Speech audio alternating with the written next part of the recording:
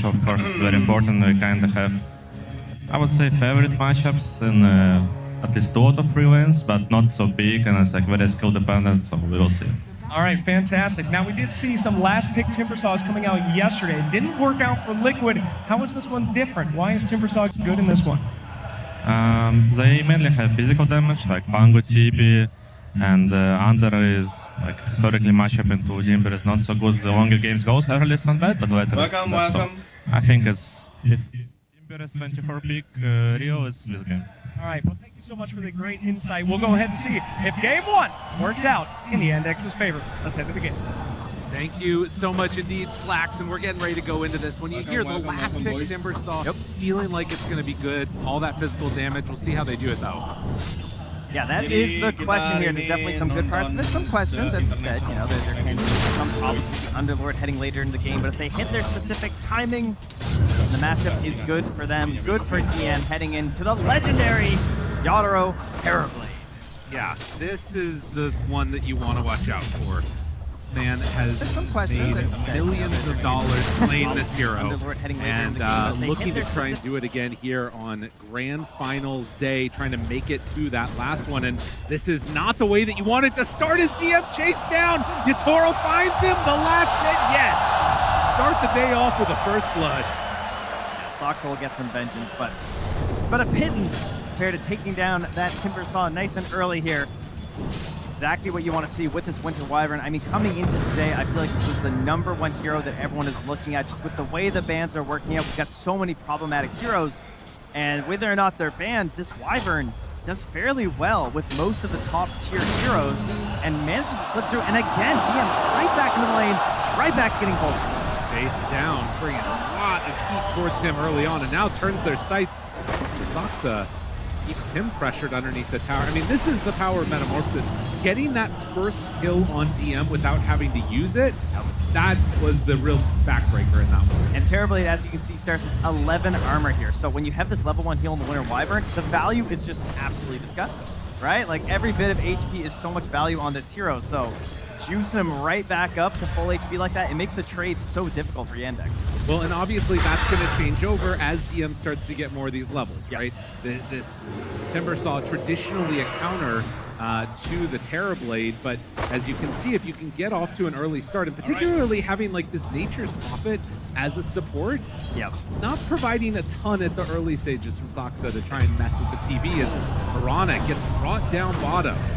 Yeah, this is not the forte of the hero, and really not where Soxa truly shines as a player. These first couple minutes in his own lane, not where he's a beast. Going anywhere else on the map, that's where you've seen this guy dominate all of these games on Nature's Prophet or Bounty Hunter, anyone who can sneak in behind, but losing them on down bottom, try to get a little pressure, and really not much all the way out, but yeah, Mallory's going in, not me. Oh no, he messed up! Oh, managed to pop the Starstorm before he came out of the Shadow Realm, so no damage dealt there. A rare flub from Malady here on the big stage. Mid lane, Laurel a little low right now, and also low on the CS at the moment. So Cheer Jr. off to a good start here. Ember Spirit returns here once again. Been a very important hero for the tournament for many teams. We don't know, man. It feels like we often get into the mid game, and there becomes this question of just, you know, who on your team can start a fight? Who can you smoke with some confidence that you can create a good play for your team? And Ember has been the go-to hero. Right, that's going to be what we're watching for. Obviously, on the other side for Team Spirit, you've got a lot of potential heroes, but more hits onto Watson, caught in the pit of malice, and this Underlord, which has been a menace in the mid game with an Axe build, is also getting stuff done here too. Yatoro chases down Soxa, leaving the creep wave since it's all the way pushed out, decides, I don't want to go any further. So for this time, Nature's Prophet allowed to escape. But yeah, a lot of storylines to unpack, obviously, between these two teams, you know, how this tournament has played out. You know, you were mentioning that, like, coming into this, you might have thought these would be the teams that would get here, but the path was not how we thought it would happen. Yeah, when you were doing your group stage predictions, I know many people, when you're looking at the 4-0, the 4-1s, many teams were just, you know, everyone's like, Yandex, Spirit, Vision. Sounds good. That seems pretty likely, and then as the tournament's gone, maybe you might have questioned those. In group stage, it didn't work out that way. I know I got those wrong.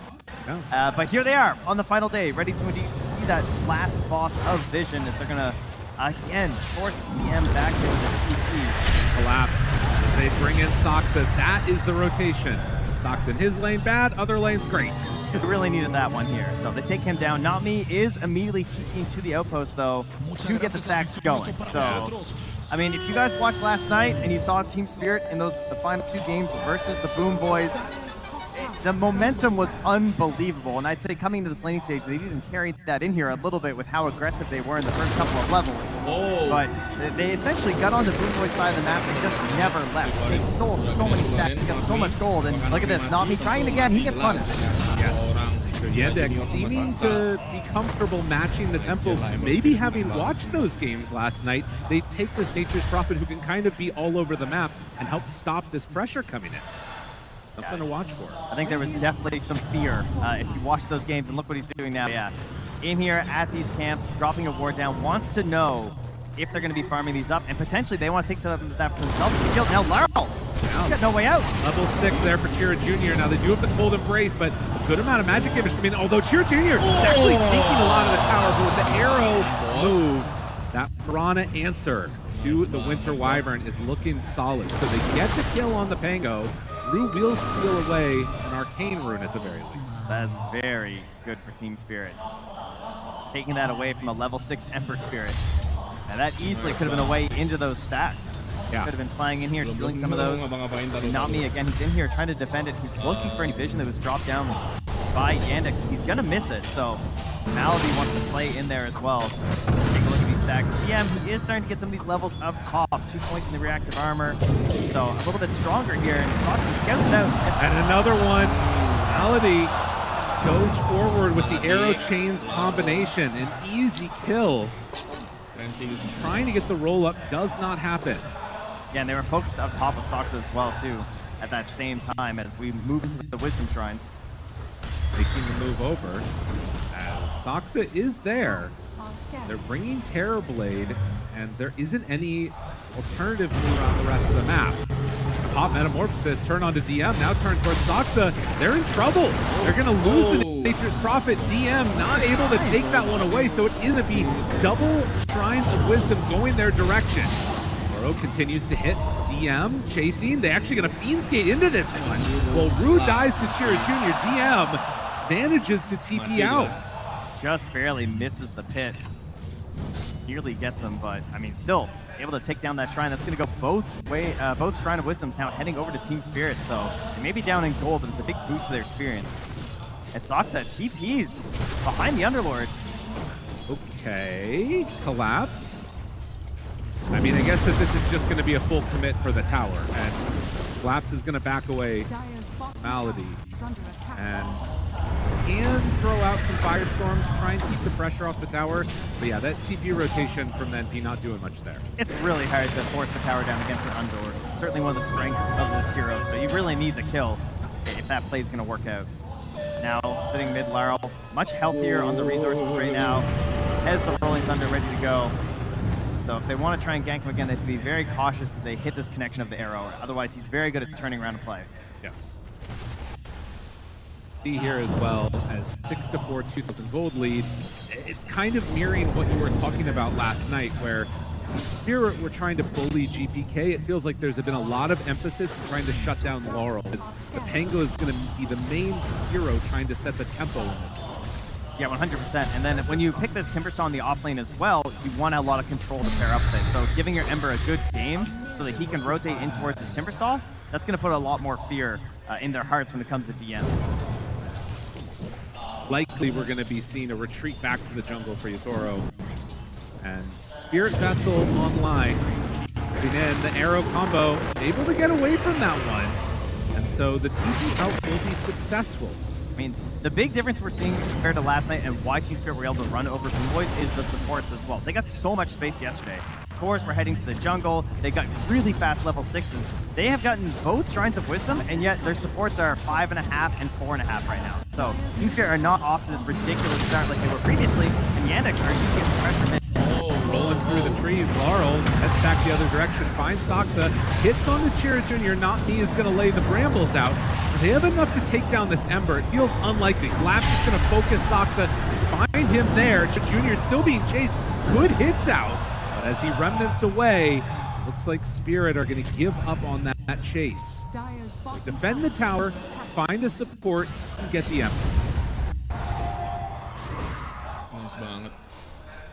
Kind of just a ticking time bomb then on your Timbersaw, right? Like wondering when does he need to join into these engagements? When do they want to actually link in towards him? So far, no damage on that top part. Knocking that down would feel pretty good right now if you were Yandex.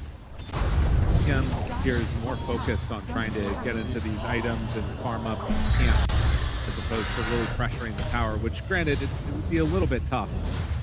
But when you can be this free in a Terrorblade game against the Timbersaw, not really that much energy brought his direction. You gotta feel at least a little good about that. I would say we haven't really talked that much about is the Shadow Fiend. Watson, Mask of Madness done. Yeah, he's certainly in farm mode here. I think we'll probably see him join in on the next push. It's definitely a good time to do it, right? You want to get a little use out of your Requiem. You have all this control, and you're trying to outnumber your opponents whenever you have damage and profit. Speaking of which, he's also closing in on the level 6 for Soxa as well, so that little extra oomph of damage might be just what they need. Try and bring in some of these heroes. Junior kind of casually pushing this multi-catapult. Looks have to let go at this point, though. Blade going to be coming out next. Wih, dikasih Ender. Just barely off the mark, trying to get that vision dewarded. Not me. Still building up stacks for his buddy. But again, on this big stage, seeing these players, both Maldi and Not Me, first time up on the TI stage, they've been performing incredibly well.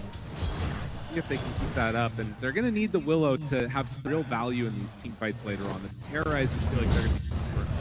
Yeah, and I think this early damage to the Bedlam could also be a real difference maker. The damage isn't quite, monumental yet. They've actually got a bit of a lockdown thing with the Pango, but not enough damage to finish some of these guys off, particularly because of this, high reactive armor on the DB. The Pango can chain stun you, but may struggle to kill you. That's where the Dark Willow will come into play here. So now level 6 on Not Me. If he has any nerves whatsoever, they were certainly not on play last night. No. Gets caught here though. Stunned again. And drops it down. Terrorized. Pump faking it. Wants to throw it. Not going to happen. Shira Jr. runs and remnants right on out of there. Yeah, and no Terrorize means there's no chance to link up there with the Pit of Malice when Collapse comes in. So a bit of a wasted rotation again for him as his tower is tanking a wave right now. He's going to miss out on quite a bit of gold next piece of this. Yeah, super annoying. And that mid tower, I mean, it's still not quite dead, but it's pretty damn close. Yeah, it's going down now. Wyvern, what can you do? I mean, there's really not much. So they do eventually get it. Shira Jr. takes the tower, has this amp damage bottle with the Spirit Vessel done. This feels like it could be time to play. But finding the Timbersaw, and now the Bedlam, like you talk about, just eating through that HP pool. He's gone. Yeah, Not Me. Knew the mission. Took a while to get 6, a little longer than he would have wanted, but immediately achieved what he needed. And that arrow connects on a creep. Rue is still going to die, but not the kill they were hoping for. Would have loved to be able to combo that better onto the Terrorblade. 3 remnants still left here for Cheer Jr. as well, so he's in here pretty deep, but should be able to get out of this situation. Tango, Laurel in trouble. Laurel gone again. Amp damage. Collapse moves in. They have the Bedlam. Cheer Jr. actually low on mana. Wait a minute, he doesn't have enough to activate Remnant. Does now as he bottles up and gets out of there, but a little close on that one. And, this comes back to that earlier gate, right? They don't have the gate play to try and... I was thinking the Emperor might be in trouble, but there's no gate available, so he turns on them with the amplified damage, and the hunted becomes the hunter. And for Yandex, a team that has traditionally done incredibly well against Team Spirit. Now we were looking at some of the stats earlier, and it's undefeated so far throughout the season. They were able to draw series with them. But Team Spirit on the main stage, a different beast so far. It's looking like it's the same story, though. I know, yeah. I didn't want to put too much stock into that stat when I looked at it earlier because it's like, Team Spirit, they look way better right now. But look at this stock stat. He does steal the Shrine of Wisdom, but does get caught by Root. Can they at least get the finish kill here? Yeah, doesn't have a TP both get out of are there. Down, yeah. They're going to run down this Nature's Prophet. So Collapse moves in. Rue is the one that gets the final touch. Unfortunately, still worth. Yeah. Soxa. Very happy to steal that XP away. 640 for them, 1,000 for your team. They'll take that trade as they keep their gold lead here. The shining star of Team Spirit, as per usual though, it is Yadro.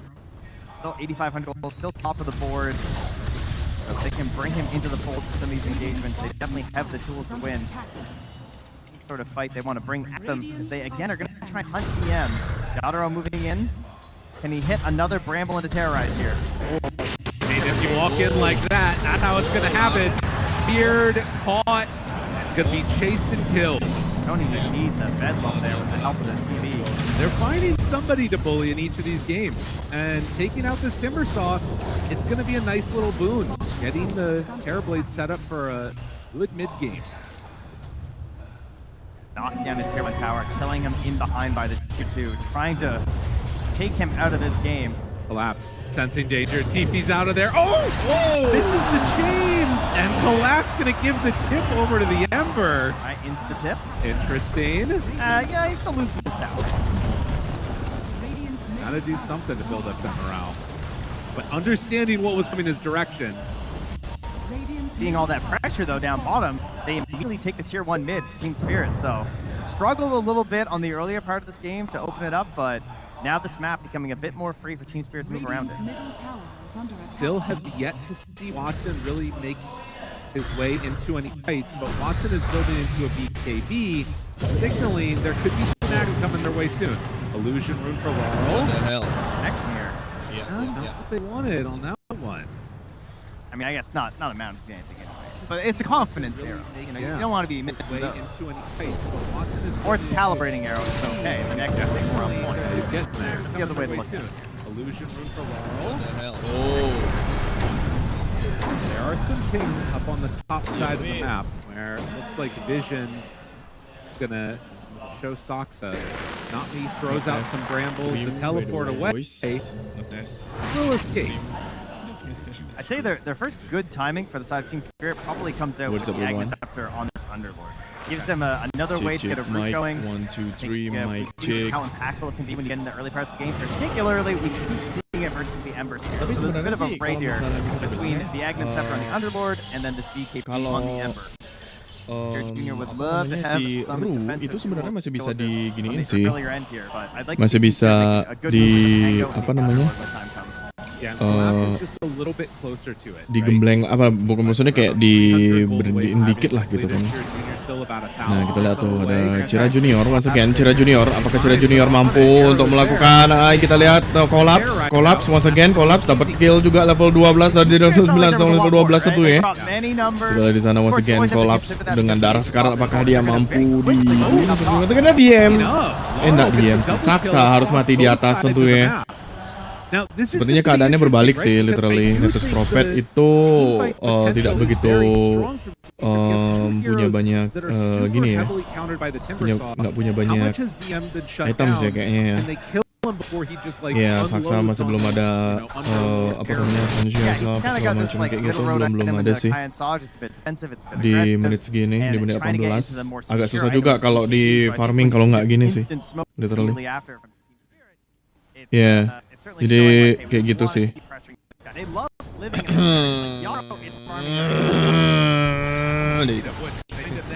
Alright, langsung ada di Underlord, langsung dibawa di atas tentunya. Kita lihat Underlord once again. Once again Cira Junior langsung mati gitu aja.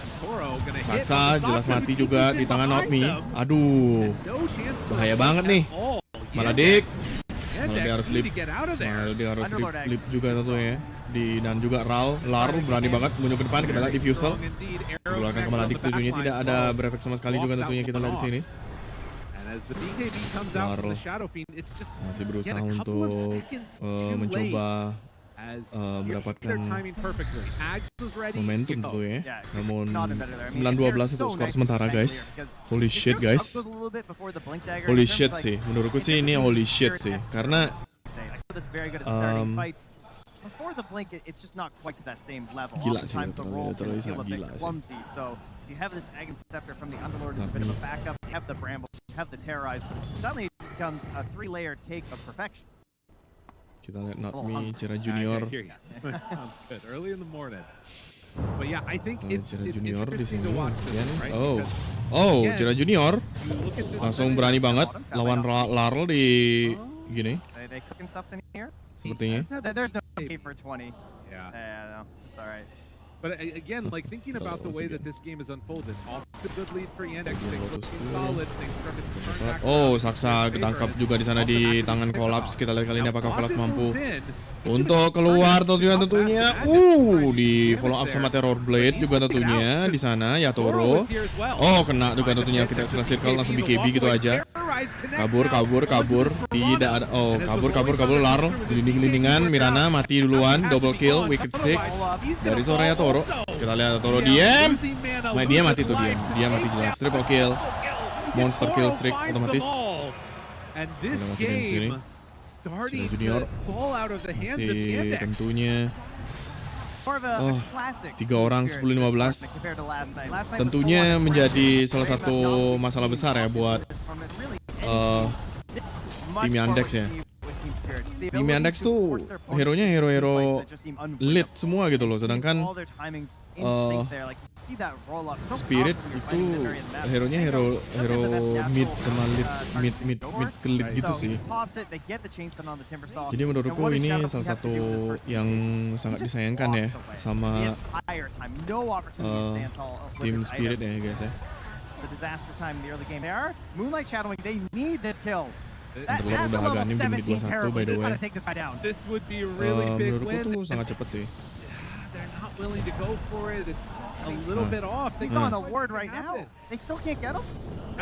Menurutku tim Spirit, cepet sih itu kalau bisa dibilang ya. Kita di sana. Ngejar. Oh, kita Cira Junior Underlord di cut gitu aja. Kita lawan Willow sebelum bisa dapetin Mireska. Oh, dapat lagi tentunya Saksa once again. Aduh, susah banget sih, ini. Terblade udah ya mantap sama Hurricane. Waduh. Susah sih ini. Waduh, susah sih ini. Agak susah sih. Farmingnya agak susah juga. Udah diambil semua sama Radiant. Ini agak susah sih. Menurutku ini agak susah. Kita masukin. Oh, Team Spirit. Lar. Kita lihat Cira Junior. Apakah Cira Junior mampu? Ya, kita lihat Facebooknya 8 detik untuk bisa kembali. BKB udah kepake 8 detik. 85 detik untuk bisa kembali dipakai. Oh, tentunya harus bisa escape tuh. Soalnya main ngegeng mereka anjir, nggak bisa. Nih, kita lihat Maladik terlihat oleh Kolaps. Terlihat oleh Kolaps sepertinya. Saksa harus farming, tentunya harus farming nih. Kalau nggak farming apa namanya, Saksa harus farming tuh. Dia nggak bisa apa namanya mendominasi nanti. Soalnya tuh mereka nggak punya pusher by the way. Masa cuma ngandelin tim bersama sama SF doang kan nggak mungkin. Gitu kan. Dan Terror Blade juga punya attack speed dan juga Pongo liar juga bisa ngebersihin creep gitu kan. Jadi dia punya keikat gitu aja guys. Kita lihat Saksa once again harus mati juga di hutan 30 detik. Aduh. Kita lihat Pit of Malice ya, Pit of Malice lupa sih nama skillnya by the way. Aduh.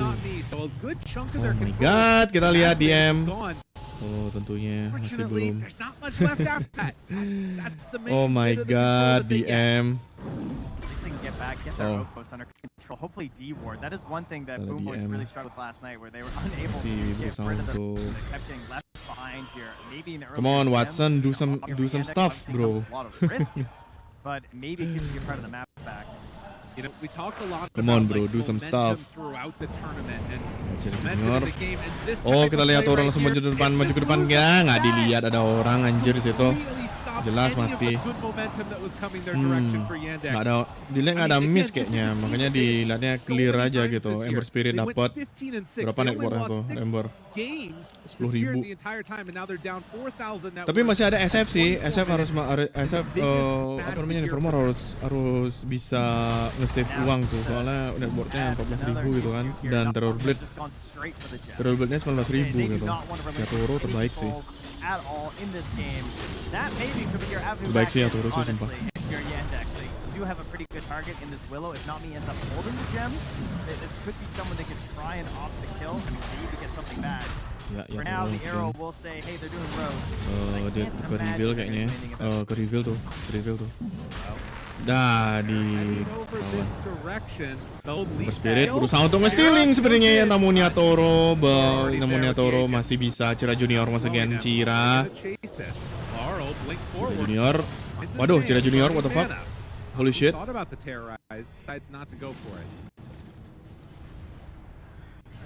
They weren't even all there. They still had the Underlord ready to gate in. I mean, I appreciate it. Agak susah ya guys, game ini guys. You gotta try something at this point. You can feel the game slipping away a little bit. He's pulling into his own zone of network. He picks up Susah sih gamenya, emang susah gamenya.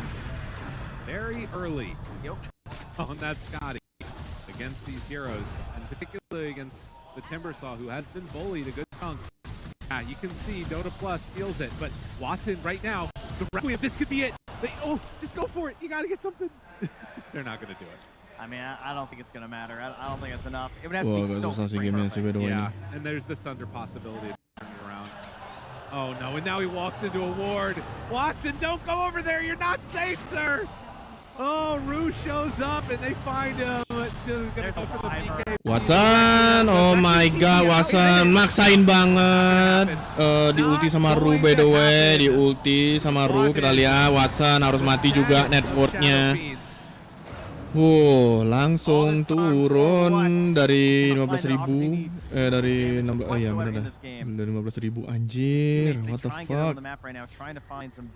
Harusnya mereka bisa ngambil harusnya si Watson tuh bisa farming dulu gitu loh. Tapi kok maksain banget ya kesana ya dia. Susah sih ini. Mereka harus bisa lead nih. Kalau nggak gitu nggak akan selesai. Nggak akan selesai gamenya. But what happens if Team Spirit just back away? What happens if they run out of there? I mean, it felt like they had it right. It felt like they had this Ember get off to a really good start in this game, but he has now fallen behind this udah di reveal mereka akan push top. Sepertinya udah punya damage juga dan Yatoro udah punya apa namanya? Udah punya Aegis. Dapat prophet sepertinya kita lihat situ. Spirit were just very good at keeping the pressure up on that top half of the map. Speaking of keeping the pressure up, this has been a tournament that has had a lot of super late game Dota. But over the past couple of days, di setun langsung gitu aja dipanah kita second arrow. Clay udah punya Skadi lagi sih anjir. Di menit 27. Clay nge-push banget sih ini. Udah lit banget itu ya Toro tuh. Nggak bisa sih kayaknya tuh. Harus bisa ada yang harus bisa mereka ya kenapa mereka nggak bikin sulap aja ya biar bisa di stun satu-satu gitu. Agak aneh sih literally. Oke, let's see. Tormentor bakalan spawn. Roshan yang pertama itu udah mati dan akan selanjutnya tuh di 4 menit by the way, masih lama banget. 4 menit tuh lama banget guys. 4 minutes in 4,5 menit.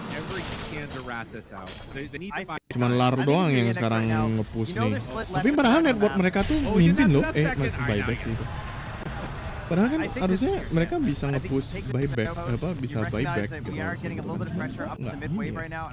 Agak aneh sih betul. To be going for aggressive play, it's hitting right now. I mean, look at that. Maybe around this bottom tier. Buybacknya dan net worth sekarang dipegang Timbersaw sama gitu. Sebenarnya masih bisa dikejar sih itu. Tapi harus kroco-kroconya tuh harus dibunuh dulu. Kecuali Yatoronya udah punya Skadi sama gini anjir. Skadi sama apa namanya udah punya Skadi sama Dragonlance sama Hurricane Pike gitu loh. Bentar lagi bikin Butterfly itu. Yang kena imik, tentunya kita lihat di sini Yatoro berusaha untuk maju ke depan, kita malah yang jadi target. Kita lihat si Fastguard langsung dikeluarkan gitu aja sama Timbersaw, namun tidak ada efek sama sekali. Yatoro once again masih berusaha Masih berusaha untuk Yatoro. If not now, then when? Nggak akan bisa dipakai sih itu. Itu cuman ngambil Aegis doang sih. Apa namanya udah 14 detik itu udah nggak bisa kepake lagi itu. Mereka harus nge-save sih sebenarnya. Saksa dapetin lagi once again. Saksa 3-2-2 tentunya. Of course. 3-2-2 di spam tentunya. 3-2-2 Saksa. Oh susah sih itu. Oh langsung di hari keempat, langsung dipisahin sama hari keempat. Kita lihat SF si Watson. Oh langsung di loop portal gitu aja, namun nggak ada efek sama sekali. Masih bisa dilewatin gitu aja. Maladik menjadi target. Tentu harus ulti supaya tidak terlihat. Kelihatan sih itu ada wardnya. Almost the same way they forced his top racks last night against the Moon Boys, catching the Lina up there with their own Tiny. Agak susah sebenarnya ya guys ya. Oh langsung di blink gitu aja. Pet Omelis tidak ngefek sama sekali sama Timbersau. Apakah mati Timbersau? Apakah akan Timbersau akan mati tentunya di sini guys? Tentu tidak. Larl, Watson kena ulti, Cira Junior kena ulti, Ember Spiritnya tidak ada di force staff gitu aja untuk bisa keluar dari Pit of Malice. Bahaya banget sih itu Pit of Malice sih dari Underlord sih. Sekali kena Pit of Malice langsung mati udah. Bahaya sih. They would be in a worse spot right now. Di sana once again, Watson, Ember Spirit, Kaya, sama Kristalis. Oh udah bikin Kristalis, udah bikin Butterfly kan? Udah pasti bikin Butterfly deh anjir. Pasti itu udah pasti bikin Butterfly itu nggak mungkin nggak anjir. Soalnya kan Terrorblade itu dia attack speed ya, dia mainnya right click aja gitu kan. Tapi kalau Thunder tuh sebenarnya opsional aja sebenarnya gitu juga, literally. So yeah, it does not good like that by the way. Kita lihat Cira Junior. It's a lot. There's a Wyvern as well. You know, they have some issues for sure. Getting most of what they wanted. Tentu dia akan nge-push apa namanya, dia nge-push itu. Dia nggak akan bisa, mereka tuh nggak akan bisa nge-push ya, soalnya udah punya apa namanya, udah ngambil semua tower yang ada di luar gitu kan, dan semua tiernya diambil, cuma tinggal tier cuma 2 tier udah diambil gitu. Jadi mau nggak mau mereka harus ngedefense, dan ngedefense tuh kok nggak jauh-jauh dari mapnya Radiant sih. Agak susah sebenarnya kalau di posisi ini ya, soalnya kalau kita lihat dari segi pertumbuhan Terrorblade yang paling tumbuh gitu. Soalnya kan kalau Terrorblade itu kan dia bisa apa namanya, agak jago juga sih, dan baraknya udah hancur di atas gitu kan, jadi udah sangat di posisi bahaya banget nih ini untuk tim Yandex. Agak susah sebenarnya kalau kita gini sih, soalnya ya tim Yandex juga agak salah juga sih, soalnya soalnya di Terrorblade-nya di ban gitu kan, secara pick. Dari sana, Yatoro once again. Yatoro.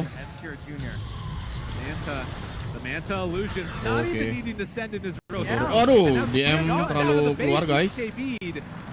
Larl bersatu guling-guling. Apakah Larl mati? Di situ kita lihat SF-nya tentu.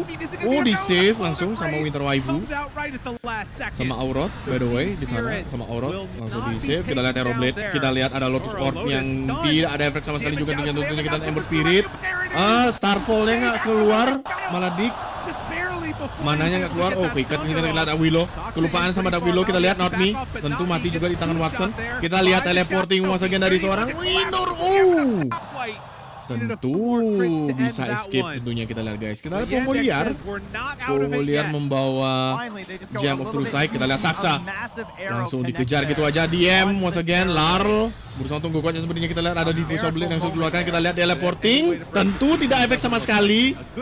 Berhasil escape once again. Astaga. Berhasil escape. Kita lihat guys. Jesus Christ, bro. I mean, teams are looking to put the final nail in the coffin of this game, though. They were saying that if we can clean up this racks, we get out of here. Jesus Christ, man. And backing it up. How are they ever going to come back? So, Yandex Maybe all this my patience God. has finally paid off. They found a big win here. The Aegis, it's a bit of a later spawn. It's back up in another 50 seconds. So unfortunately for them, Yadro will be back in the game. They don't get this one for free. Agak salah sih They sebenarnya have juga a way mereka to play for it at the very dengan least. gininya sih. You betul. also just now completed Menurutku sangat sangat disayangkan ya. Toro, and Soalnya mereka nggak punya there's stun. ways here that this could potentially turn around. Mereka It's nggak punya only a 4K stun, gold mereka lead. stunnya itu The tuh sort of cuma quick Mirana doang advantage anjir. of Kenapa having the nggak? lane of Rax is gonna be hurtful. Kenapa nggak mereka tuh bikinnya beda gitu They loh, also did finish different that hard gitu loh ulti from to each Yes. other So gitu loh it's been guys. one of the items of the Nggak 20th ngerti sih for aku sih. every offlaner. Gonna give them a better chance at staying alive in these fights and trying to outlast the healing essentially the Nggak ngerti sih Wyvern, aku sih. as well as these terrorizers and just constant Dengan breaks and delays in engagement that come apa out from namanya this Dark dari Willow. mana ya? Maksudnya asal It just muasal finds its own way out and then dari back into the mereka fight. tuh nyetun For cuman that Mirana spell doang slinger gitu loh. neutral item is Itu tuh fired up mereka with the punya heart. I feel like it, Mirana tuh gives you a little mereka bit of a punya chance to- underlord loh. to just Kan keep going dia to Timber. bisa Earthshaker gitu kan The next bisa anjir. seekers might find something a little stronger. Aneh banget sih literally Honestly, sumpah. not much. No, I mean, Bingung Watson kolapsnya did mau have gue A apa rattle itu. cage, actually. Udah ganim, decided to go terus thinking about the later stages. udah Honestly, punya Enchanter's Valuable sama Partisan Brand lagi. You know, Leh. 100% attack speed Udah slow. udah Good bahaya for sih ini. TM if he gets on the right target with that 14-21 selisih yang sangat-sangat jauh. Out an Tentunya. arrow, going to land Sampo. on the Roche. Out Dan of nih the panahnya pit. Mirana tuh kemana kan? Ini tuh malah ke Roshan dan lu Gets dedak Toro dude. caught there for a moment, Agak susah sebenarnya gitu loh. but they're not comfortable just going right on into the pit here. Oke, kita lihat Damage once again. out from Yo, DM, kita lihat DM. pops it now. Apakah mati DM di The situ? Terrorblade hits DM him. harus keluar. DM needs to Keluar. back out this Masih one. bisa bertahan kok itu. Laurel has already used the Lobby KB Pangolo tentunya as well. kena lihat, kena stun tentunya. Oh, All of there isn't much Solways. save there, he's Kena gone. pin Omelis. Don't have Nggak ada buyback. yang kena. Oh, kena Omelis lagi. Kolaps. Saksa gets Kolaps forced untuk mati forward juga tentunya. Ya turun aggressively, once again. but Kita lihat Junior dulu didapetin di situ. Kita lihat did secara find Junior. the back. Once again. Blue. Oh, Could be a langsung nice supportnya yang move for dikeluarkan. the Kita lihat Bears. mati sih Get out tentunya di situ. afterwards. Jelas ya Oh, Toro. a Killing triple spree. kill. Again, The with a Toro triple takes him kill, of down. course. Bashed up by the Triple Mango. gila Locked down for the kill. dari Damage is seorang just unbelievable. Yatora. Yatoro. They're just retreating into their base, man. Dua orang yang bisa bertahan he's gotta tentunya try kita lihat some langsung di Requiem ulti. thinking about it. Langsung di ulti nggak ada yang kena. Not quite doing enough Tuh to ulti fear the nggak ada hit yang on the collapse, tidak but berefek now sama sekali. Kita lihat control. kita lihat Mirana meladik He's already solo dengan and santai already gitu aja. dead. Image-nya yang di oh my Kill him goodness. too. A glimmer GG of hope, is call and the game door 1 short tentunya dari seorang Watson. Unreal. As they take Anjir. down and win that game number 1. Anjir di pos. Pausing what Anjir the hell toxic sih. happened. The headset's Toxic off sih and itu. hit the pause key here. Oh my god, kita The lihat chatnya. excitement of a game number 1 in the lower bracket Pause final. lol. Anjir BM cuk. Anjir, BM, sumpah. One little moment, one punish for Laurel. Chat. He goes and rolls a little deep there Rich on pause. the Pangolier. They get a kill, they find a couple, but even that little moment could not be capitalized upon here by Team Yandex. Struggles. They need to come up with some new answers to figure out right what now. it is Aduh. they need to do. But Base, game base, number base. 1 going for Spirit, feeling like it could be a Oh lot my more today. god. Solid control from Team Spirit, and it seemed like ever since base. Team Spirit got knocked to the lower bracket by Team Vision, they have been 2-0ing everybody that they faced in the lower bracket. And I think everybody is hoping that base, Yandex base. will not be another one of those. We want a third game, we want a back and forth ordeal, because I think Winter, this wasn't very back and forth. Waduh. I'm afraid the drop was just Susah very sih. difficult for Yandex to play. I'm sure they had their own ideas on what they wanted to do, but it just made the game so difficult because they had very limited options against what Spirit had. Spirit had almost all the best heroes. Like the Underlord was really good there. The Dark Willow, especially the Wyvern. Like I felt like they didn't really need to adjust their initial picks. Somehow they saw the Susah. Pangolier. Susah, bro. Maybe they Susah. felt like, oh, Kalau kayak I gini guess tuh susah kan. I should move my Literally ya. Nature's Prophet away from a core role into a support role because I don't want to play that matchup. But then why did you open the draft with that hero if you feel like it's so easily countered? Kayaknya bakal Felt for kayaknya Yandex, bakal like some selesainya pieces of the cepet sih. puzzle were Kayaknya moving sih ya. towards Kalau- success, but it didn't really all come together, right? Like, menurutku ya. you did see Chiro Jr.'s early aggression with the supports. Timbersaw not really able to enter the game, it felt like at any stage, always kind of chasing the opportunity. Leh, I think Laro Chiro tuh Jr. also, padahal as the game progressed, harusnya he bisa showed the dapet tuh dia tuh no. intensity, Laro tuh you know, soalnya the dia lack megang of network team fight banyak and juga the kan. pressure getting applied. he Gitu. started like missing some spells. Like he wasn't getting the slight chains on the Underlord TP, getting tipped as well. Like, Damn. it just felt like Starnya nggak not keluar everyone anjir on malah Yandex dik. was performing at like 110%. Mananya Is what dihabisin you pakai needed mana for this doang draft loh. to work. Like you cannot just like half-ass this draft and win. Like you need to truly play your best. It's a Mereka very perlu stun difficult sih. draft to Mereka win perlu with stun due to yang the benar-benar amount of literally tempo unstunner required. or So shaker just pretty much get it probably. online. Regor stun hoof itu Yeah, I kayaknya think it perlu just mereka tuh. Go so well for key heroes. Like Sumpah for itu example, itu enak DM banget sih kalau dying misalnya top kayak on gitu. Soalnya Timbersaw mereka tuh mainnya and rame-rame then kan. having to TP out multiple times Shaker back to tuh paling Fountain, oke. It meant that Yotoro had such a good start, GG such langsung. a good Langsung tempo, toxic, that he langsung had the levels diskode. required to then go and contest the Leh. Wisdom Rune at minute 7. Nih padahal At Watson minute 7, nih. Spirit got both. Because Yotoro was able to go, and even when they bring... Aduh. Good there, Glass. You're good, man. Happy ya. I like that we had the audio for that. Crystal I Back guess, was great. player POV. I guess we found out why the game was paused. Damn. But He yeah, was trying to unpause. Tapi kasihan sih sama they got such a good advantage from that even single maneuver, right? To just bring them back, because Chiro Jr. and Malady were playing really nicely with the Ember Spirit Mirana combo, but Team Spirit were able to eke out a lot of the little advantages that just kept them afloat. Yeah, it was a tough game for Yandex and Team Spirit Weh, ya turun. in 16-1, classical bro. Team Spirit TI form 16-1 with lah. Yotoro on his Jelas Terrorblade. I think 16-1 when anjir, that Yotoro. hero came out on the side of Team Spirit, it was their 4th pick, and they picked it in a very strategic position where they could also still ban out 2 offlaners that they didn't want to face on that lane.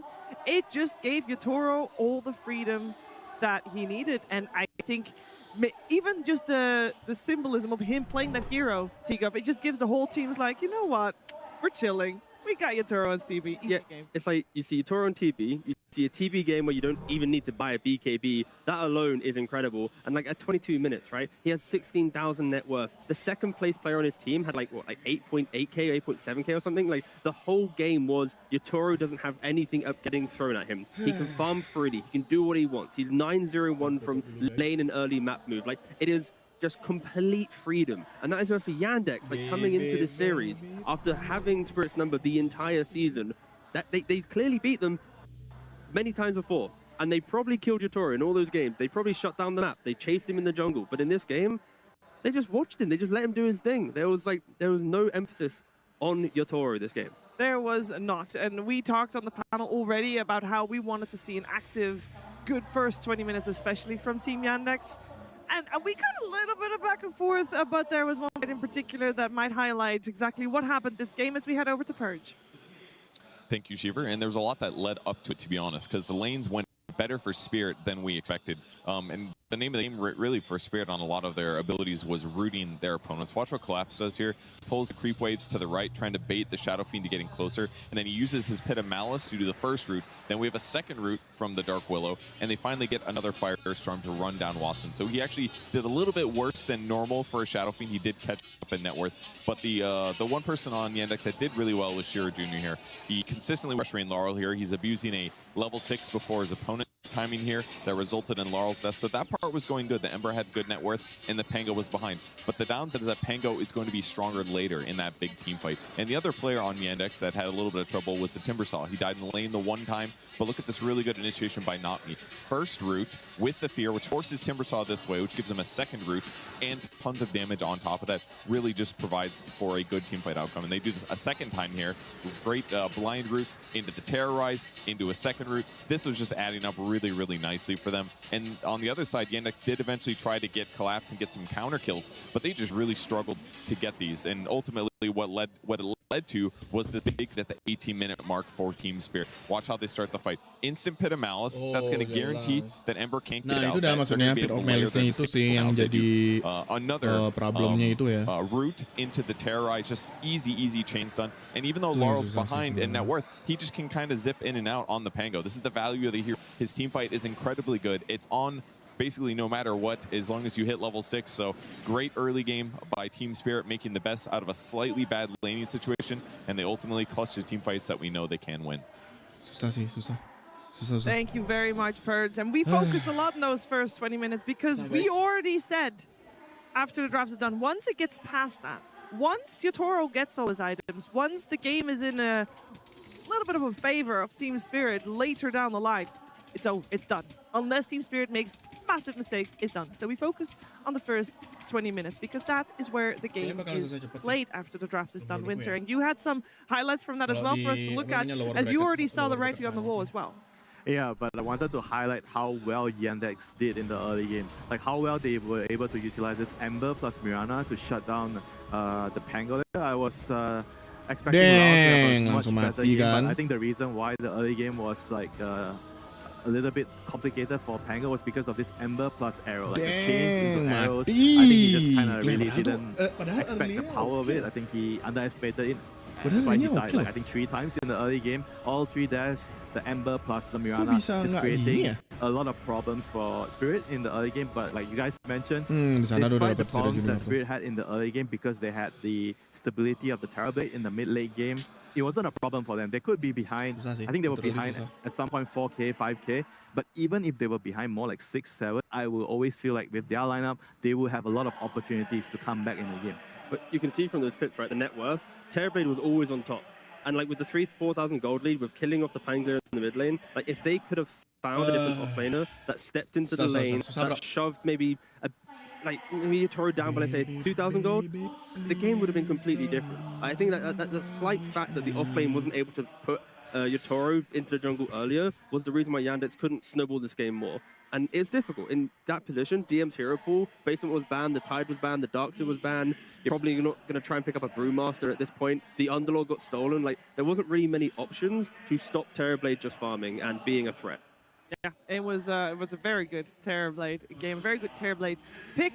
And there's one more fight we'd like to show you guys, Rhea, as you have something to tell us. Of course. Pug showed it a little bit, but doesn't matter, we're going to show it again. I think the really nice thing here is just Spirit being able to collapse all of their heroes together and take a fight like this, because at the end of the day, even if they did have a little less network on Yotaro, sure, it could give them more opportunities, but this alone are so much better. It's so easy. I think the really nice thing here is just Spirit being able to collapse all of their heroes together and take a fight like this, because at the end of the day, even if they did have a little less network on Yotaro, sure, it could give them more opportunities, but this... Oh shit. My phone died. My phone died. My phone died. My phone is going to die.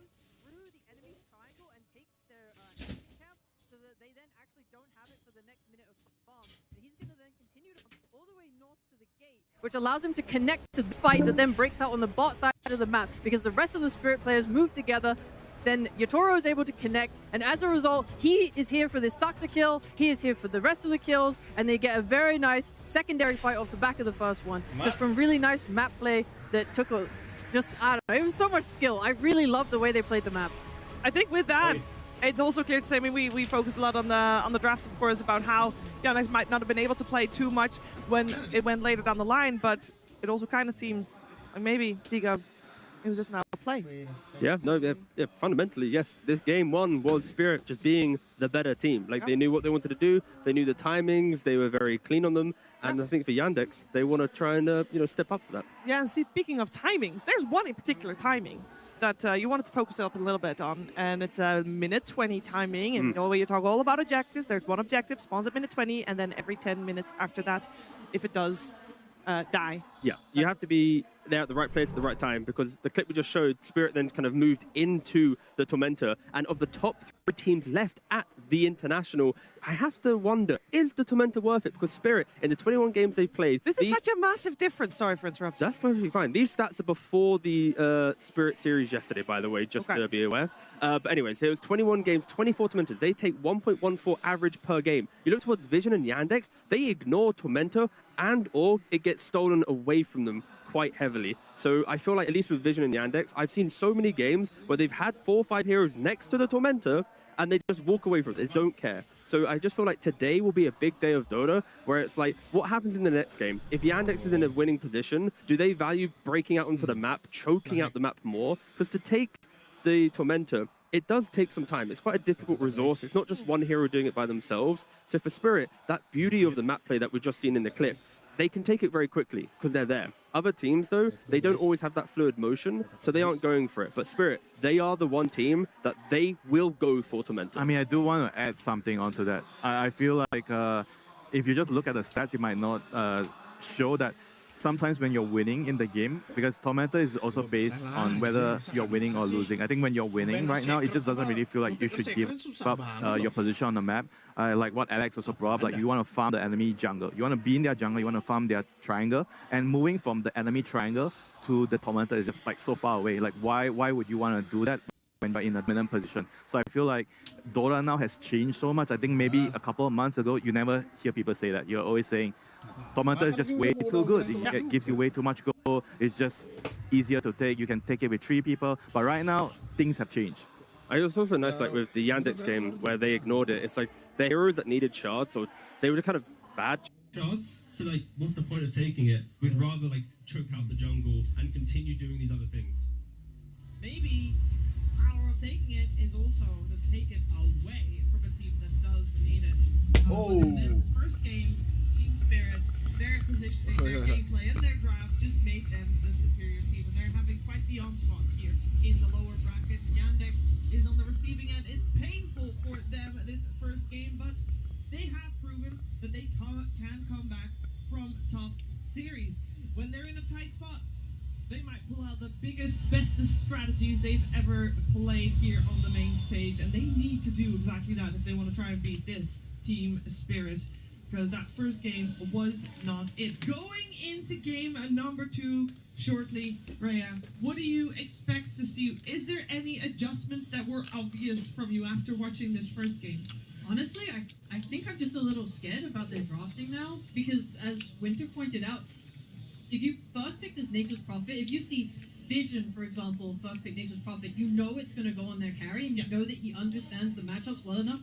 Knowing that they're not so confident feels bad, especially because they're replacing Nature's Prophet with another similar archetype in the Shadow Fiend, so it doesn't even mean that they're kind of like, oh, you picked these heroes that counter our ranged carry, right? Let's switch up and pick an Ursa. Not that they should, because that hero's terrible, but you know what I mean, right? It's like saying, oh, here's another ranged carry, and then we have a support Nature's Prophet. It just didn't really have that impact of like that twist in the draft. But it's also a scary prospect when you are drafting against players like your Toro, like Satanic, even Watson to some degree. It's like when you reveal your offlane too early, they'll find the correct carry counter pick. They will scale. They are now a big threat. And then if you pick your offlaner too late, the carry's already been picked. You've protected it with enough bans. You have the correct support to counter the inevitable picks. And this is exactly what happened in this game. So I feel like for DM, they just need to find the correct pick position for him, because he was left too late in the draft. There was too many bans, too many block picks, and the Terrorblade went unprotected. So it's like if you're scared of Terrorblade, you have to preemptively go for DM and go, you know what, we'll casually go Underlord. We don't care, we'll ban some lifesteal or whatever. We'll play a game of Dota 2. But I think DM's pick position will decide if Yandex are to survive this lower bracket. I think you're right. They're worrying too much about what Spirit is going to do or might do. And maybe they should just focus on what they should do. What is the setup that they have to have in order to play the best, as a team. I mean, counter picking is nice and all, but if you worry about it too much, if you try to lean into it too much, you're going to ruin your own draft. No. And I think that's something that is very, very hard to balance sometimes, especially at this stage where there's so much at stake. There's a lot of heroes that you're worried about, and sometimes you cannot ban all the heroes. So when that happens, you really have to put faith in your own heroes. There was the opening pick, that the overall first pick went the way of Team Spirit in that previous game. They went for the Winter Wyvern, and we talked a little bit about it. Obviously had great impact in the game, but we highlighted other players and heroes maybe a little bit more than Rue's Winter Wyvern. Winter, do you feel like the priority should be given to this hero to be bad this time around? Was he a major factor as to how this game played out? I think the hero was definitely strong, but I don't think he needed to do much the last game. I feel like everything was just like really straightforward. The Pangor, the Underlord, the lanes are all pushed because of the fat TV. He was uncontested. So I mean, sure, I really like the hero, but I don't think he had to do a lot the last game. No, he was able to chill. The game was kind of maybe almost played out already. We'll see where the teams go for game number 2. There might be a lot of things different. A lot of lessons learned from that one game. Of course, while the game was played out, we also had the coaches watching the game. They could already preemptively strategize how they're going to adapt going into the next one. Let's see what storm they have cooked up.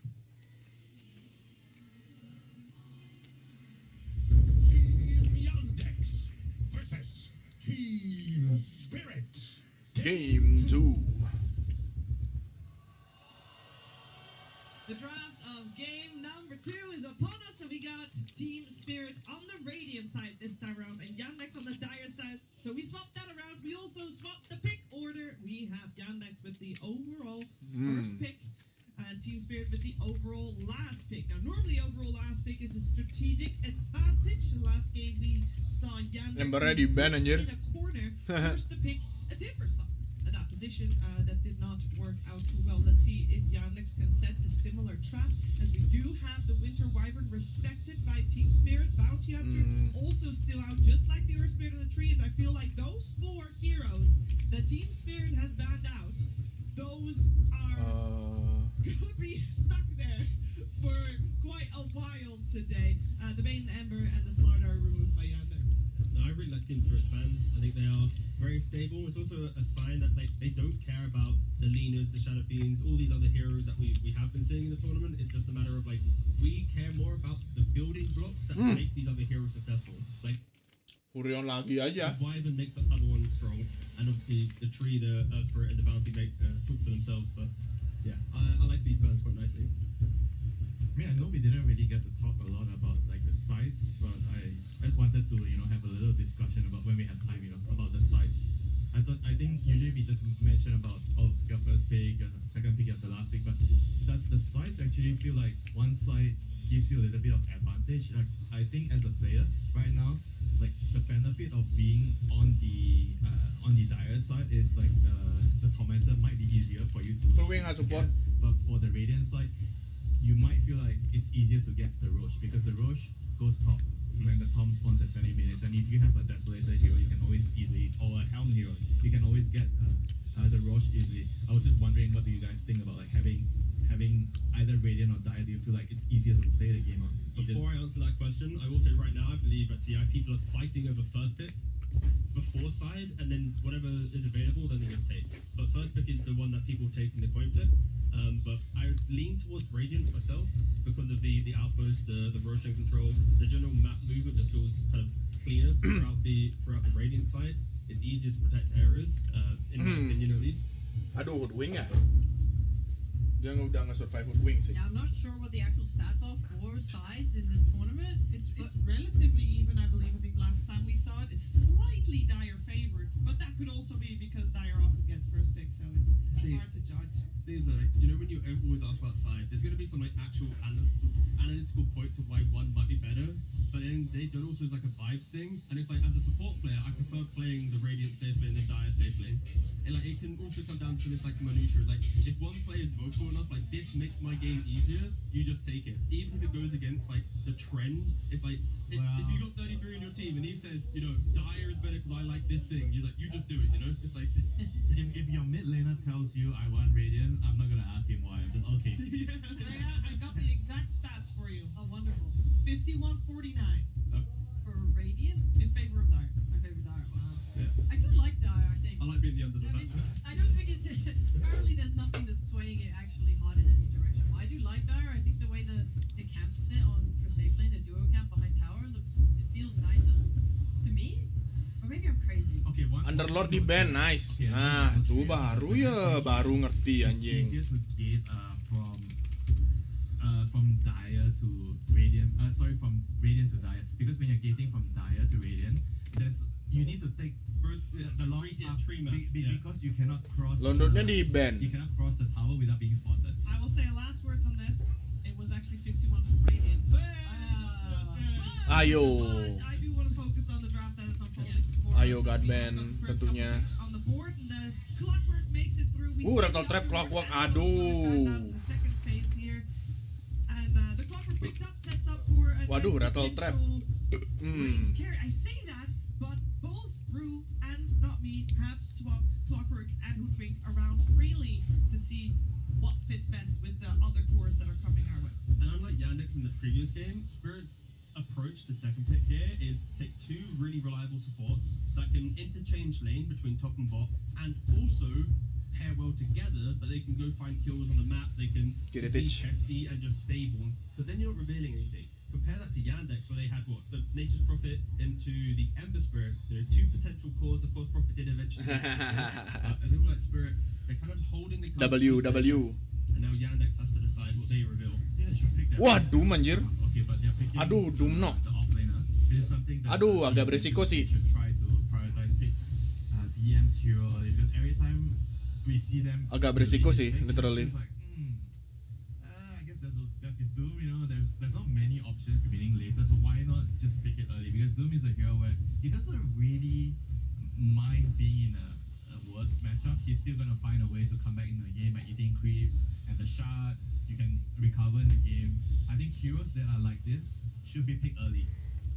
Can they not? I mean, I know they just profit to TP on, but like you can still go back for like the round that Yatoro played before. You have the clockwork. Just go super nuclear in the lane. Yeah, like really try and just kill this. That's why they should pick the right support. I think Doom with the right support can play the lane, like a range support, like for example, Lion, anything that can help you stabilize the lane. I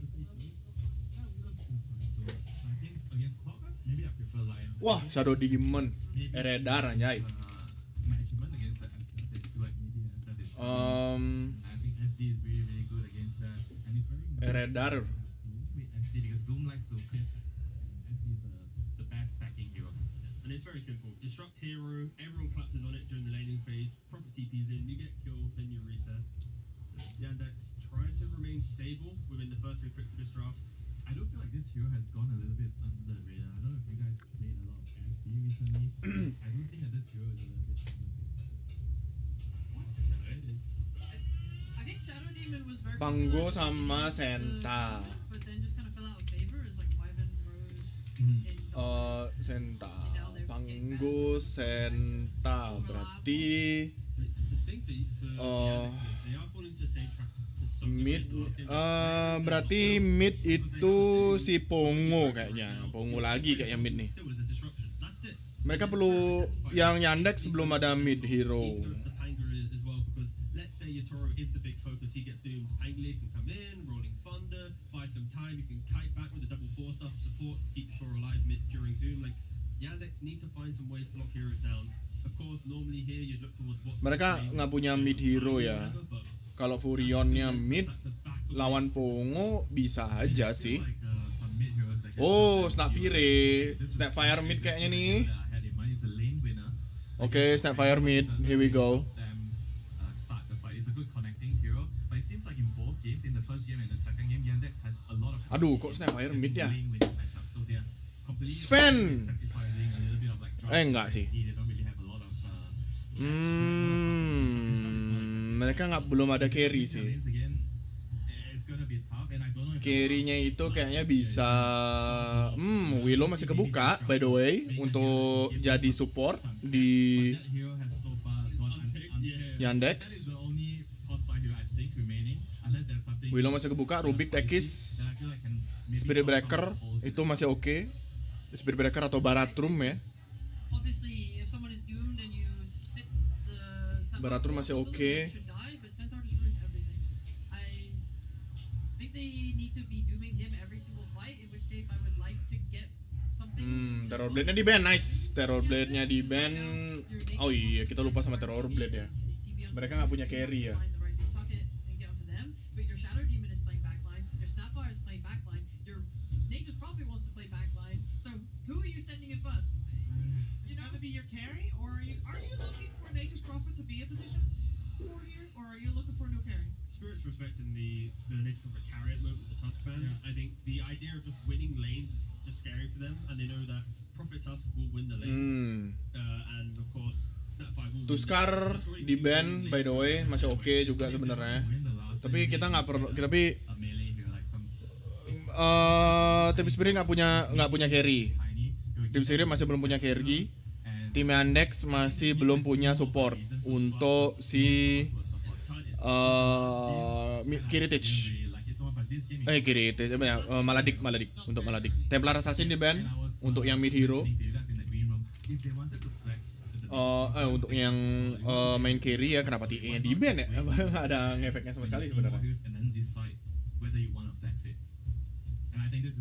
Kenapa?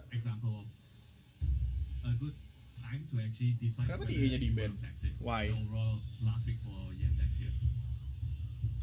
Why though? Other than tiny carry, I'm not seeing another carry that really kind of makes the whole draft feel complete because of that need of that additional stun. Like the fact that they are looking for an initiating hero. If Watson is to take it, like there aren't many. Watson carry kayak ini. Apa Watson Netus Prophet kayaknya. Sure it's a centaur, but we've seen this matchup. Watson Netus Prophet. You just play elsewhere. You don't focus fire, crazy concept, and then you focus fire other heroes. But even about the Spirit Breaker, they really are going. What's a melee body that? Spirit Breaker di ban, oke. Kita punya spek, by the way. Spirit Breaker, Spirit Brakur, kok Spirit Brakur? Ya Spirit Brakur di ban. Spirit Brakurnya di ban. Undying. It's not a stun, but it's a body. It's really good. Undying support, by the way. So you can see the focus here on Yandex. It's very carry. Juggernaut Phantom Lancer kayaknya. Antara Juggernaut sama Phantom Lancer sih, atau yang bisa ngasih itu Sven kayaknya. Sven maybe.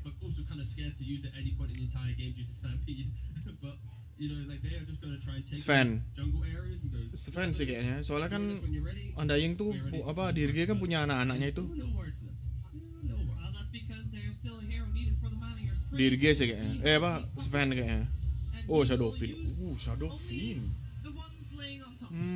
Oke sih.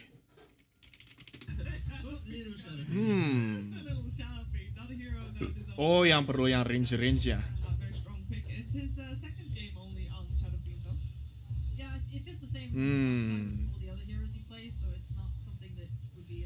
Tiga range ya? Apa 4? 3 range ya nih. Collapse. Oh iya 3 range ya. Oh iya. Nggak kepikiran sih.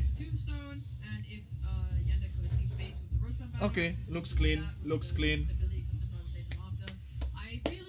Kayaknya 2-0 tim Spirit sih kayaknya sih. Menurutku ya.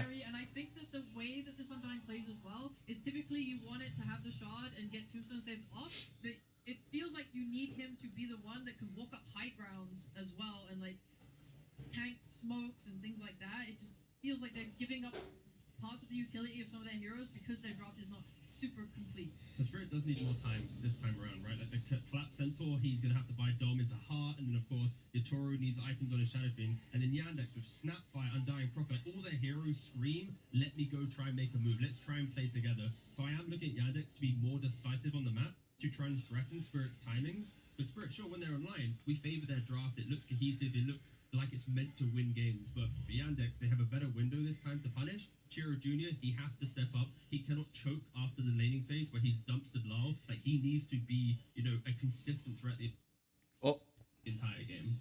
Yeah, this is definitely going to be a much more closer game compared to game 1. And I think the focus is once again going to be a lot on the mid lane. A lot of focus on the mid lane, and maybe as the game progresses, a lot of focus on the carry versus carry matchup, the Shadow Fiend versus the Nature's Prophet, two heroes that we've seen so many times on the main stage with various degrees of success, but mostly quite successful in a lot of capable hands, like they are here as well. Before we head into game number 2, let's find out how Coach Mapushka is doing. Thank you so much, Cheever. Yes, I am here with Mapushka. Again. Game away from the grand finals. You've been here before in different ways. You've come back to get these boys here again. We talked a little bit about how you're feeling before you're there. I'm feeling great, and I'm really happy that we improved very fast and from previous tournament because the great matches, nothing. It didn't go well, but at that tournament I feel confident. Like we lost map only to Team Vision, and then also about that game I don't know. I think our draft much better because they have 0 stars. We can stampede against Family North. I don't know what they can do to be honest. Well, it's up to the boys now. You've done all that you can. Pretty great draft, though, I have to say. You've got Yatoro on that stuff. You got Collapse on the Centaur. You've got so many great heroes. Are you happy with it? Will we be finishing this off with this game? Definitely, yes. I'm totally happy. Totally happy. It's over. Cira Junior mid, bener kan? Udah aku bilang kan, Cira Junior mid. Fantastic. What an honor. What a pleasure. We'll see if you can get some revenge on Vision soon, or if you have a little more battles to do here. Let's go to our casters, Trent and Miracle. Thank you so much, Slacks. A lot of confidence. They have no stuns. I don't know what they can do. Yes, we're gonna finish it off. He's already talking about Iya, nggak punya stun. freaking interview for game 2. Sounds exactly like the green room. I don't know what they could. There's no stuns. You know, Ted's down there. He's counting stuns. What are they gonna do? They got no way to play the game. And I mean, if Baboshka says it. Well, if the lanes go well, it could start looking pretty okay for them. Sora down bottom takes a lot of damage before being able to walk the one off. But yeah, I mean, it's pretty clear. There's not all that much control, and when that's pretty clear that they're just gonna be running away from trouble, and then people will dish them out themselves. I mean, he talks confidently. They play confidently. We'll see who is right and who is wrong this time. Yandex, they do return here with the much coveted Nature's Prophet, but they're gonna keep it in the core role this time. So not swapping it over to the support, and then they're bringing back the snap. The hero who seemingly cannot be killed, no matter how much it is nerfed. I really love this one a lot. He knows what to do. He knows the game. Get some people fired up for sure. I mean, that's the thing, right? This Team Spirit roster at TI, they're always doing something to try and hype up the crowd in some capacity. And it's not an insignificant part of it. The momentum that you can build both when you're walking into the stadium and then when you're walking out of those booths victorious. See if they can make it happen here, though. And the other thing that we're going to need to watch for is, like, of course, how much of these supports going to be able to get done. Just Tsunami, just fully. Yeah, he was unbelievable on his clockwork last night. He hit a Centaur with 4 cogs. I didn't know that was possible in the late game when they were dominating so hard yesterday. So he is very much ready to play on this clockwork, but they have the matchup of the Undying into the Centaur. Aduh. He get another decay off. So Maldi not able to get that kill on the collapse, but this little move where you're playing in between the tier 1 and the tier 2 tower, it's really hard to contend with. We saw this a little bit in the group stage, where teams were willing to take the Undying and just dive right past like this and try and deny you entire waves of farm. Collapse trying to figure out what to do, right? He's got the treants on him. Yeah. The creeps are just dying here. You gotta get back at least in XP range. And they will manage to do just that, but that little start is going to mean that this collapsed Centaur not having as nice of a time as the cogs get spammed out a little bit. Be able to walk those one off again. But it's pretty valuable, like the mana burn, because that would have been a kill most likely onto the Centaur with all those zombies chasing him and the decay coming out. I want to talk a little bit more about this Snapfire here that you're talking about, because obviously very strong team fight oriented stuff. You can do a ton of damage, a lane dominator, but also Yeah, that has been a serious issue heading into the late game, and I mean just in game number 1 too. Obviously it didn't go too well for Tier Junior in the mid and the late game, but early things look promising for his Ember, and already off to another good start here.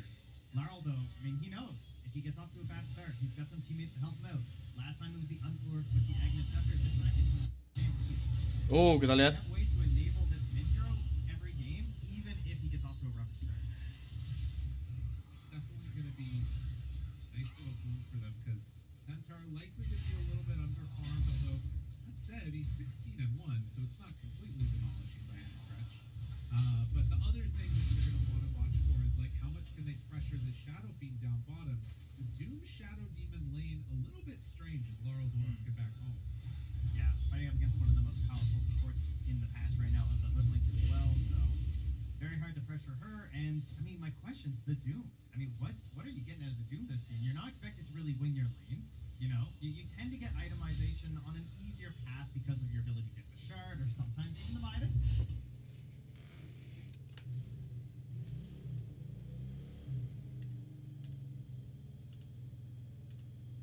Shadow, you know, how often are you going to be dooming a Centaur when he still has spells to use? I mean, I think it into like the big heart and scaling Centaur, that's where the Doom seems to have a little bit of value, right? Like dooming him actually feels like it does something. Kita lihat But Cira I Junior. worry that his impact might be very minimal. Cira Junior. TP rotation is also going down bottom. Try to find Toro and do get him. Soxic gets the first blood with that disruption play. And the rotation in from Watson. This is what I want to see from the Doom, right? I want to see a little bit of early aggression. I want to see the rotations in from the Nature's Prophet. Scorched Earth is a very good spell. So being able to amplify that with a little bit of pressure from your core's global TP, excellent way to get involved in the game. As the bullying continues on to Laurel. He managed to crack into the double digits of last hits, now at 14, but that is 33 Yo, for aduh di Junior. MI. Yeah, realizing he was going to die there. He's just going to be brought down. Yeah. Ya Toro. No, it's definitely been bully Laurel. Ya Toro. The crap out of there a bit, and as they leave on Not Me, now some pressure on the collapse. They move back in with the Undying, and continues to just be bullied by these cogs. It's damned out. It's interesting to see what the cost was, though. The reason DM dies down there is because Soxa went and he took the bounty room. So he took that away from Laurel. He couldn't get his bottle. He's now just getting back to the well. Snapfire's in the bottom lane right now in level 6. Oh, wow. Like, they really want this play. Yadoro, he has no, oh yeah, he has the Playing Blade in there. Never mind. It's good. Okay, so no free plays. But this doesn't feel good either. Like, dodging this gank does not mean this is a win for Team Spirit. Like, your Shadow Fiend is jungling now. And look, Shiro believes he's down bottom. We got a disagreement here, maybe. As to where he's at. Yep. All right. So it's a win and a loss at the same time, as you said. You don't die, but I mean, think about it. Snap.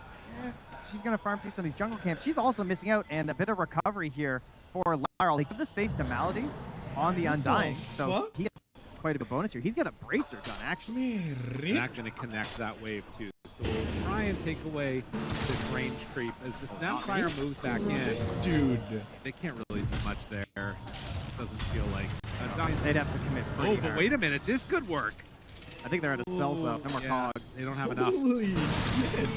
Kira Jr. survives that gank. A very mobile early start between the mid and this bottom lane. As a lot of heroes rotating around trying to get Laurel into a better position.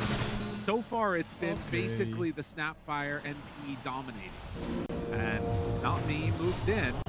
Watson not able to get in there and deny trying to Wisdom. Bit of outmaneuvering performed here by Team Spirit, though, I gotta say. You know, they get the kill on the Malady, he'll instantly respawn, but gives a nice bounty over to Laurel.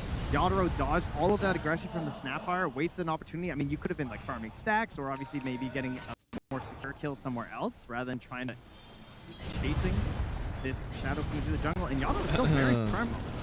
With the tombstone down, they bring in Watson, bahaya ya Toro. and the Shadow Fiend in a lot of trouble as he's being hounded here by jauh, these treants. dicepetin larinya. This was the escape. They got level 6 on the Centaur, and that's enough to get him away.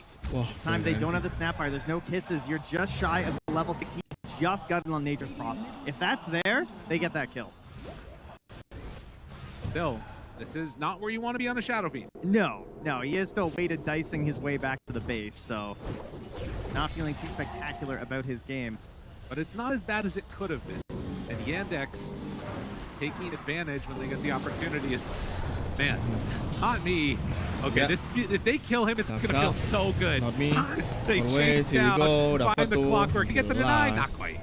The takes down that clockwork as Collapse eats his way through freeze Watson. When you TP away, when you walk away, this is where stuns would be helpful. It'd be very nice. Stuns are pretty good in Dota, but you know they Watson, so GG Watson.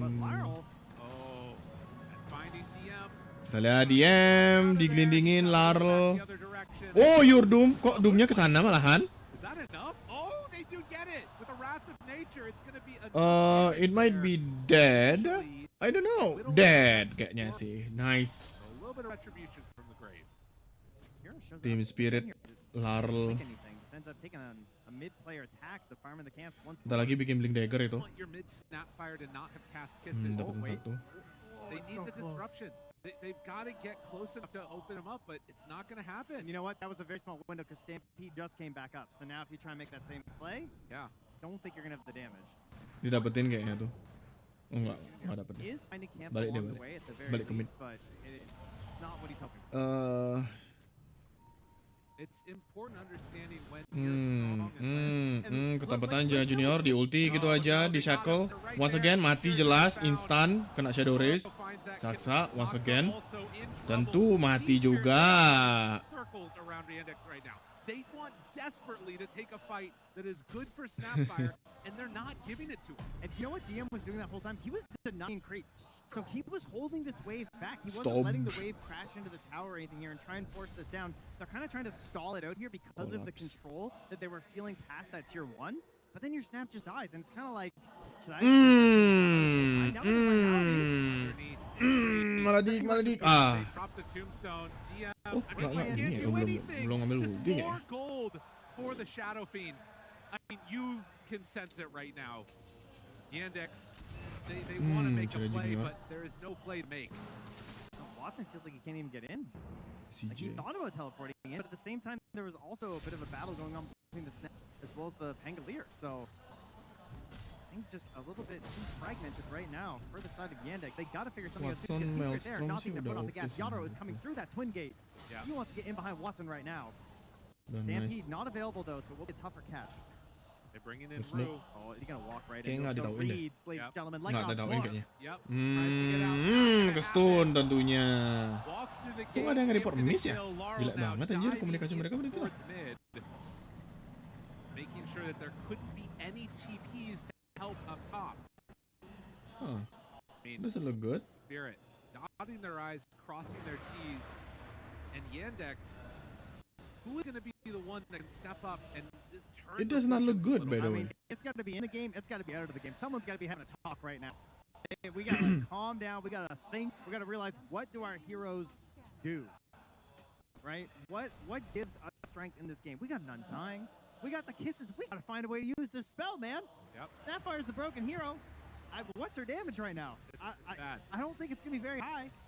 They are struggling to get in there, going straight. Smells into the like Dagger. Team Spirit. Probably the shard after that, you would imagine. Smells like Team Spirit. They need this to connect desperately right now. It's got to happen. And from Team Spirit, I think a really good just recognition of what it is that allows the Yandex draft to function, and then not allowing that to happen. Saksa has not really been able to disrupt somebody. Okay, Rue is level 8 right now. Not me, just hit level 5. Yeah. He has been just cogging his way around the game. He has no cares for the hook shot. Oish. He has just been an absolute menace. And Rue is huge. Good hero to have off to a good start. All right, Blink Dagger. DM. Kira Jr. Hook up now, Laurel waiting on Okay. the high ground, anticipating this potentially. The Stampede again, Mahosha talked about it. You know? Kira Jr. Who's stunning who here? Smoke break. Finds it. Nicely done there. A good Yuk, connection. gelindingan, Larl. Push down to the low Wow, ground. di save Cira Juniornya by the way. Saksa keeps him alive. Nice. Now the Kena fear. Requiem of Souls out. Oh, tidak Still efek sama winning. sekali sepertinya. Kira Jr. through this. They drop the Watson, Watson. Okay, Stampede Watson there. nggak ngapa-ngapain. Oke. Have to kill him off. Kena Team Spirit. Oh, kena si Collapse by the way. It wasn't pretty, but it's what they Sama needed. Larl They managed juga. to pick up the Centaur That's on the too side. nice. That's Kill too the streak nice. On Laurel. That finally is what they have been trying to do for a while. The Blink Dagger enabling thing. Imagine if that Bushwhack had connected right off. Oh yeah. I mean, this game could truly be over mentally for the side of the Yandex. Had that gone sideways. That's too nice. Battling That's back too here, It's going to nice. send Yaro back into the jungle, back to his own side, continuing to grow though. Still stays on the top of the board, but those next 3 heroes, they're all Yandex. They're successfully finding a lot of gold right now. And you know, Oi, oi, Saksa jelas mati dong di situ sendirian, bos. Forward there. Gets punished. Didn't have Bushwhack back up anyways. So Padahal ya Toro jago banget buat bikinin worth it apa bikin yeah, a little circle on the map oh there for kaya Yaro, diri and sendiri yeah, gitu he loh. is correct. There's Keren some banget serious anjir gold in there. padahal. There's an Dire Observer Ward keeping it safe, so they will have an idea if Sama the spicy movement's stack in. kayaknya bakal Now he diambil with sih that hook kayaknya. shot though. He's certainly ready to start playing on the other side of the map. Kayak bakal diambil sih. Yeah, and Laurel comes in, he sees, he's like, oh, Yeah, this is a diambil good idea, kayaknya. Yadro. Thanks, man. Now they have vision. Anjing nggak ada yang mau ke If they try and go for the full commit, Ada ya Taurus itu. No kisses, but there's a Coba. Oi, maju ke depan dia. Oi, jelas ya Taurus. Naomi mati tuh kayaknya. Oh enggak. Oh, di hook sih, keren banget. Keren ya. Tetep selamat anjir, cuman step fire aja yang mati. Jesus Christ, malah dik. Jesus Christ.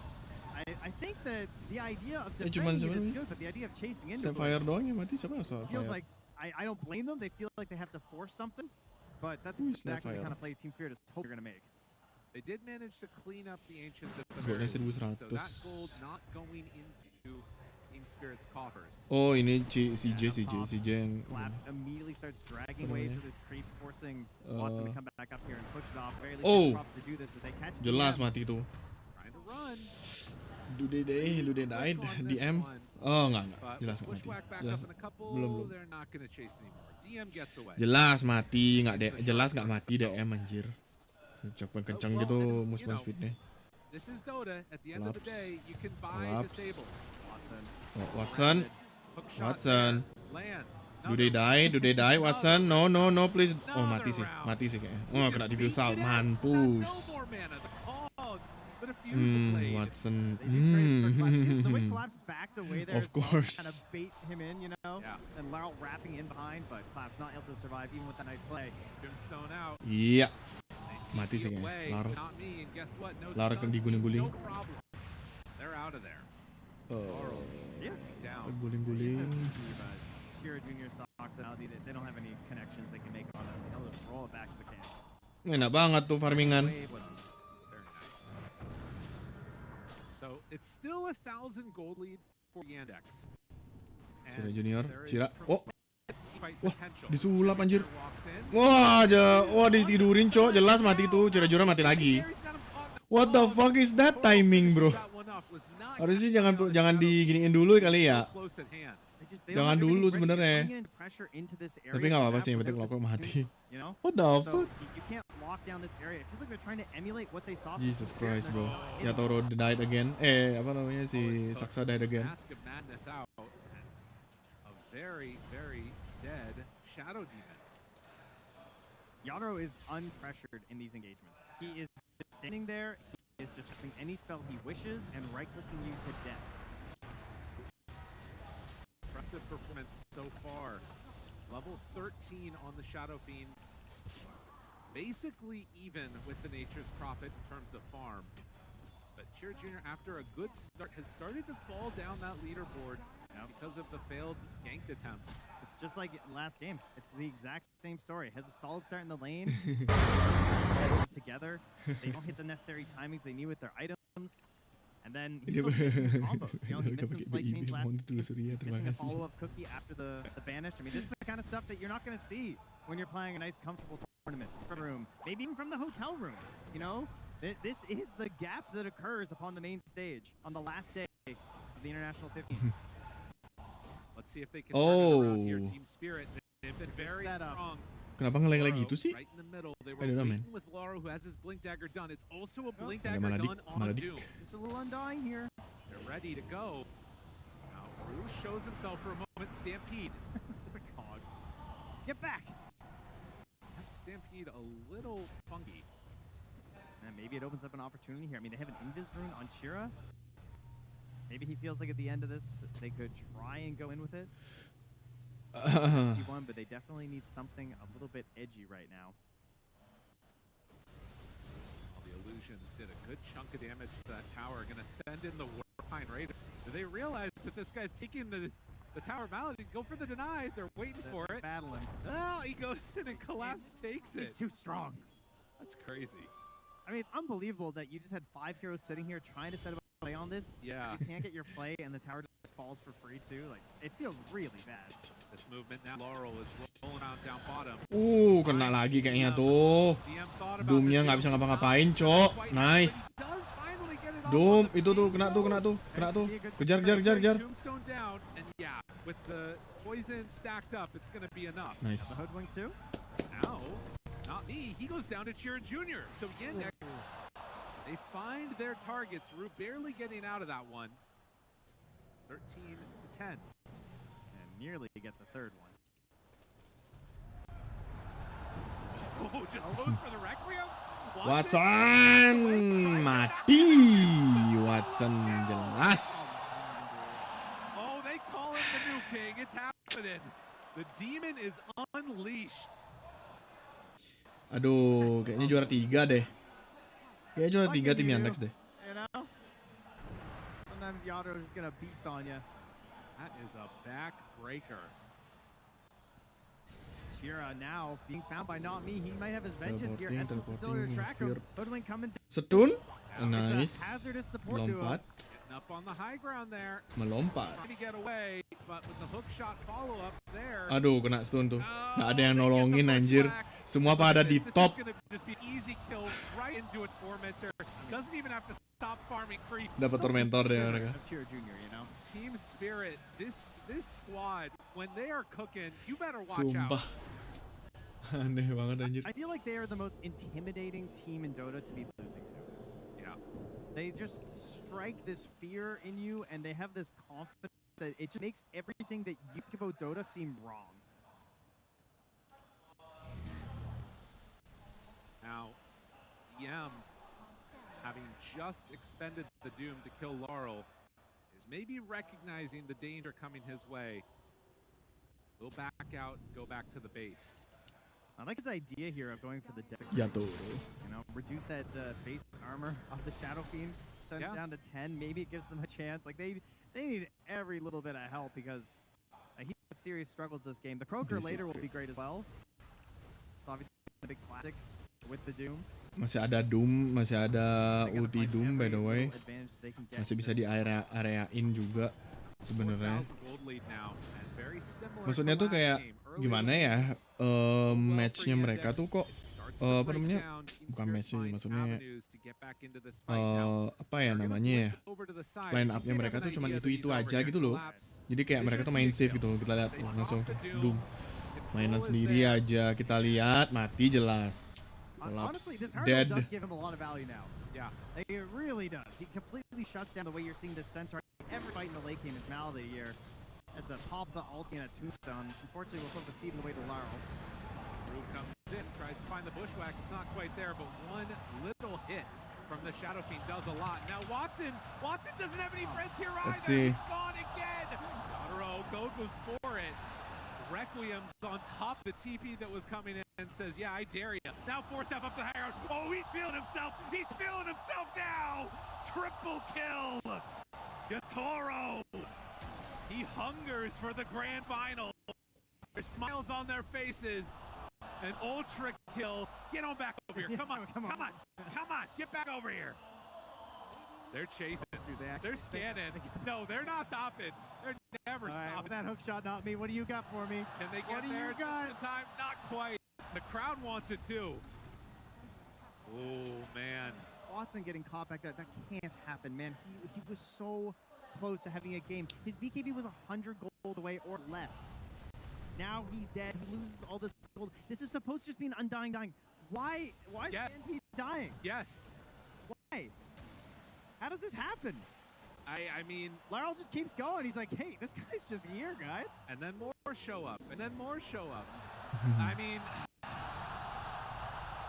Bro, aduh, Ciranya nge-fit terus nih.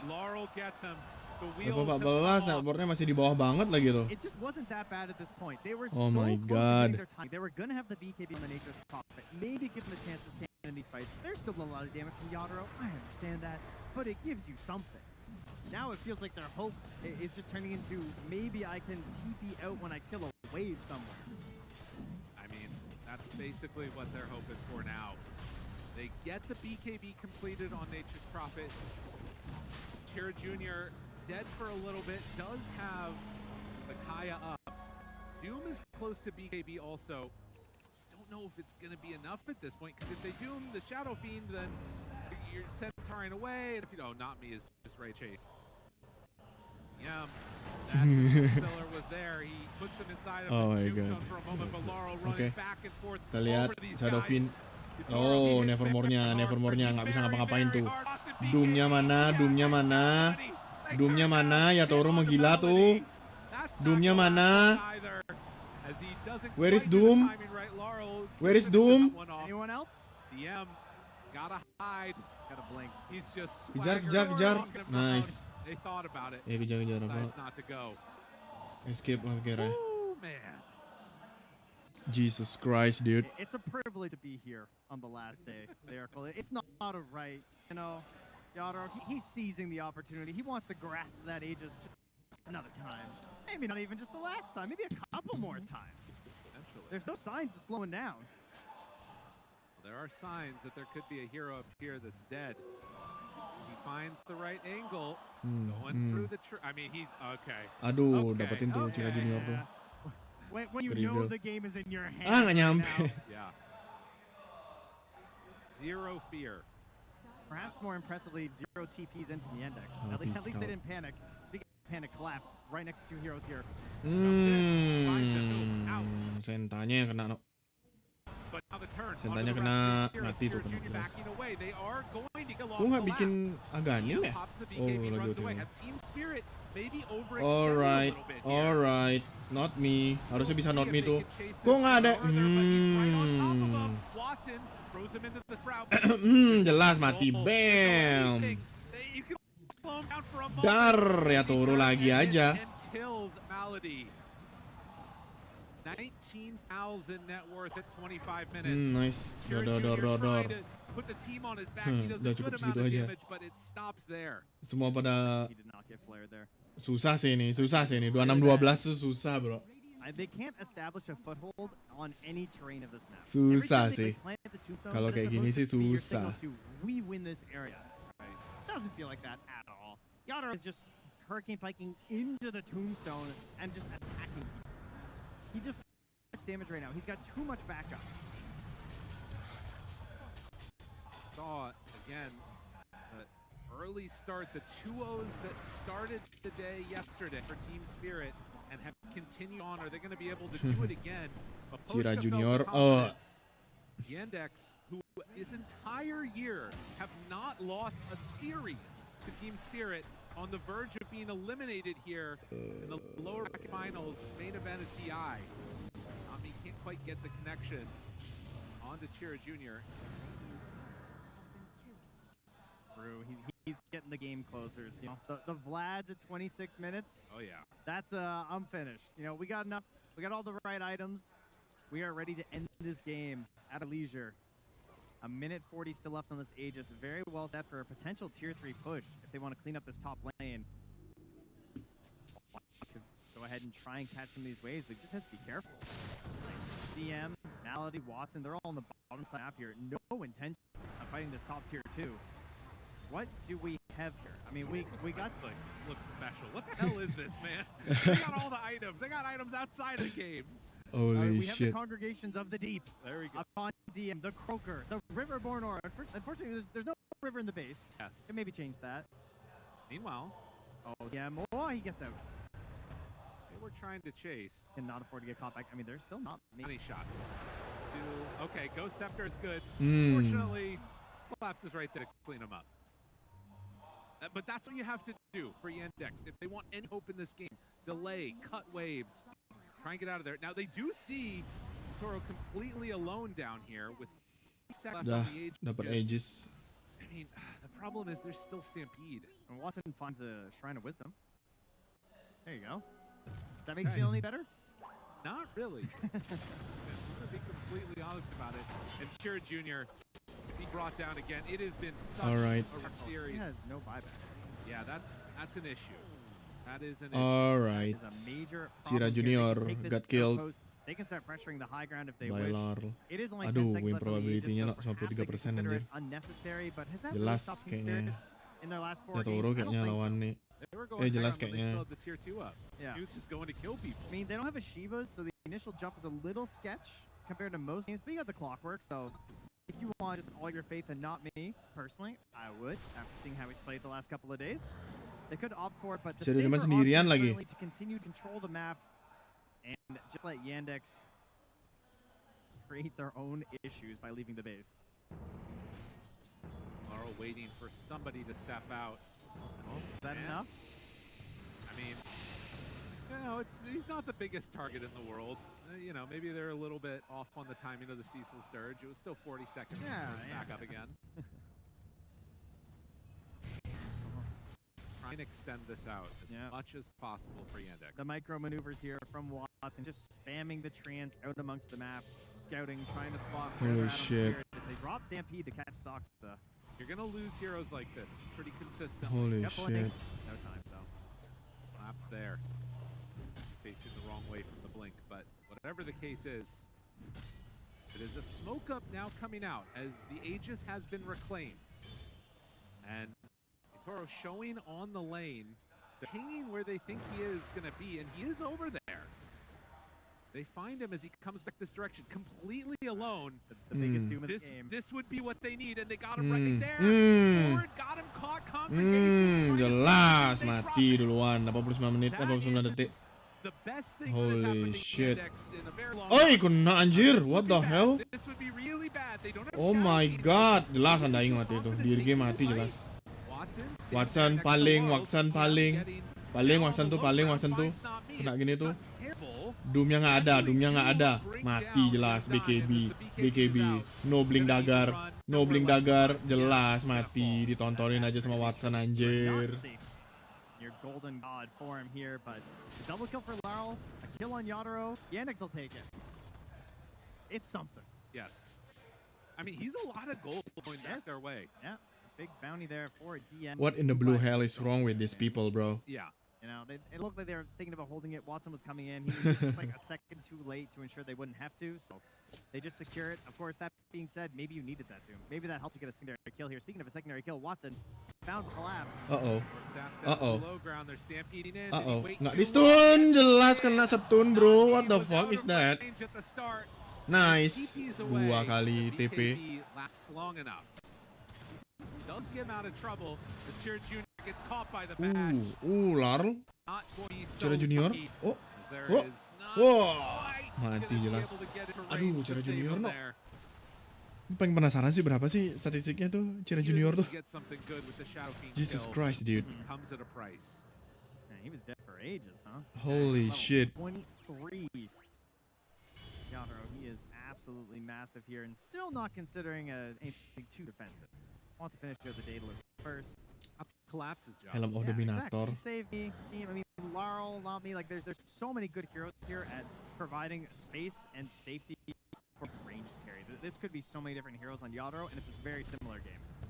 This one expected. Stomp on double edge. Let's and see. Accidentally popped his BKB. That guy's getting wobbled in the bottom lane. I mean, you saw him hitting his keyboard at the end of that last game. Accidentally paused it. Feeling very hyped up about that one. Hey, no BKB. Timing, maybe. All right, DM, just solo the Tormentor. You know, take it down. I think that. He's getting ready to cut another wave. He's just hoping he doesn't get spotted here as he twin gates out. Player's going the other way though.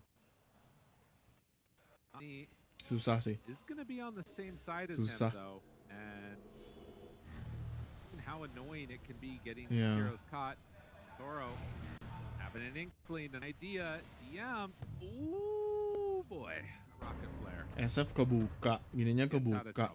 I like some of the ideas they've gone for in terms of itemization, though, on the side of Yandex. Like going for the Susah sih, Shiva's bro. Guard on the Snapfire. I like this over the BKB. I feel like if you go BKB, it's just not be enough. I don't think you can stand tall with the BKB anyway. Right. You No know, Scepter. Trying to live a little bit longer is going to tombstone himself. Here Jr. is up on the high ground. The problem is that, like, again, how do you start the fight? It's like all on DM. It is 100% just DM.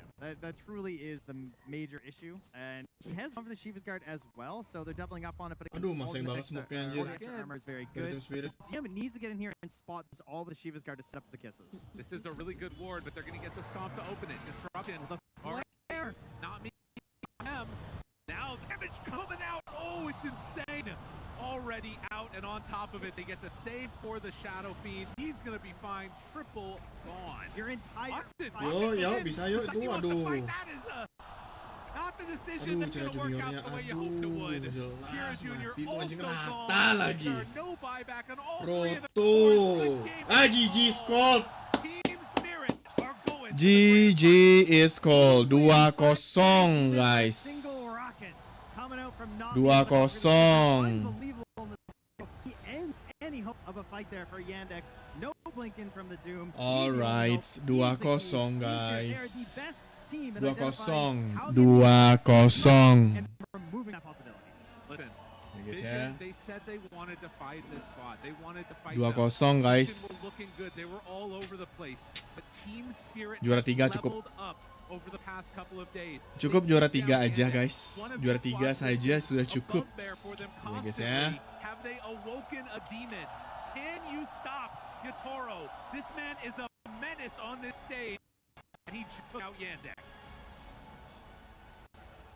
It doesn't feel good when you have defeated this team over and over again all year, and coming into today, everyone still has Team Spirit as the favorites.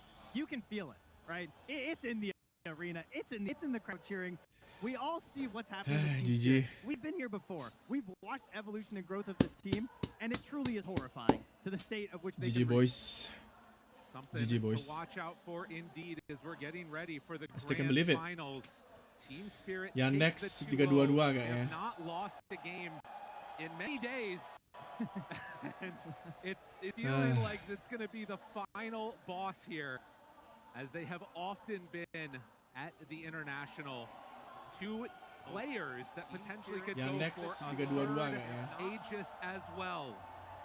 Opportunities up now to make this work. Team Spirit grand finals. 观众朋友们，另外一支进我们 TI 2026总决赛的队伍，让我们把掌声送给 Team Spirit。Snaps, take it away. We've got Rue and not me. All of your teammates are TI champions, but they say you two are the best guys on the team. You are so Coba kayaknya aku close to tinggal cementing tidur. yourself Kayaknya aku as tinggal the tidur next deh. Great Dota 2 generation. I want to know, how are you feeling getting this close to your first Aegis? Amazing. What can I do? So can I say? I mean, like it was TI finals. First time. I hope my team will carry me. 你身边的话有3位 TI 冠军跟你们一起去并肩作战，然后现在你们也将要一起去面对你们自己的第一次 TI， 你有什么想说的吗？入，我现在说实话有些不知所措，但我只希望我的队友能在最后的决赛 carry 我。Talking about first TIs, this is your first one. You've had an incredible performance, and I gotta say, I think the crowd loved you. 现场的观众朋友们，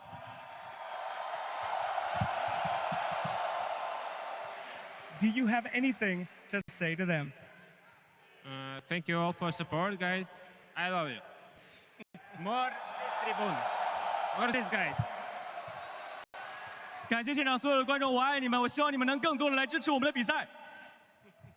All right, now going into this tournament, a lot of people have known that Vision is the team to beat, but they seem invincible. They have beaten you guys before, but after that series, it looks like you are a different team. Are you ready to take Vision down? 你们之前跟 Vision 交手过很多次，但是在刚刚取得胜利的系列赛里面，你们看起来已经准备就绪了。你们准备好战胜 Vision 了吗 Yes. Of course. Of course! Let's go! 观众朋友们，我们再一次把掌声送给我们 Team Spirit 的 Ru Not Me， 把剩下的时间交给我们的分析台。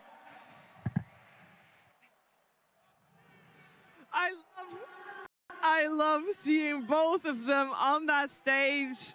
The two remaining players of Team Spirit without a ring on their hands, and they have the chance to do it later today against Team Vision. Team Spirit, ever since they got knocked to the lower bracket by Team Vision, they're like, no. Let's do that again. And they were brutal in their road. We heard Naposhka there at the end, Rhea. He's like, yeah, you know, I'm totally happy with this with this draft. Of course, we're gonna win. Totally sure. There was no doubt whatsoever. It felt again like they just have so much ease of execution on their lineup. It's so simple how these two supports can play with each other around the map and move. I mean, I'm not gonna lie. I mean, we gotta talk about Yatoro at some point, but holy shit, he overperformed. I mean, not only that, let's not forget that not me. How many Tier 1 events has he played this season in his career? Five. This is his fifth. Correct. Counted on a single hand. This is his fifth Tier 1 event of his life. And then, yes, he's making it to the grand finals. I mean, Team Spirit, they are absolutely exceptional right now. They are in form. They are going to be an absolute amazing competitor against Vision, who also are in incredible form. This is going to be an amazing grand finals. I mean, we are honestly just blessed, right? Because last year we had Falcons XG, a 3-2 grand finals. Now we have like Yatoro versus Satanic, Vision versus Spirit. It's like back-to-back, just amazing grand finals. So, whew. Yeah, this is also very, very special because normally the youngest players in a team, they are usually the mid laners or the carry players, you know, but in this team, for instance, in Rule, not me, they are the most inexperienced players, they are the newcomers, and they are the ones that the core players are praising. We're winning our games because the support players are amazing. They're setting up a lot of kills for us, and I think this has changed so much over the course of history of Dota. Oh, look at Yatoro. Oh, Collapse's face. He knows it. Team Spirit has a 100% win rate in grand finals of the International, so he is feeling it. Absolutely, he played a great centaur this game, of course, as well. But I think this game around, Rhea, you were on point. If you're going to talk about any MVP, it's got to be Yatoro.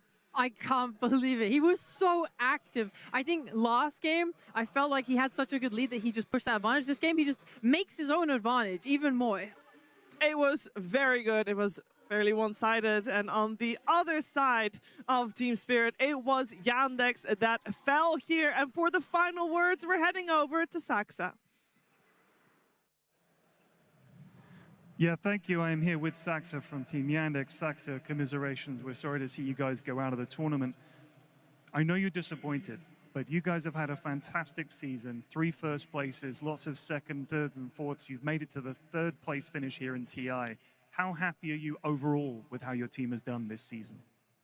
战队整个赛季成绩非常惊人，3个冠军。 无数个亚军、季军，然后 TI 拿到了第3名。你个人对于整个赛季的成绩满不满意？ I think this season has been good for us. We've had a lot of good results.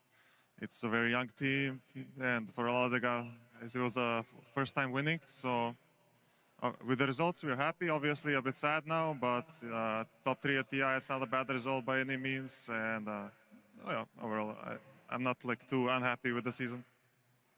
整体来说，我对于整个赛季的成绩还是挺满意的。我们是一支很年轻的队伍，也有很多人是第一次拿到比赛的冠军。我们还是会继续努力。然后我对于 TI 第3名这个成绩也是相当满意。So, you're a veteran player. You've been here and done that, a regular on the TI stage. The group stage here for Yandex wasn't the best. What did you say to the players to give them a boost and get them to this 3rd place? 作为一名老将，其实队伍在小组赛表现不是特别的亮眼。在小组赛之后，有没有跟队员说一些打气的话？ Something I always say to my teams at TI is like, you can always expect other teams to play bad, and this is like a tournament in the season where many people are gonna play much worse. So that also brings me comfort to know that others are just gonna play worse. So I just told them, as long as we focus on our game, we just play our Dota, like we'll be fine. 我其实经常跟他们说，在 TI 表现差或者表现不好的话很正常，但是只要继续坚持自己打自己的 Dota， 我们就会打得更好。 Well, Saxa, we're sorry to see you guys go here, and you've got a lot of support in the arena and around the whole Dota community. Do you have any words for the fans out there who've been supporting you guys all season? 最后有没有任何想跟现场的粉丝或者在家里观看的观众说的话？ I just want to thanks to everybody supporting us. It brings us a lot of energy, and we feel motivated to do so. Also, I want to say thanks to the crowd here. I think it has been amazing. Honestly, it has exceeded my expectations. And honestly, I hope we get another TI here or many more tournaments. So yeah, thank you. 非常感谢大家对我们的支持，你是我们的动力，然后也特别感谢在现场的所有观众，你们的欢呼声让我们感到超乎预期。我们也希望如果有机会 ，TI 能再次在这里举办。Saksa getting a lot of crowd cheers there with his final words as he exits the international. Hits 8th international here at 3rd place. If he wants to get 3 rings on his fingers, he's got to play a couple more years here, which is a treat for us. But some final words on Yandex. They are one of the most successful teams winter of the season. Saksa says it, top 3 is not bad at all. Yeah, and I also got the opportunity to follow them. I was doing a lot of coverage for their games back in December last year when they first started out. I think it was problems. They had problems, and Saksa came in after that, and I could see them growing as a team, how much they've improved. And even during the initial stages, I saw a lot of potential in the team. I felt like given a little bit more time, they could really grow into a very, very strong team. And it didn't really take them long. It took them, I think, 1 month or 2 months to show everyone what they could do as a team. Yeah, and I know, Rhea, they really wanted to get all tournaments under their belt. Yeah, back in Blast, Watson told us that he was hoping to get 1 win from each organizer. You know, they won a Blast, they won a Wallachia, they won a Dream League. So they really are just doing the circuit. Obviously, they had their chance for the Aegis, which is the most coveted of all, but they weren't quite able to get it. Maybe next year. I don't think he intended for it to be all this year, but the fact that they nearly did such a thing was pretty damn good, yeah. It's crazy that their opponent Spirit had 0 comparison this season. It has been crazy. It's all about peaking at the right time. And to be honest, Yandex did have a very good year, and maybe this game number 2 wasn't as good as they wanted it to be, but there were definitely some highlights for them. For example, Shiro Jr. in that mid lane. I'm sure we're going to see a lot more of him. Actually, we're going to see a lot more of him right now as we head over to Purge. Thank you, Shiro. Yeah, Shiro won his mid lane in both matches of this series, which made their Spirits win even more impressive. But I want you to just watch how dominant he is against Laurel. He played against the Pango both games. Both games he had their number. He was getting a consistent amount of last hits, tons of harass and denies. And what he's been doing very well is he's generally spending his mana to harass, and Laurel is being forced to use his spells simply to get last hits. And when you have that kind of a inequality, the mana that Shiro Jr. gains and the money that he gains from the last hits ends up making a really big difference. In fact, he zones him so much. At this point, he's got 21 last hits, 12 denies versus the 8 last hits of Laurel. He zones him from the lane. He's forced to go heal. And watch how he plays around him coming back into the lane. This kind of dominance is crazy against top players, by the way. He grabs the first water rune, and he actually leaves the bottom one there to tempt Laurel into wanting to take it. And now he's playing this game where, is he going to use his spells, and is he going to be able to catch Laurel? They do a little bit of a dancing move there at the same time, which is very cool. But Laurel knows he can't go this way and back without getting killed, so he has to still play the left side. Now he finally thinks, this is my chance. I can get that way. But Cheer Jr. with that blast is on top of him, prevents him from getting that. And as a result of protecting this water rune, now Cheer Jr. gets to go get it when his resources are low. So he's basically using it as a bait, but also a way to get himself forward. So that was amazing by him. But the downside was what happens after it. How does Spirit react to this great early game by them? Yandex, he TPs to the off lane. He's looking for a Snapfire ultimate on somebody, but they anticipate this. They just don't give him the opportunity. So this teleport ends up being a complete waste by him. And it kind of continues in this way as well. Laurel is going to eventually get enough levels to naturally kill creep waves. He uses his spells on the waves, they die, and he can leave. So he doesn't care anymore that he's behind. And watch how he uses his ultimate here. He actually turns a kill out of his level 6, whereas Shiryu Jr. didn't get his earlier. And he teleports this time a second time. So this amazing early game that Shiryu Jr. got didn't turn into anything super substantial despite getting Laurel behind. So this is the main reason that Team Spirit was able to get ahead in this game despite losing their lanes. They just didn't care about it because they knew they were going to play well.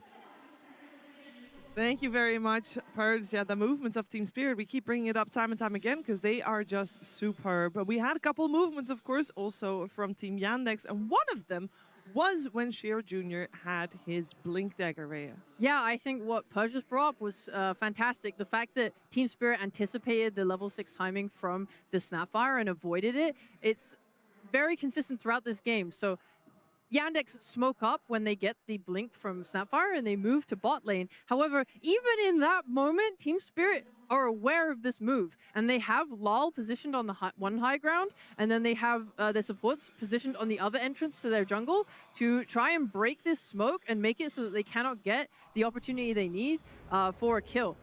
Weirdly enough, it actually goes much better than it should have. Chiro Jr. Blinks in, which maybe surprises them. Rue misses his bushwhack, and as a result, he dies, and they get a couple kills. So this was a nice move in the end for Yandex, but the fact that Team Spirit was still so prepared for it, I think, is kind of more of the point of why they were playing so well this game. Yeah, you can just see that Spirit just is very calm. They know what they're going to do. Like, the drafts are very simple, so then the players can focus on all the minutiae in the game, where it's like they're not having to overthink things. And sure, the fight might not go their way in the end, but everything that Spirit did in both of these games, it just was like a complete like team diff, and unfortunately in the lower bracket. Yeah, maybe also a little bit of a carry diff as well, as we are gonna look at something Winter wanted to see again, and maybe again. Maybe again. Yeah, just one of the few moments of the Yatoro show here. I think he had like a really good game. There was this one moment where his game was so good. He was farming again. He was farming the enemy triangle. He's trying to farm the enemy ancients, and Watson's like, I'm gonna TP there, But guess what? Yatoro's already there first, And thank you very much for that bonus kill. Yeah, it was really cool because there was a fight happening on the bottom side where his team was dying. So he was like, I'll stay in the triangle a little bit longer because maybe they'll retreat up into the triangle. Then he gets the kills. And then, of course, Lau, I think the main thing as well is like Yatoro's popping off, but Lau has been so aggressive in both of these games. Sure, his laning into difficult matchups has been maybe not going his way. The Ember, the Mirana in game 1, this time around playing into the Snapfire. But his bounce back, his ability to open up the game, to match Yatoro's energy, Lau was just everywhere in this game on the Pangolier, and then they were just diving and not giving a hoot about any this power. game is a perfect example of why right now laning phase is not as important, and you see teams like Boom Boys, they really prioritize the laning phase. They did really well, but still, like when it came down to the best teams, the absolute best teams, is just not really a way of winning the game. I think ensuring that you have draft integrity, ensuring that you have a way to play the mid game, it's okay to lose the lane, even though they lost the lane this badly on the Pango. The main question I think a lot of people will be asking themselves is if this type of laning stage happens against Vision.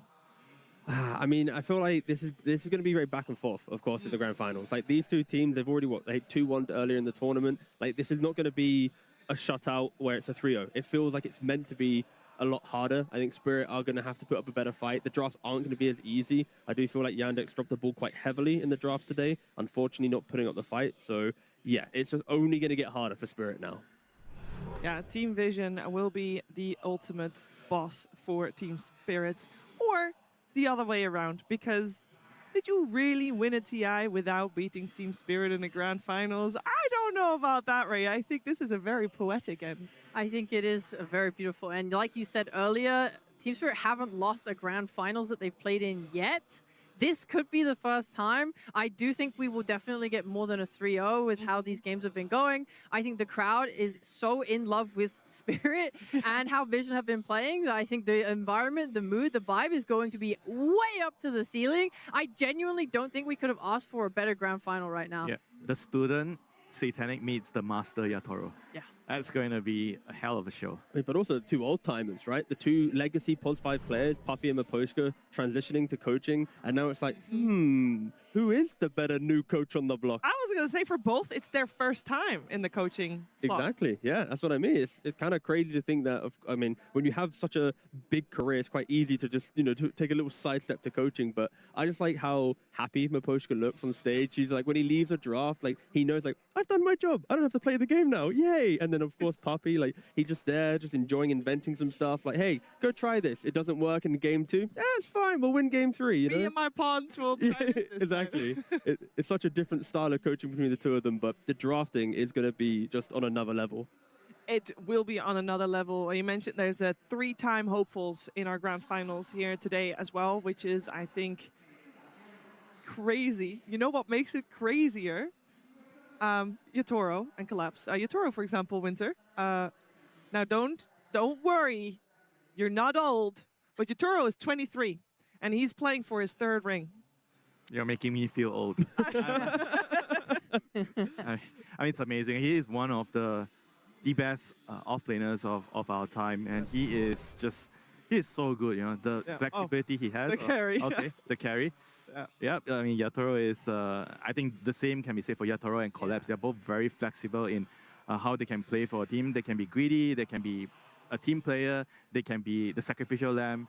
I think this is what makes it so easy, you know, we're talking about the draft. Why is it easy to draft, you know, for these teams? Because your players are flexible. Because sometimes you can say, their draft sucks, their draft is not so good. But you can only work with what you have. But if what you have is everything, then it's easy to draft. I mean, they're actually doing a great service to Dota. Do they? Yeah, because if they are to win, right, and they have 3 Aegises, imagine being a new player. It's like, I got to win 4 TIs now. You know, you can't just stop after 1. Like when you think about the new kids on the block, like here, of course, in the grand finals, right? Spirit, they are fighting for 3-time and 2-time. Saxo not anymore because he's just been eliminated. All of Vision are fighting for their first Aegis. But just think about it. If Vision are to win this TI finals, they've got to go play another one and another one. So it's like, we have so many more TIs ahead of us to get so many more Aegises and rings. You gotta have your whole hand covered. Yeah, surely. minimum. As many tier 1 events as not me. No, it is going to be an epic grand finals. Best of 5 is always different, and especially for coaches, especially for new coaches. And yes, I know they've drafted and they've been in best of 5s many times before. It's still a different beast that you don't get to practice that often, especially not on the main stage of the international. And it will be a spectacle, absolutely. And I think I want to also, I mean, we highlight a lot in T-Spirit because we did just see them win, and they do have that momentum. But I want to focus a little bit on Vision here too, Rhea, because we got in the mid lane no one. If we're talking about young players that have many rings, we got to talk about the old timers that don't have any and are still here as a core role fighting in that mid lane. Yeah, it feels offensive to call him old when we are all older than him. We're decrepit. He is 28. He's 28. Oh my god. But yes, no one is has been around for a very long time. I think us old timers know him best from his stint on Virtus Pro. I mean, this guy was so damn dominant. If you haven't seen him, like, he went from being like the best player in the world to just a complete drop-off of, like, you know, he's taking a break, he's no longer competing for a bit, and then he starts this ascent again to becoming once more top of the world. It's unbelievable to go from such a height to nothing and then back to the height again. I don't think anyone else has achieved that level in Dota ever. Yeah. It's crazy. If he gets this TI, I think it is the perfect crowning achievement of what he has accomplished here. I mean, what's even more impressive is he did it on the mid lane. Yeah. And usually the mid laners, they just get younger. They don't get older, they get younger. I mean, but also for Vision as well, so you have no one who is just incredible for the Dota community in what he's done for mid lane, but then, like, you have like 9 Class, who, you know, a year ago or 2 years ago, he was a completely different style of POS 4. He had to reinvent himself, he had to kind of reshape his play style. So it's like a newer kid on the block, and then you have Satanic as well. Like, I don't know, the whole idea of this team succeeding, it's like you got Satanic, who's going to potentially beat out your Toro and get his Aegis, where when he was unfortunately kind of crumbling under the pressure of the previous TIs, like, it didn't really work his way. Like, Vision has so many different storylines that also are so beautiful if they are to succeed. Yeah, there's a lot of stories going into this best of 5 grand finals. Thank you so much for all your thoughts on the lower bracket finals that we have completed. Team Spirit, they are the ones that will go up against Team Vision. Now, they do get a bit of a break. Don't worry, we're not going to make them play straight away, even though, you know, from the way they were playing, they probably could have done it. You know, they only played 2 games and it was pretty convincing, but they need some time to prepare against Team Vision, who's been waiting in the wings, watching the series unfold, and I'm sure that they have their own plans as well, but they can rest a little bit longer, because before we get to the grand finals, we're going to have a spectacle of our own on the stage. We are going to have the cosplay competition coming your way. We're going to have judges involved, of course, but the main person you're going to see right now, let's head over to Dove. 欢迎回到2026 Dota 2国际邀请赛的现场。Welcome back to the International 2026。接下来，我们要把舞台交给一群把 Dota 世界带入到现实生活当中的人。Up next, we're turning the stage over to the people who bring the world of Dota into life. 接下来我们将要进行的是 TI 2026 Cosplay 大赛，他们是由赛睿和完美世界电竞主办的 TI 2026 Cosplay Competition presented by Steel Series and Perfect World Esports。站在我身边的是我们本次大赛的评委们，让他们来跟大家介绍一下自己吧。Standing next to me are our judges. Let them introduce themselves. Hi everyone, I'm Reeps. Reeps, what did you do? I've been making Dota cosplays for 11 years now. I'm currently holding the title of Best in Show of the International, which I won last year in Hamburg. But I'm ready to pass it on. 在我身边第一位评委是 Reeps， 他有11年的 cosplay 经验，并且他夺得了去年 TI 14的最佳大奖。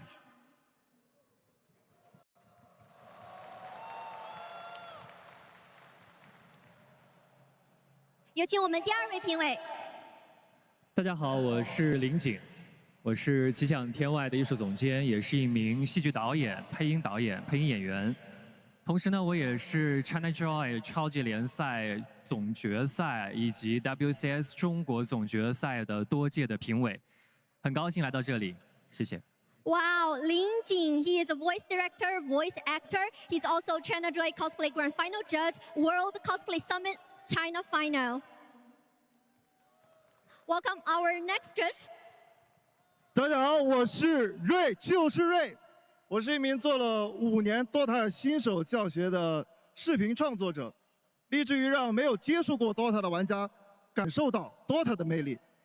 Ray, he is 5 years Dota 2 content creator. He made a lot of videos for people who just new to Dota world. 现场的观众非常的热情啊！那各位玩家们，你们准备好见证英雄降临了吗？ Are you ready to see your favorite heroes come to life? 好的，让我们用最热烈的掌声欢迎 TI 2026 Cosplay 大赛正式开始。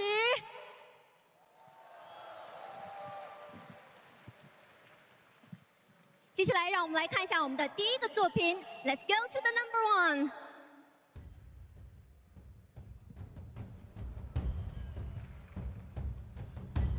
哇，第1个作品呢就非常的精美了。那它是小松鼠，让我们来有请我们的评委来为我们介绍一下这个作品吧。野三卡的这套 cosplay 呢，还原了小松鼠独特的造型，它的十字弩通过3D 打印、组装、加工以及手工上色，还原了游戏中的武器。而且身后的3条巨大的仿毛尾巴中，使用了内部支撑结构，让尾巴呢能够保持自然的形状与蓬松感。The first closer is Yensenka bringing us Hoodwink Shadow Leaf Insurgent. Let Lin Jing introduce this work, and he just did. Do you like this one? 现场观众朋友们，你们喜欢这个作品吗？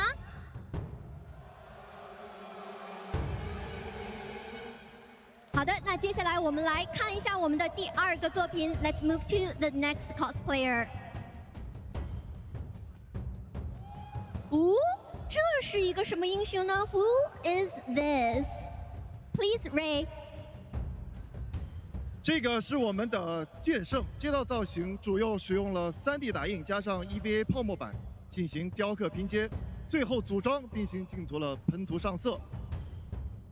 接下来我们看到的这一位 coser 是小狗帽子，他为我们带来的作品是主宰，那也是大家熟悉的剑圣啊。他的这套作品呢是由3D 打印完成的，刚刚我们都已经听到了，可以说是非常的用心了。This modeling is completed by 3D printing combined with EVA form, board for curving and splicing. All right, let's move to the next one. 让我们来看一下3号作品。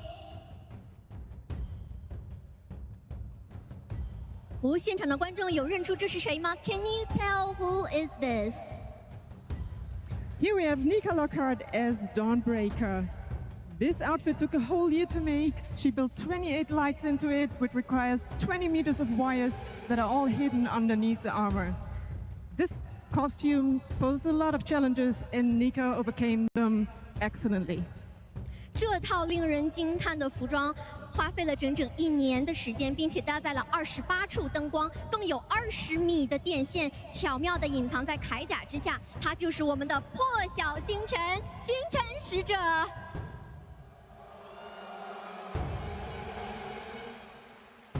接下来，让我们来看一下我们下一位作品。Let's move to the next one.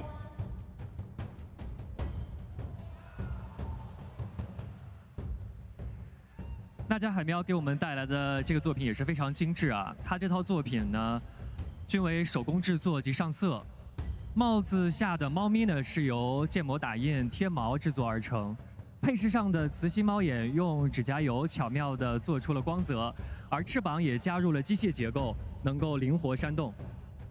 Can we see more movements from you？ 我们可以看到我们这一位显影芳龄的一些其他的动作展示吗？谢谢。All right, what we see right now is Willow, Dark Willow. This work is handmade. The cat under the hat part is made of 3D printing. The wings are added with mechanical structure to allow flexible flapping. 非常的可爱 This is so cute. Let's move to the next one. 有请 Ray。好的，现在我们看到的是来自于 Maki 的死灵法师套装。这套作品拥有超过1000片蛇灵，Umaki 将细节做到了极致，从材料选择、塑形、纹理制作到做旧、渐变、高光效果，甚至是 LED 灯光，力求将游戏中的角色完美还原到现实之中。而选择这个角色也有特别的意义，Umaki 希望通过它独特的白蛇主题和服装设计，展现 TI 2026东道主的中国特色。Wow, this is NEC. Wow, I can tell immediately. It's so classic. This work includes over 1,000 real snake scales. The causer Umaki, he tried to make it have more theme of Chinese, so we can see the white snake underneath.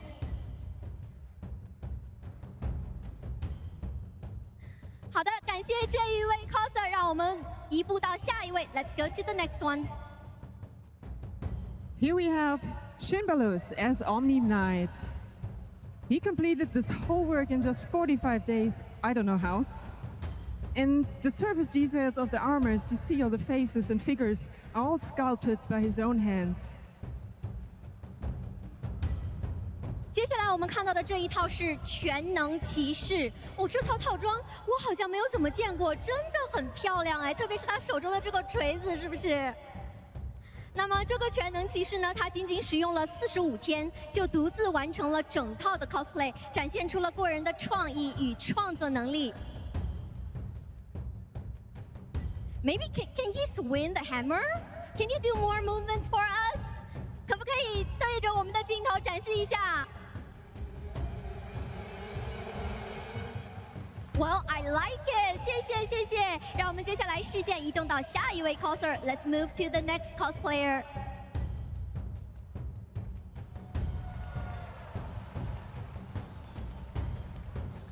这是威人为我们带来的拉比克。那这套作品其实非常繁复，它融合了3D 打印、布料制作以及 EVA 泡沫雕刻，并且加入了 LED 灯光、烟雾效果，还有旋转机械装置等机关。所有的这些细节完美结合，展现出了这个版本拉比克独特的奇幻、魔法与俏皮气质。This is Rubik for sure. Look at the steps. 这一个呢，就是我们刚刚看到的拉比克套装了。This cosplay has 3D printing, EVA form carving, and LED lights. Smoke effects. Ooh.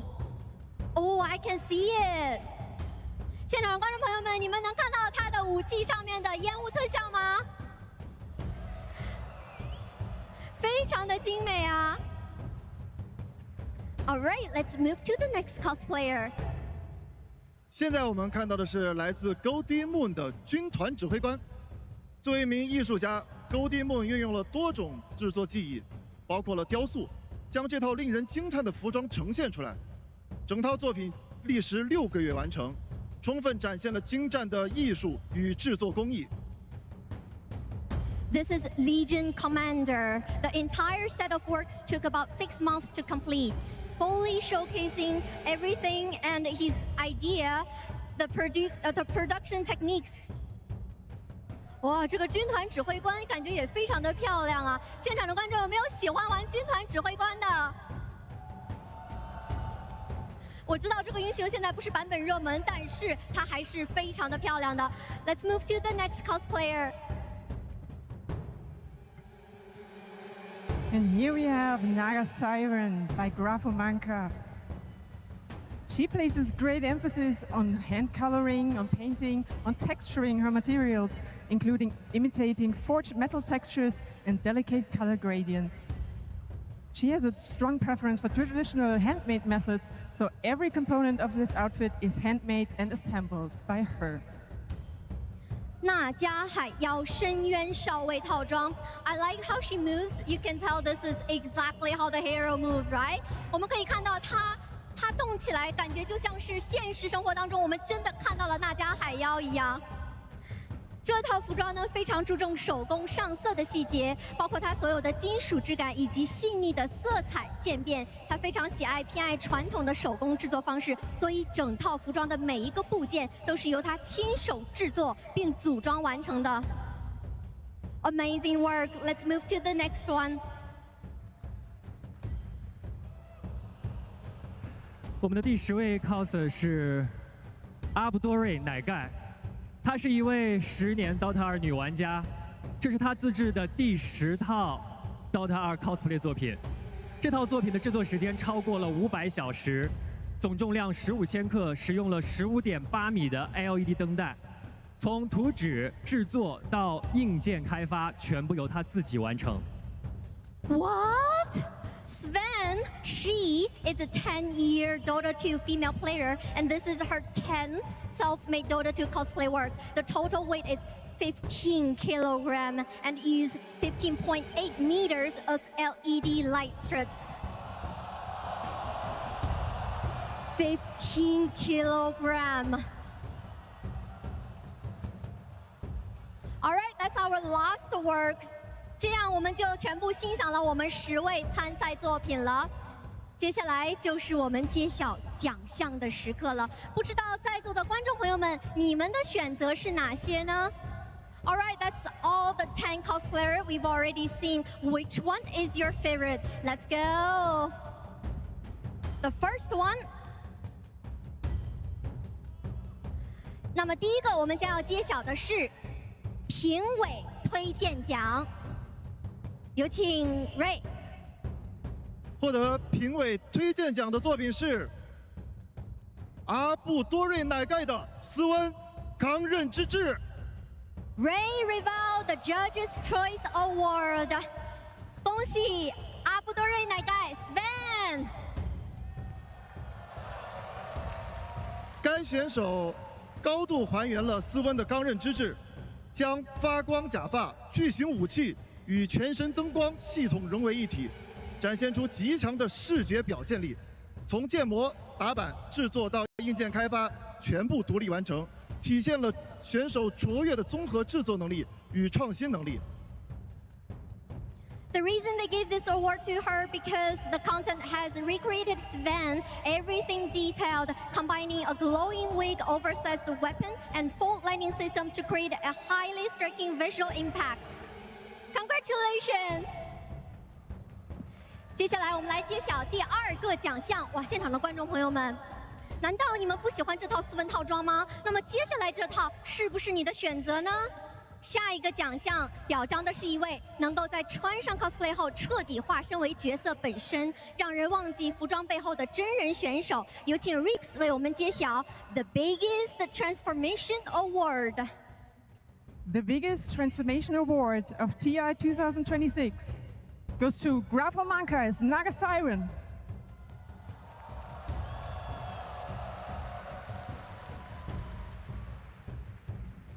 Every single scale is cut and painted with precision. The skillful construction of Naga's signature tail. I wish we could see it. Maybe, can we get some turn in there? Well, or you'll have to wait for pictures. The headpiece is impressive as well. The beautifully executed makeup, all that convinced the judges that Grafomanka deserves the award for the biggest transformation. 每一片鳞片都经过了精准的裁剪与上色，那家标志性的尾巴与鱼鳞的制作技巧，再搭配令人印象深刻的头饰和精致的妆容，最终让评委们一致认为它就是当之无愧获得了最佳复刻奖。Yeah, I wish we can see more details about it. It looks so amazing. It's not easy to move with a tail like this, and I think she had to leave her device that she has for it upstairs in the room, so we'll have to wait for the photos later. But I tell you, it's amazing. 那么我刚刚问他说，我希望我能够看到更多的细节呀。他说，因为穿着这一套装备实在是很难动起来，所以呢，在后面我们会补上更多的图片，请大家关注一下喽。那接下来我们要揭晓的奖项是最佳技术奖，这个奖项是颁给在还原度、制作工艺和创意方面得分突出的选手。有请林景老师。Next award is the Best Technique Award.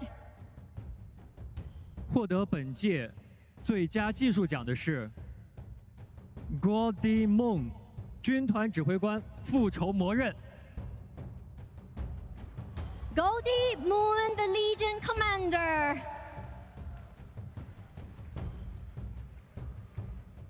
那 Goldie Moon 的军团指挥官呢，整体的形象十分还原。比例准确，而且内部结构考究，布料选择也很细心，铠甲的纹理制作也很精致，而且呢，在上色涂装的过程当中呢，不光考虑到了准确，更是加入了对角色的深刻理解，所以最佳技术奖当之无愧。Careful fabric choices and finely detailed armor texture highlight the work. The painting precise balance, strict accuracy with profound insight into the character. Congratulations! 那么我们已经揭晓了3个奖项，我相信大家都在期待这一刻，那就是我们 TI 2026的年度最佳作品奖。全场只有一个，将会颁给得分最高的选手。We've seen the impressive winners in 3 categories, but there can only be one Best in Show. This award goes to the cosplayer with the highest overall score. Please, Reeves. The Best in Show of the TI 2026 cosplay competition presented by Steel Series and Perfect World goes to Shimbalus with Omni Knight. Congratulations, Shimbalus! This cosplay unites handcrafted details, impressive construction, and fun electronics. Shin has shown high skill in the application of a wide range of techniques, and he is indeed the best in show of TI 15. 这套 cosplay 将精湛的手工细节、出色的结构制作与趣味十足的电子机关完美的结合。Shimbalus 展现运用了多种制作技艺的高超能力，成为了 TI 2026年度最佳作品的不二之选。Yes, we feel you. 好的，再一次恭喜所有的获奖选手，也感谢每一位 cosplayer 为我们带来的精彩作品。Congratulations once again to all of our winners, and huge thank you to every cosplayer.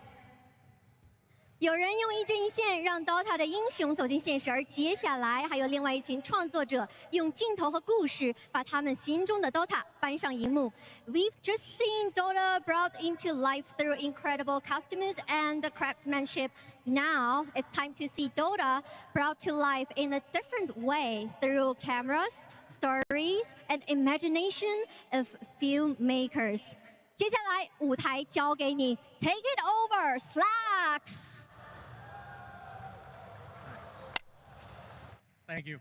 For 15 years, the Dota 2 International has acted as a showcase of the finest teams and players from around the world. But that isn't it. No, TI is a place for the community to come together. From making signs in the arena to drafting some dank memes to post on the internet and spending thousands of hours on incredible cosplays like the ones we saw here today. These are all ways that the Dota community shows us their passion, drive, and love for this game. Now, for the last 10 years, the Dota 2 short film contest has been another way for fans to celebrate the community and show their love for Dota right here on the main stage.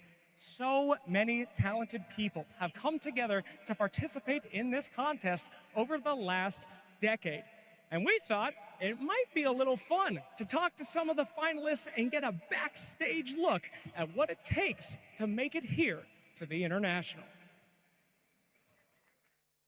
Hi, I'm Genevieve Sai. My name is Nicholas Kundishazelt. My name is Mario. Mi nombre es Pamela y soy más conocida como Meidot. Hello, my name is Kevin Siri. Hi, I'm Dopa2. My name is Shaylin Ham. Меня зовут Михаил Пахомов. And I'm Sam Siri. Hi, my name is Lawrence. I'm known online as Lozenger, and in 2015 I won the very first short film contest with an entry called The Calling.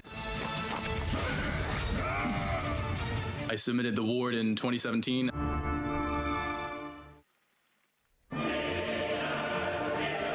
I won the short film contest with At Any Cost in 2024.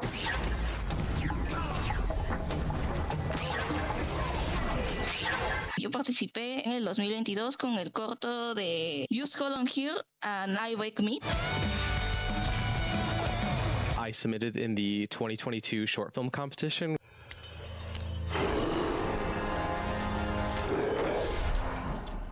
My video was called Low Purity Story, and it was about my dog playing Dota. В прошлом году выиграл первое место, занял с работой кино.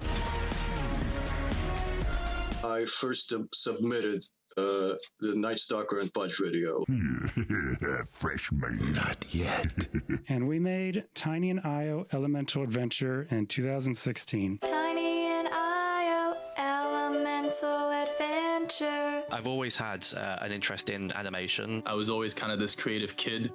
I love drawing, I love painting, I love playing the music. I love like making something that people have fun with. Like I love making something that makes people happy. As a form of storytelling, I think it could be something that's very powerful. And when you express it artistically, whether that's animation or drawing or music, someone else is going to be touched and someone else is going to relate. And when they tell you they feel the same way, it's going to be this magical moment for you. When I got to know about the short film contests, I just had to jump in. Как только появился конкурс короткометражек от Valve, я The first time that I saw the short film contest was in 2016, and seeing like the amazing quality videos that they were putting out there made me really inspired, and I felt like, okay, I gotta try next year. When I found out about the Dota 2 short film contest, I'm like, this is it. This is my chance. This was honestly my first kind of animation for a project. I submitted many times. I remember my first submission sucked. I don't care if this sucks. Ever since I heard Timbersaw's voice, I just had this intense need to animate him. I just want to show the world what I see when I hear his voice. It's great to be back. Well, that's what I tell people anyway. I had no experience whatsoever in animation, especially in Source Filmmaker, but I tried my best to learn it as much as I could, so every single year I was trying to improve. El proceso sí fue duro. Fue bastante duro. Because it's all in your head and you know what you want to put out, but like not everyone will understand what you're trying to tell.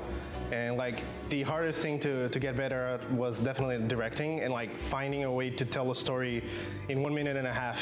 Just like anything else, you need like a plan, a draft, a sketch. So you have to like really think about what's gonna be my story.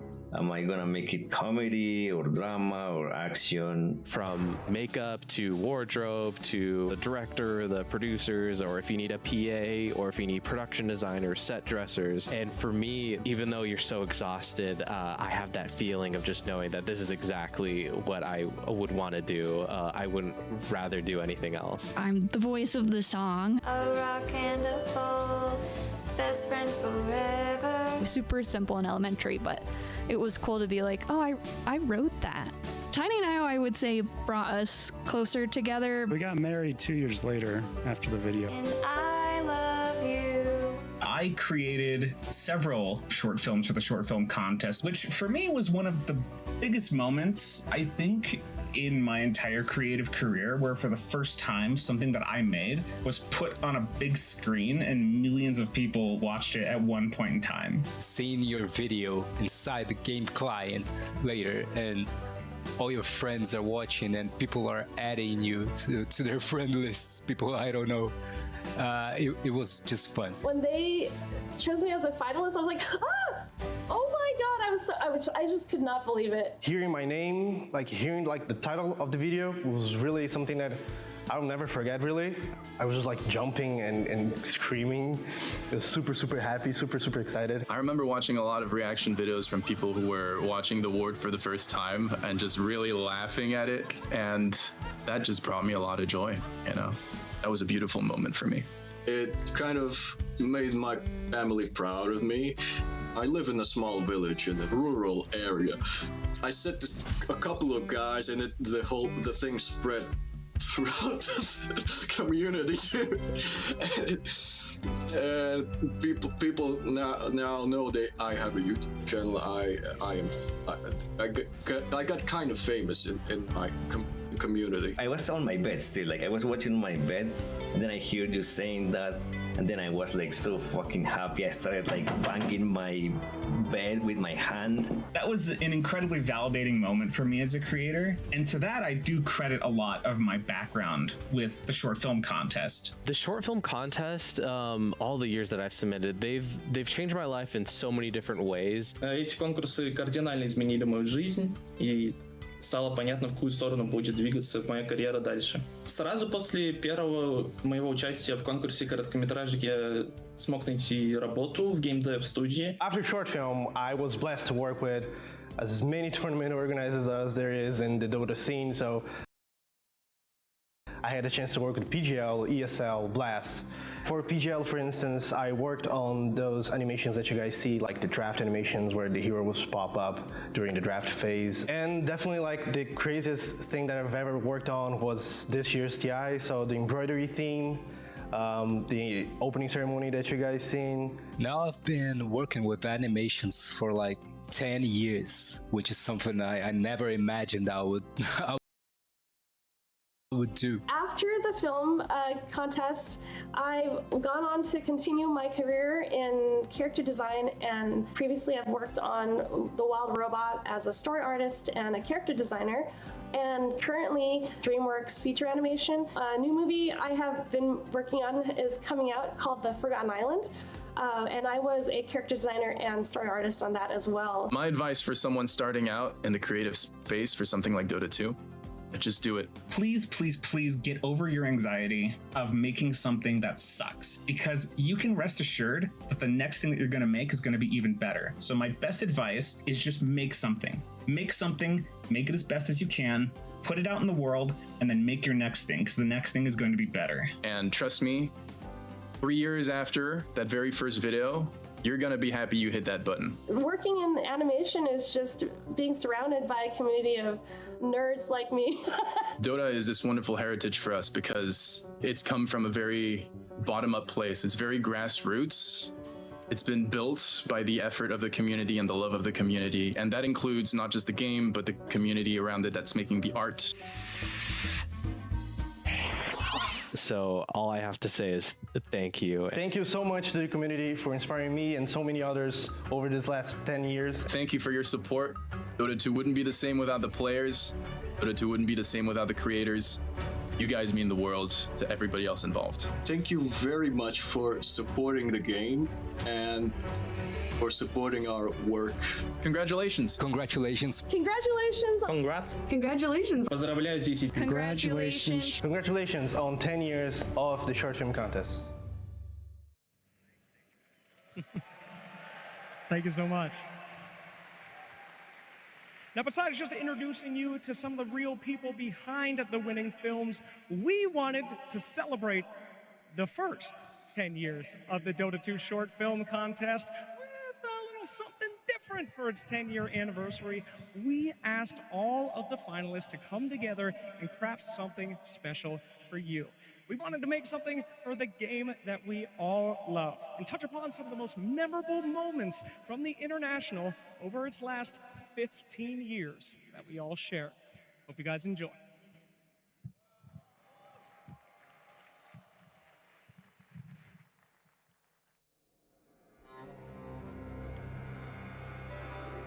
Often I am asked, What does a hero truly need?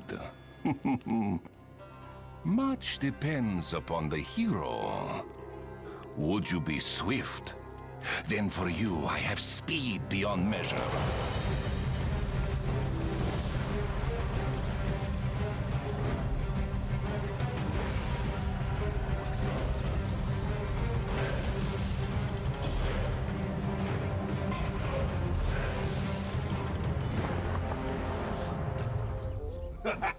I'm the best. Did you see that? No. It was the play from TI2. I was all, black hole. Okay. It's like the most famous play ever. Okay. Speaking of famous plays, TI3 had a pretty good one. Okay.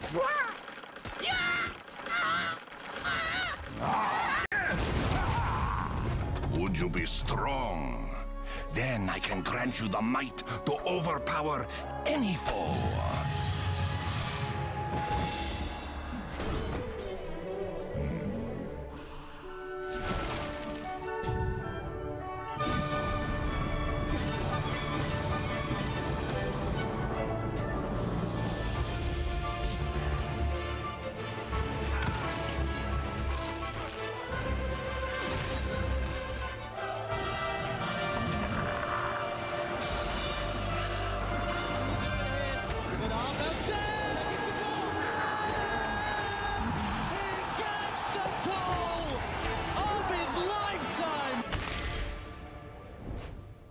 Tiny and like a Titan adventure. Oh my god! A rock and a wolf, best friends forever.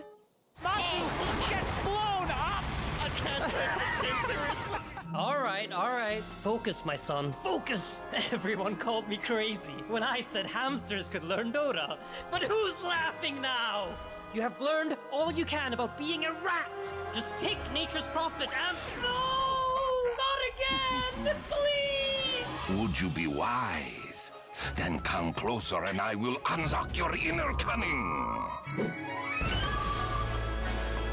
Engaging! Open fire! Like the...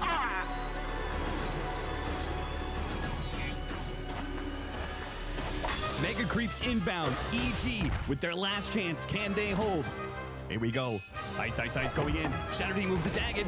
It's not doing much, but the other Dagons are triple Dagons. Timbersaw, he's dead. They might be able to do this. Divine Rapier on Void. He's going in. EG with the impossible comeback.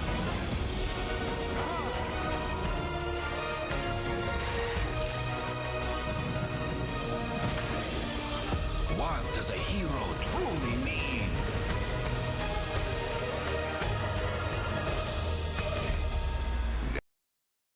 That is for you to decide.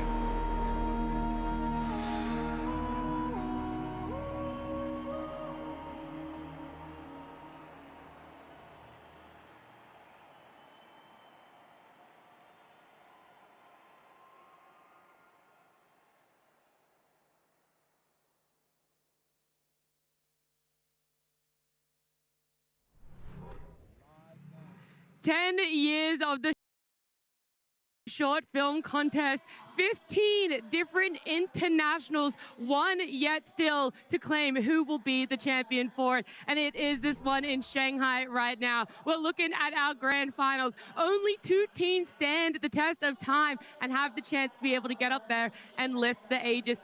And how far we've all come since the first international. You yourself, Insane, you're having a cameo in the short film celebration there, and how far you've come as a player too. Yeah, I mean, it brings back memories of the last time I was in Shanghai for TI9 and, you know, the unfortunate moment with the gyrocopter. But, I mean, it's honestly an amazing tournament, and even that moment was life-changing in many ways. I got to see my teammates and how they truly feel in a moment where you need them more than anything. So, like, for me, that moment reminds me of very good things, very good memories.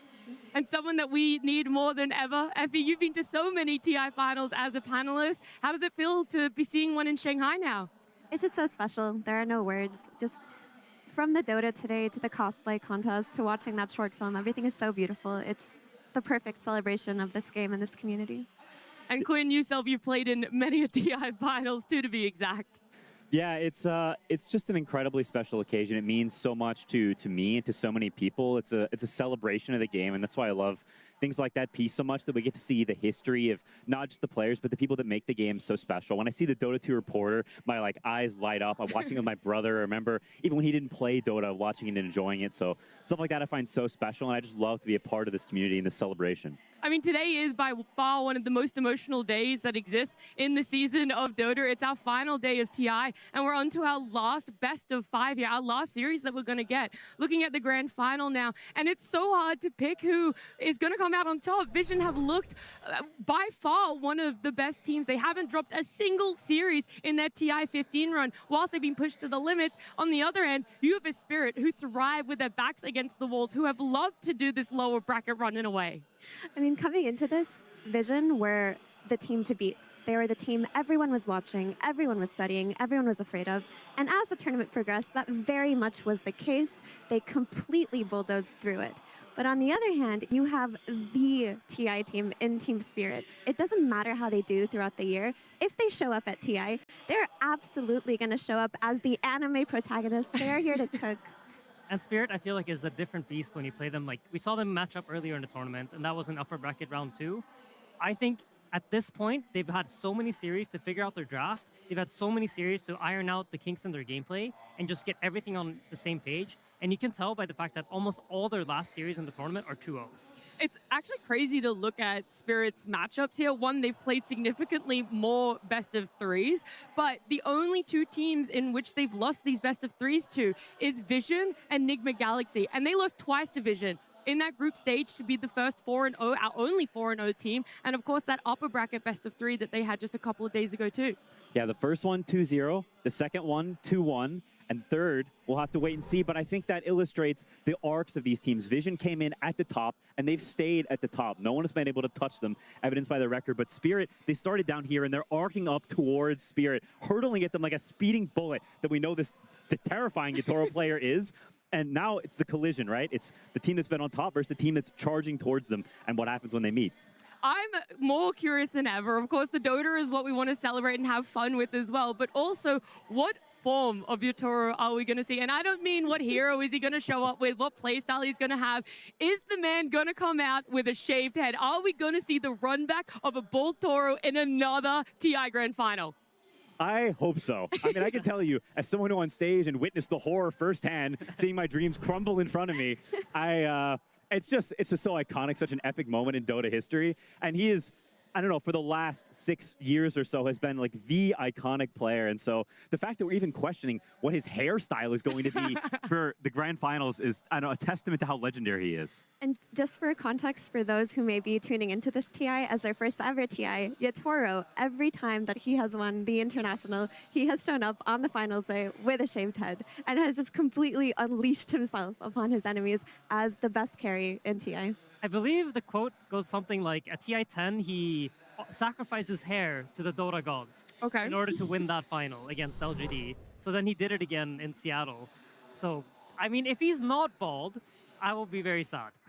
I think we could all agree with that one. Then I wonder on the flip side, you know, does that play into Vision's mentality at all? Because for every single member of that 5-stack, they have not lifted an Aegis. For many of them, actually, they've never made it to a TI Grand Final. I think about last year for Vision, how close they were. They were having this extremely dominant Game 3 in the lower bracket final, and the lead slips away from them slowly but surely. They sink in the reality that we don't have control of this game, and unfortunately that's where their previous TI run ended, top 3. Now it's secured at least top 2, but they won't be happy with that one.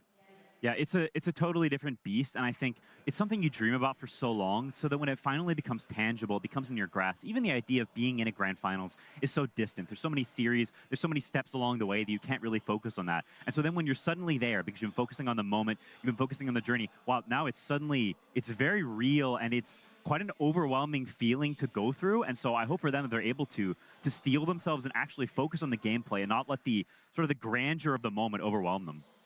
looking at all the TI appearances of the roster as well, we've included the coach because Puppy has a little bit of a fantasy or fairy tale for himself. Everyone talked about how he got that 4th place. He got that 3rd place at the next TI. He got 2nd place all the way back at Singapore in TI 11. And we go, okay, this is it. The next TI is Puppy's. But there was the caveat. Maybe it was the next TI Puppy attended was going to be his 1st place. I mean, yeah, that's the script, and that's what it's saying for them, right? Puppy is supposed to win this TI. That's like, if the script does exist, and many Dota tournaments has made it seem like there is a script, then it should be Puppy's. Yeah, Puppy, it's not an exaggeration to say he's one of the greatest players to ever touch Dota. He's been so consistent throughout his career. He's had so many definitive ideas as a captain. And at this stage in Dota, it feels like such a natural transition for him to come into the international as a coach. And we've already seen the results of him as a coach on Team Vision. He came in, he whipped them into shape. He took 5 of the best players in the world and turned them into the best team in the world. And it just feels like no matter what Puppy can do, he will always have a place in Dota. And look at this, the longevity of his career is ridiculous. On the other hand, you have Miposhka Quinn, who is no slouch himself.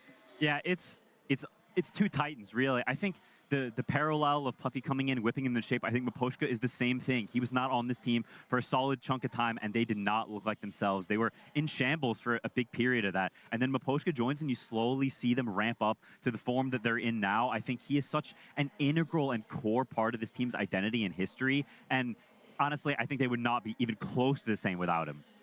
He's definitely like made them look more like they used to. And I think we had Laurel say it, and it's so true that they are now able to play fast and slow. And this has been one of the things that's the scariest to go up against, because it's quite easy when you're only facing up against one playstyle to try to match. And it's the same thing that Vision brought up, right? When they talked about Yandex, is that Yandex are the kings of split pushing. But we can split push and team fight. And when you have multiple avenues that you can go down, it just makes the team so much scarier. And that's where I feel like both these coaches have added to their teams. Yeah, to me, Miposhka in a lot of ways is team spirit. It felt like his team when they won both of those Aegises. And yes, he had a star-studded roster, especially in Yatoro and Collapse being some of the greatest players ever. But he was the player who brought that energy of resilience, that heart, that ability to overcome difficult situations. And if you ever watched the way that he interacted with his team and the way that he guided them, he was the one lifting their spirits. He was the one enabling them to play the late-game comeback Dota. And we saw that in all the moments Spirit had roster changes. They brought in new players. They had to train them. They all had that team spirit energy because of Miposhka. So when he did leave this roster, it did feel like a massive loss. And now that he's back as a coach, they're in the TI Grand Finals. Slowly we're seeing his voice show up in game, even though he's not there for them. And that has been such a pivotal point for Spirit here. And I just love the fact that we're seeing them be Spirit of old, because we missed out on them on the main stage 2 TIs in a row. They make it to a main stage, they drop to a lower bracket, and they are completely unfazed, Quinn. They go, okay, and? Yeah, I think having someone like that for both teams in your corner, that we've seen them come back from games that they drop very unconvincing losses. They lose a game in pretty, I don't know, drastic fashion. And a lot of teams would crumble from there. Your mindset drops, your gameplay drops, and you lose the series. But they walk off stage, and they've got someone who says, hey, it's okay. These are our ideas. And you trust them. You really believe. They're not just saying it to say it. They're saying it because it's true. And you believe that. They have the presence and the stature to make you buy into that. And I think that's what's so special about these players and why this will be such an amazing series, is that it's not a team on either side that will crumble. They will hold strong and push until there's nothing left to give.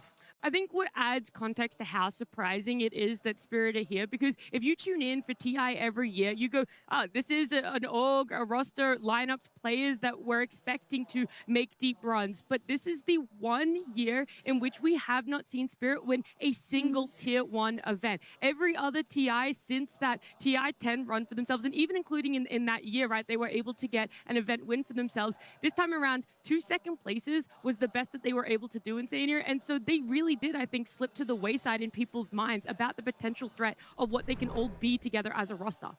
Yeah, I mean, absolutely. I mean, and on the other side, you have Vision that's been pretty, like, honestly, ever since they got the roster together, ever since Notice joined, arguably the most dominant team of the season. And I think everybody coming into TI knew what these guys are capable of. So in many ways, it is like David versus Goliath, but it's Spirit. So, like, it's Goliath versus Goliath in TI terms. Yeah, exactly. Yeah. No, I think another really cool thing, and it ties back to what you said, like TI 10, I think, is an iconic tournament. It's when Spirit first, like, came to be the greatest team in the world. And I know, like, Team Secret at that tournament coming in, they were like the favorites of that year. They had this super dominant online era, and they come to TI, they lose to Spirit in the end, in this like kind of crazy game with like, I think it's a Like and Tiny situation going on. Anyhow, I'm just rambling. But the reason I bring it up is because we talked to Sumail at some point, and I remember he mentioned that he thinks Vision is the most similar team to that Secret ever since Puppy's joined. So I think for Puppy, this is also like revenge for TI-10. And that TI-10 mattered more than any TI, I think, to most players that were there. So for him, I think this moment means everything. I'm intrigued to see it play out this way because Vision, again, you're talking about it, the most dominant team for this year. We have never seen the most dominant team or the favorite team throughout the year go on to win TI, to lift the Aegis. They've always fallen slightly short, whether it's a second, a third, not even making it through groups. So in your eyes, if Vision were to win TI today, would it be the first time in TI history that the favorites have won it? That's a good point. I would say that they're an exception to this because they were not the most dominant team for the first half of the season. They were going through the growing pains of their roster changes. They had a stand-in situation. They had offlaner switches for a while. Puppy came in as a coach halfway through the season. It took a while to wrinkle out a lot of that growing pains. And towards the last 3 months, they've been the beast. So maybe they can break that curse by peaking at just the right time. It's very reflective because both Spirit and Vision had to go through qualifiers. We always have our direct invites every year, and whilst most of those teams placed really well for themselves, we have two teams that had to fight through the qualifiers to be here, Quinn. Fight through qualifiers, group stage, upper bracket, lower bracket, you name it, they've done it between the 10 of them.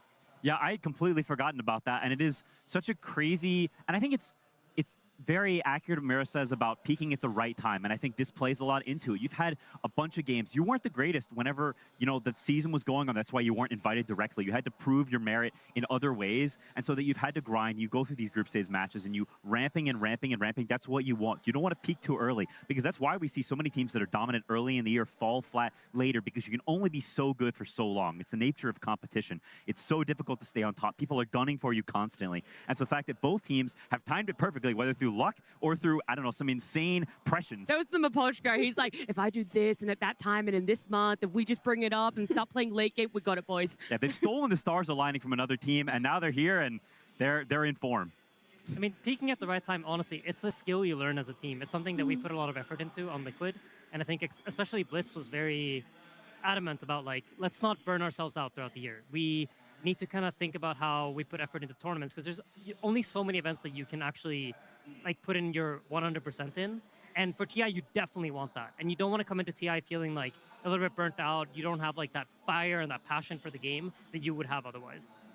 I want to take a step back and look at the TI in which both of you two actually came up against each other in the grand finals, because Aiden, you came in through the upper bracket. You guys didn't lose a single game. Quinn, you came in through the lower bracket. And so starting with you, how does potentially, because you were mentioning burnout, how does fatigue of such a long day, even though it was a 2-0, a long day play into this? Where is Spirit hoping to be able to pour energy from and ramp up and peak a second time for a finals? Yeah, it's the hardest part of a lower bracket run, and it's not just this day alone, it's the prior days coming into it. They played 2 series yesterday, they played a stressful lower bracket run, and it's not also just the physical fatigue, it's the mental fatigue of all of these are elimination series, and that weighs on you. There's a stress and a pressure there. If everything is on the line, and everything can only be on the line so many times before you break. And so doing that lower bracket run and getting to the grand finals, they've done it before, but it is an incredible feat, both physically and emotionally, completely unrelated to the Dota. Yeah, absolutely. And something that is really tough and maybe hard to like relate to unless you've been there is the fact that the day before the grand finals, you're also playing a double series day. And they had the first series of the day into the last series of the day into today, again, the first series of the day, and then you get to play another series. And this drain over the course of 2 days is crazy tough. Well, it's great for them then that they had so many quick 2-0s. It feels like the last 3 rounds for them have just been, all right, we're tired. Let's make quick work of this and go home and sleep. Like, we even had Collapse say, at 5 hours of sleep, we're going to do this fast. And they did it really fast yesterday. Hopefully he's gotten a little bit more sleep. But Aiden, is there anything that plays in your mind when you're coming in from the upper bracket? Because some people do talk about or allude to Spirit have now had 2 games to warm up for themselves. They're in the group of it a little bit more, and maybe they're ready that off the rip, they're going to be playing at a tempo that you haven't yet done because you haven't walked out on that stage on the side of Vision. I think usually when you're in the upper bracket, you have this confidence of like, we haven't dropped a single game. You're coming into that series thinking like, we're going to absolutely smash the other team. And I think, I wouldn't say it really is a factor in that way. I don't think you really care that they're warmed up. You're thinking, if anything, like, we've beaten them twice this tournament already. We're going to beat them a third time. It's no problem for us. Yeah, I think that's very true. And I think from the lower bracket, there's a feeling of like proving yourself. Like you can feel, I think, them looking down on you, right? Because they are standing on the podium and you're walking up the steps as they glare down at you. And so I think there's very much a feeling of like, we're going to prove you wrong. We'll show you. You think you're better than us? You think you deserve to be there and we don't? Then let's prove it in game. Oh, that talking is going to happen when we see our grand finals there. But it's just so insane to think about that no one's mentality over this last year that we're aware of, we're not sure how long that this has been a shift for him, has been so much more about the journey. And ever since then, it feels like we've seen a resurgence of him. We've seen him back to the no one of old. Before we saw him do a lot of region swapping and org changing. And now it is a no one that is consistent, is willing to play whatever role it is. And I'm so intrigued as to how much progress and how much effort has gone into this, and almost this satisfaction that because of it, he is now in a grand final for TI. Absolutely. And the thing with the whole, it's all about the journey, is really interesting until you reach the end destination, right? Now it can't be all about the journey. It has to be about this moment. And I'm very curious to see how that affects him, because if this has been the thing that he's been relying on, like just enjoy the road, enjoy all the past steps to get there.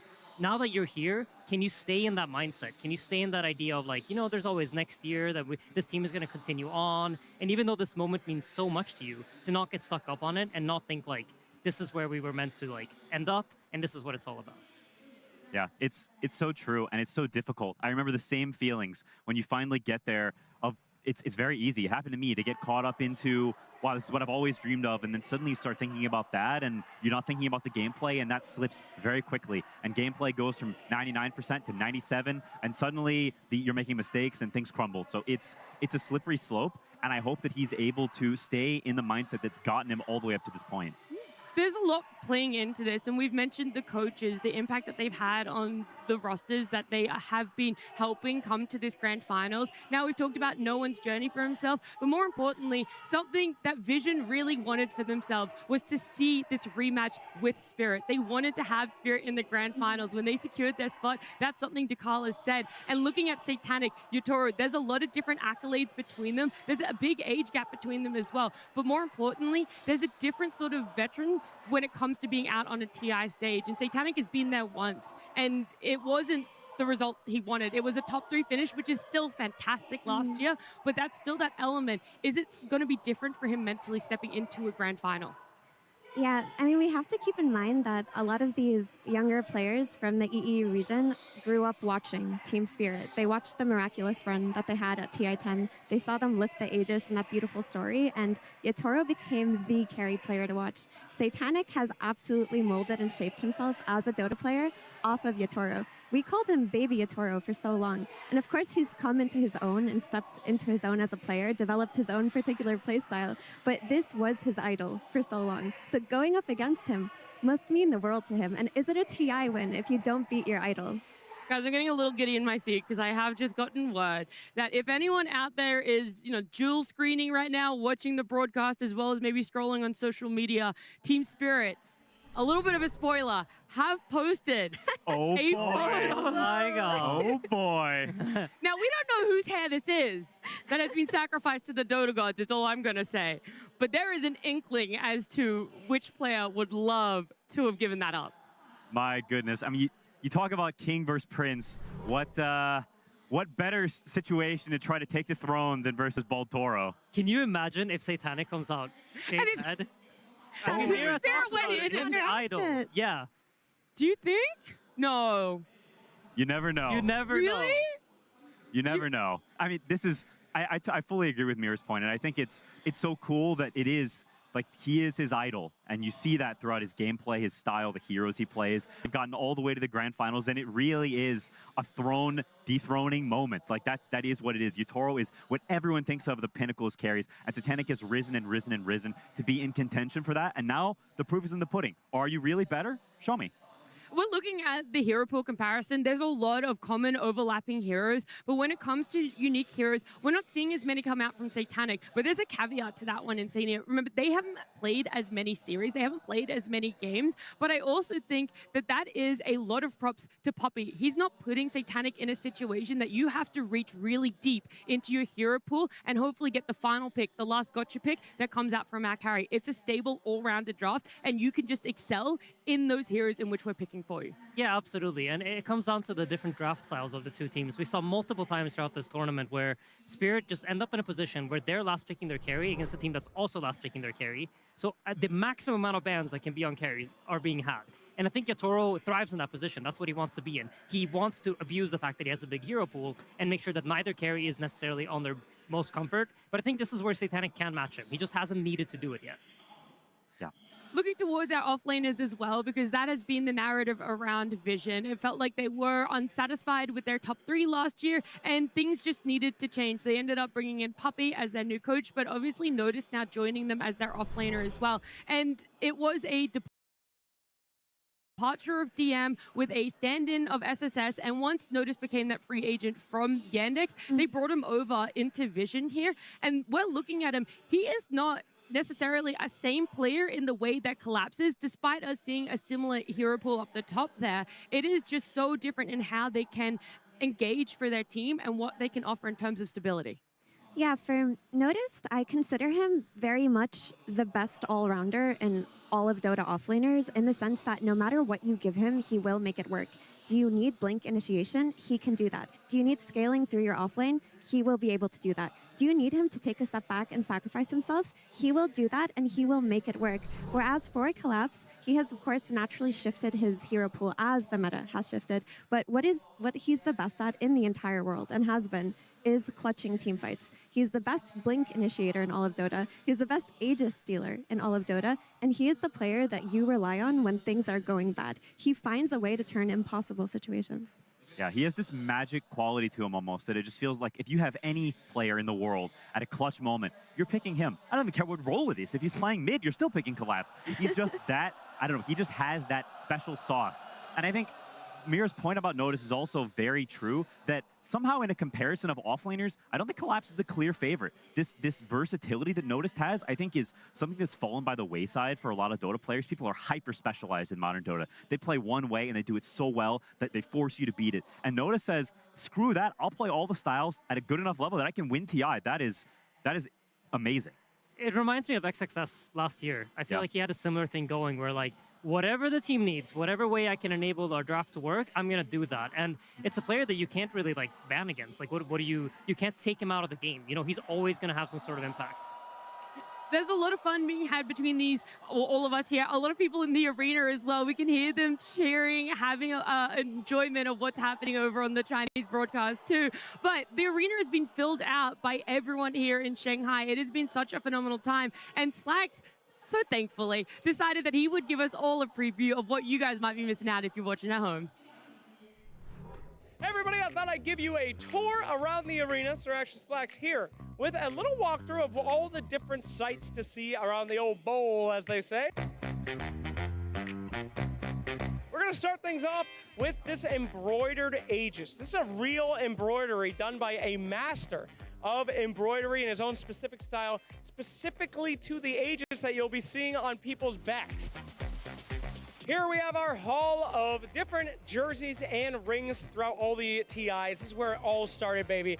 TI1 over for the free-to-play pin is there, the original shirt, the original ring, and there's so many beautiful designs. We've seen some of these before, but just seeing the growth of Dota 2, all the different rings, you get to pick your favorites. I know mine, one of mine used to be this guy right here, just a standard Team Liquid, got a bunch of gems and stuff. But I have to say, oh, this is a cool one. If you want to say, this one is Tundra, and they made the ring itself look like the logo. Very cool.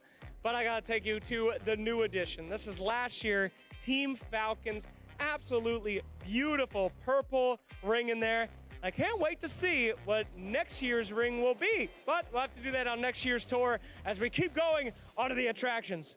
Do you want to take a little seat? Well, come on over to the Secret Lab booth. You can see a beautiful replica of the Aegis, partake in some stuff, and go look at some chairs. Now, Secret Lab has been one of the only sponsors with the International here, one of our official partners here. We have had custom chairs every single year, and they are beautiful, dating back all the way to 9. Look at this purple bad boy. So yeah, I personally love this year's chair.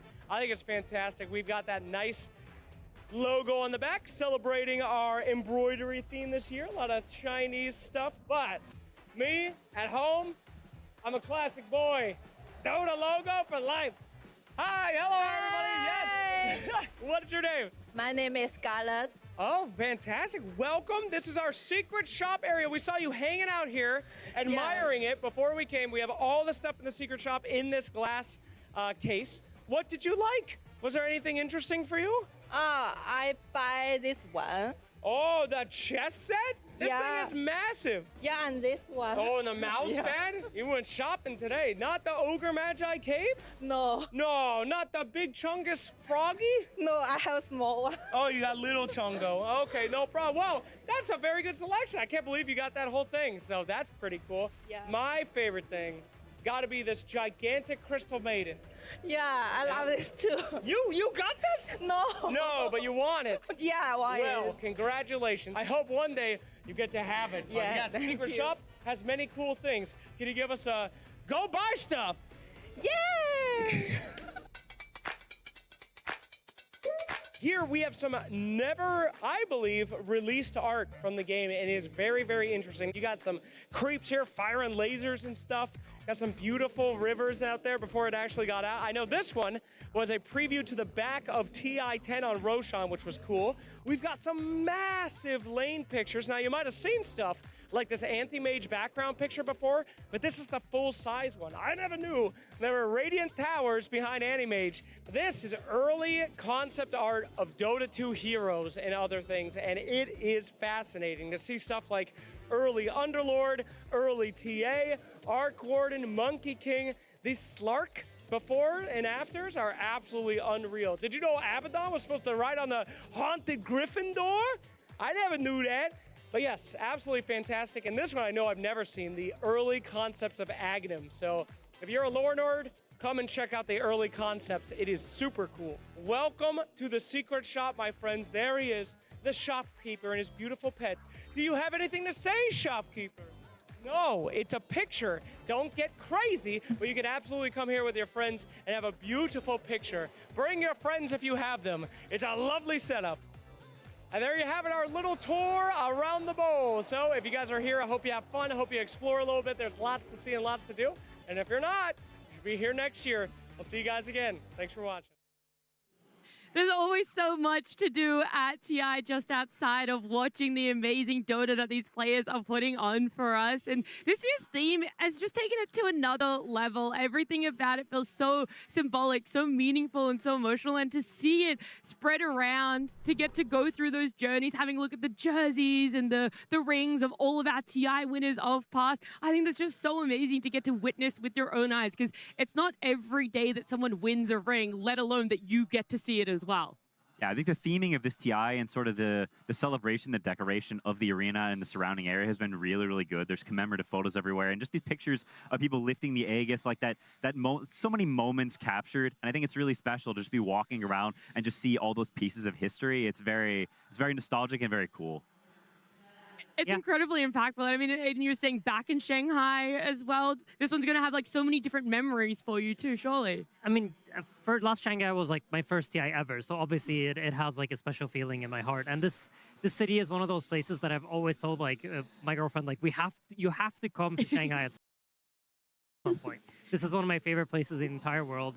It's where I essentially feel like my Dota journey started, so Wow. it holds a very special place in my heart.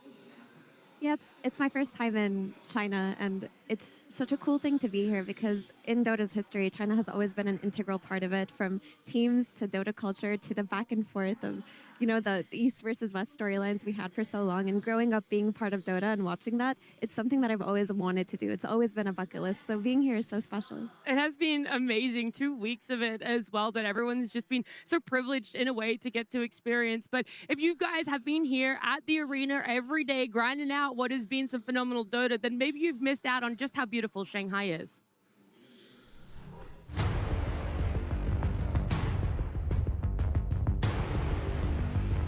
We are here in Shanghai for TI15 on the hunt for statues of heroes and, of course, the Aegis of the Immortals, Nomad. It's beautiful, isn't it? Has it ever made you consider going pro, Ted? Nothing has ever made me consider going pro, especially my total lack of ability. But I tell you what, this is actual size of the Aegis. If you've ever seen the players lifting it on stage, they're giants. Yes, your size grows relative to your Dota skill. It does indeed, it does indeed. These are dotted around. There's like different statues. We've got to find a Quap statue, which I'm looking forward to. What are the other ones? Axe. There's a gigantic jug balloon on the roof of one of the buildings here. Yeah. We're going to see Don't how tell many. Slacks, but there is a Wind Ranger around as well. There is a Wind Ranger. Yeah. Don't let him hunt her down. We're going to see how many we can find in 30 seconds. No, I'm only kidding. It's not a race. We're going to go visit them all, and we'll get you some shots. And there's fans here taking pictures. This is fun. It's very muggy here today. It is humid. It's very tropical. I feel like I'm on holiday with my dad. Can I call you Dad? No, you cannot call me Dad. Okay. No. What about no. Father? No, not Father, no. Daddy? No, definitely not. Papa? No. Padre? No. Oh. Nomad. Wow. Take a look at these bad boys. What have you got over there? This giant inflatable Pudge. I mean, this is a Pudge I actually want on my team. Yeah, carry Pudge. This is proper late game Pudge. A 10,000 health Pudge. I'll take my Quap Arcana, thank you very, very much. This is my queen right here. I've got the blue Arcana because I unlocked it because I love Quap so much. Hail Quap, I love you, my queen. This thing is absolutely massive. This is taller than Saxa. I think it might actually be taller than Saxa. Anyway, Nomad, we got plenty more to find. Let's go. Let's have a look. Oh. Golly, Pyrion, I think that's an axe. I think you might be right, Nomad. Look at this. He's glorious. Absolutely phenomenal axe here. He looks very disappointed. Slightly disappointed axe. This is my offlaner when I'm pos4 supporting axe. I failed to pull the camp. The carry and the 5 have jumped him. They got level 2 before us. I'm nowhere to be seen. That's the face. That's the face you make. Trauma coming out here, Pyrion. But yeah, I will say, usually there is a barrier around here, so you don't need to worry about someone coming around the corner too fast and getting beheaded by the axe. It is normally very safe. And if you do come here, you're not allowed to do this. Boop. You can't boop axe like I can. Look, boop, boop, boop, boop, boop, boop. You're not allowed to do that. Goodness, look at those muscles. I think he's got bigger biceps than Fly. I think they might be slightly bigger than Fly. It might. I still think Saxa is taller than this. Yes, he is. He is. But yes. Fly is swoller than this, I believe. Anyway, we've got other statues to find. Nomad, are you ready? I'm ready. Let's go. What are we looking for next, Nomad? Says here a big jug, Pyrion. Big jug, big jug. Stop. Look at the size of that jug over there, baby. Oh my! That's the God, biggest jug I've ever seen coming over the skyline. It's massive. It's up on a cliff. Is it not easy? Artur, come down. It's not safe up there. I didn't think he made it to this TI. I don't think he has a TP scroll. Well, he's stuck now. Someone get him a ladder. Pyrion Flax, look at this. This is absolutely breathtaking. Holy moly. Wind Ranger in all her glory. The Arcana. Oh my God. Jesus, please, almost please broken. don't touch it. Oh my God, it's so delicate. It's so intricate. It's so well made. It is. It's really good. I mean, the leaves, the detail on these is incredible. Each one of these was hand carved by an old Chinese lady. Is that right? Yes, that is true. Well, we found a lot of things so far on our trek around Shanghai. I think we've got 2 or 3 more things to find. So let's split up and search for clues. Okay, Daphne? All right. Sounds like a good plan, Fred. Pyrion! Oh, there you are. Hello, mate. Hello. Look at these beauties. Oh my God. I mean, this, I don't even have jokes. This Mars is just fantastic. That is pretty blooming cool. And they got a Shadow Fiend as well, who's, well, turns out I'm taller than Shadow Fiend. So that feels pretty good. I mean, it's pretty good. It looks epic for sure. I mean, look at the colors, look at the rendering. It's sick. I mean, this is how every Shadow Fiend player thinks they look when they're playing this hero. After they've just missed their third Yule's combo. Of course. And there in the middle is the true-sized Aegis, not like the gigantic one we saw at the start of this bit. This is more like what it actually looks like. Realistic, yeah. You ever held the actual Aegis? I haven't, have you? Several times. I'm sure you have. Several times. And every single time, there's a Valve person there who says, don't drop it. Well, we've done a full tour of these now. Yes, indeed. It's been a full tour of all of the Dota heroes around here. And yeah, you can go out into the streets of Shanghai and see it yourself. They are fantastic. And some of them will be around the arena as well. For those of you who don't get a chance to come to Shanghai, we've done the tour for you. We've had a great time, seen all the sites, been driven all around Shanghai. And it all ends here, as it will, at the end of the Grand Finals. Next week, when someone lifts the actual version of this above their head and everyone goes ballistic. That's what's going to happen. From the streets of Shanghai, from us, bye-bye. A lot of effort and care and passion going into what we've been able to witness as Dota fans throughout the city of Shanghai, throughout our arena here as well. It feels like every time you think this is going to be the coolest thing, you get to see this TI, there is someone or something that proves you wrong and you get to experience something new again. But seeing a replica Aegis, we've got the real Aegis out there on stage now, and it's either going to be Spirit with a couple of newbies, a couple of old faces lifting that Aegis again. Not as many as Ted clearly has lifted, but getting there. Yeah, it's a chance for the third, right? No one's ever won 3 TIs as a player, only AOI as a coach and player. So it's the potential for a very special occasion. I remember before anyone had won 2 TIs, it was like, who's going to be the first? And that's a big deal, cementing yourself in history as not just a TI winner, but a special kind of TI winner. It is, it's a goal even higher than normal TI winning. And then on the side of Vision and Senior, it would be so many new players getting to lift it. It feels like we're getting closer and closer to the triple digits, and but we could potentially get that today. Yeah, I mean, if Spirit wins, it's entirely possible, right, to get the 3-peat. But for Vision, I think it's really special because Puppy won the first TI, and he hasn't won ever since then, right? He's been so close so many times, and it can finally happen today for him. I think for Satanic, it's about, closing in on Yotoro, trying to make that gap smaller, make sure that he can surpass his idol, really. And for No One, I think probably the most special person here today, so many times coming to TI as the favorites, so many times falling short, and now finally being in the grand final and having a shot at it.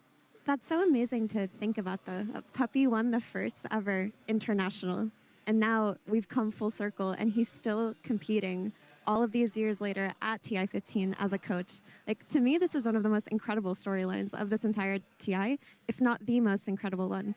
I just can't believe that someone has been that consistent throughout Dota. Like, this is longevity like we've never seen before. I don't even know if he has comparison in any other esport.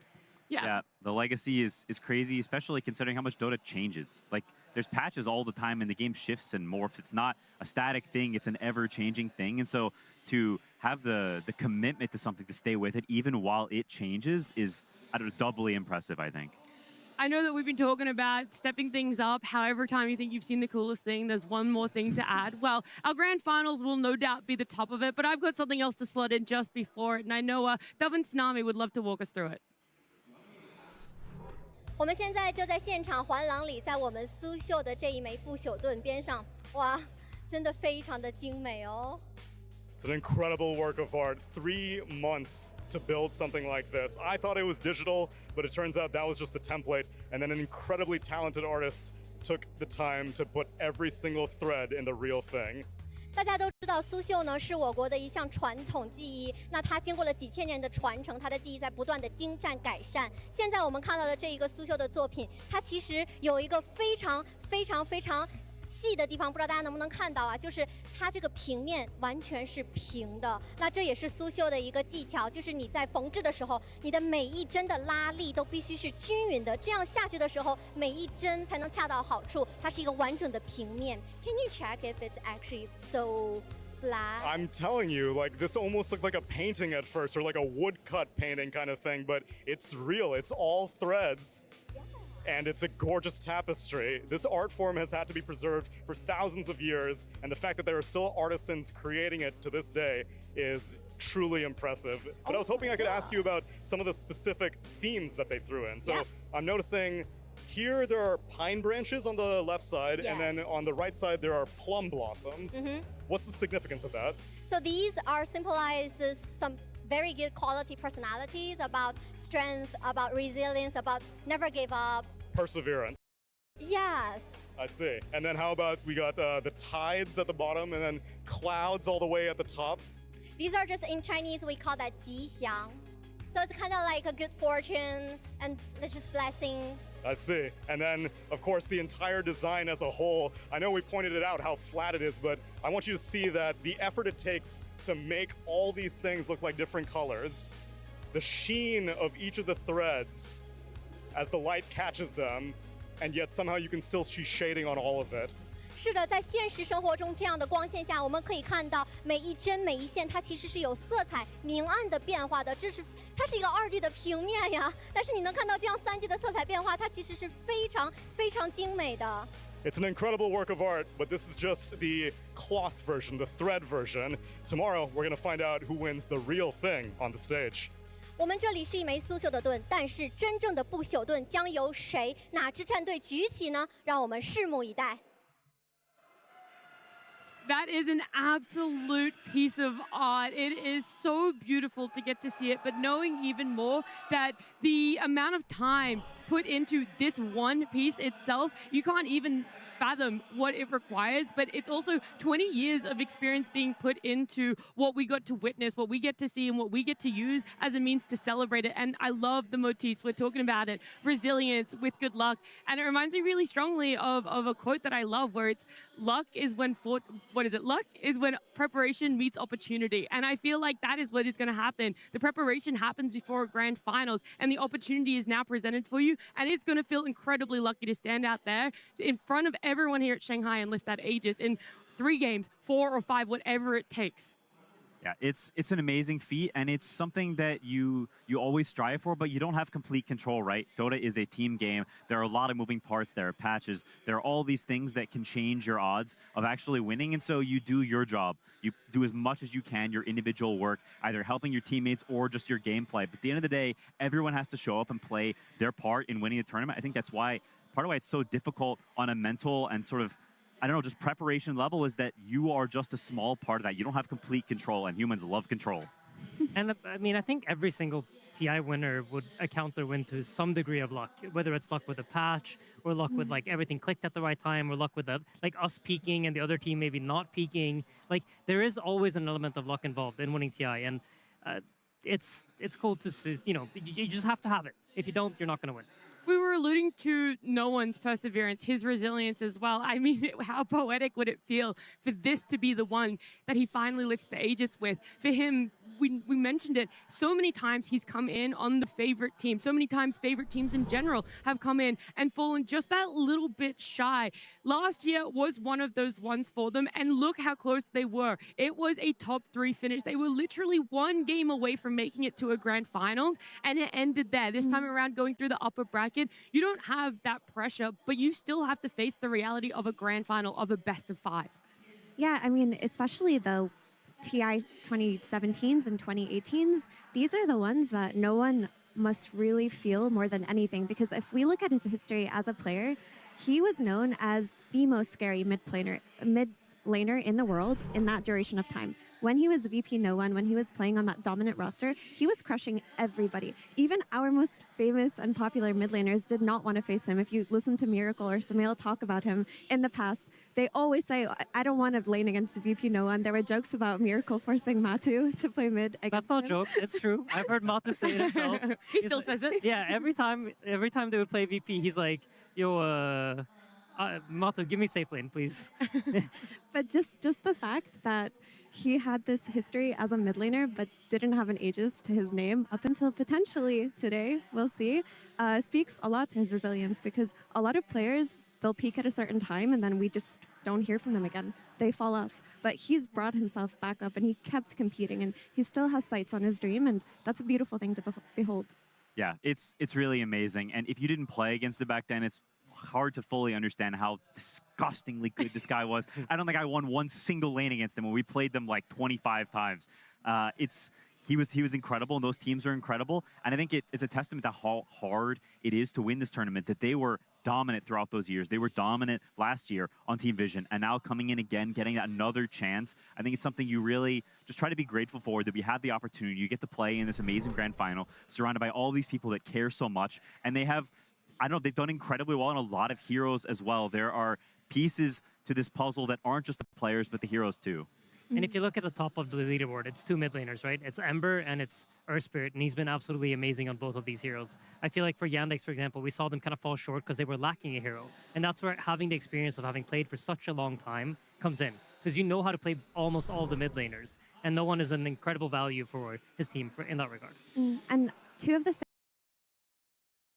standout heroes that Vision have been owning on to me are the offlane heroes that popped up, the Centaur and the Doom, and that brings me back to Notice and how much she's provided for the team, because the archetype of these heroes is very different. With Centaur, sure, there is a lot of farming and a lot of creep dragging going on, but initially you're playing for team fights, you're playing around the Stampede, you're looking towards map control, whereas with Doom, you're playing for late game scaling, and Vision has done both very well. We've seen them take over tempo, we've seen them pop off and just completely crush the enemy, and we've seen them play slower paced games, take it to the very end and win off of their scaling. And the fact that they can do both makes them so difficult to play against. I think it's also just that we look towards the supports of both teams as well, because we talk about Nonton and his resurgence, how he's able to bring himself up to being on a team that is as dominant as Vision. It's his skill, but it's also the surrounding cast that's helping him. And when we're looking at 9class and Ducalis, they're names we've mentioned so often, time and time again, over the last few seasons of Dota, but people might forget that this is only their second TI appearance. Their first one was also that top 3. Their second one is now a grand final. That's so crazy to think about, when they were these annoying terrors with techies and pubs, and now you're like, that is actually one of the biggest strengths of how you're playing as a support and how you're getting under the skin of your opponents. Yeah, to go from third to second like that in your first 2 TIs, they are so incredibly skilled. And I think they're not those players that were just instantly incredible at the game. I think they are where they are due to hard work and dedication. They're players that grinded pubs for years and years, and now they're finally getting the fruits of their labor. They are super hard workers, incredibly skilled. When you play with them, you can feel it. Every decision they make is crisp. Their item decisions, everything. They are immaculate players, and their cores would be nothing without the supports propping them up. I would say these are probably, even coming into TI, the 2 support duos that I would say were the strongest. And it seems to have been a major factor in the runs. Like, I think especially the Spirit supports, I personally have found to, like, ever since, like, I'd say like a month or 2 ago, even when Spirit wasn't doing so hot, I just kept feeling like they're outshining their cores. And to do that on Spirit says a lot about how well you're playing. I mean, it's the supports who got the Aegis steals on Team Spirit this TI, which normally is something we see Collapse doing. Yeah, it was, you know, on the Spirit side, it was not me and Rue, both of them were able to get it, but we're seeing 9class and Ducalis, and I love that their support hero pools don't overlap, but you still have to think about the flexibility, because that techies, whilst Ducalis is playing it, it could easily just as much be a 9class Ducalis, 9class techies as well there. Yeah, it definitely could. They've got a little bit of overlap, but also a lot of uniqueness. You see a lot of heroes here that nobody else is playing. The Pudge, they really prioritize this Dark Willow. The Techies and the Ogre Magi from Ducalis, they just have so many strengths, and I think it just makes it very, very difficult to play against them, especially as how Dota's map has changed. It being bigger and the gates being added to the game, I think has added so much more importance on supports, because you have more options. Not only can you gank mid, but you can gank the other side lane. You can stack camps. There's a lot of choices on what to do in terms of moves and efficiency, and it's put so much importance on these 2 roles over time. I genuinely think they're some of the hardest roles in Dota right now. And that brings me back to an interview we had with Ducalis on Team Vision at Dream League, where we asked them, what's going on with you guys? Why are you playing so well? And he said, we're just taking a lot of personal responsibility. I think me and 9class are just playing better than we were at the start of the season.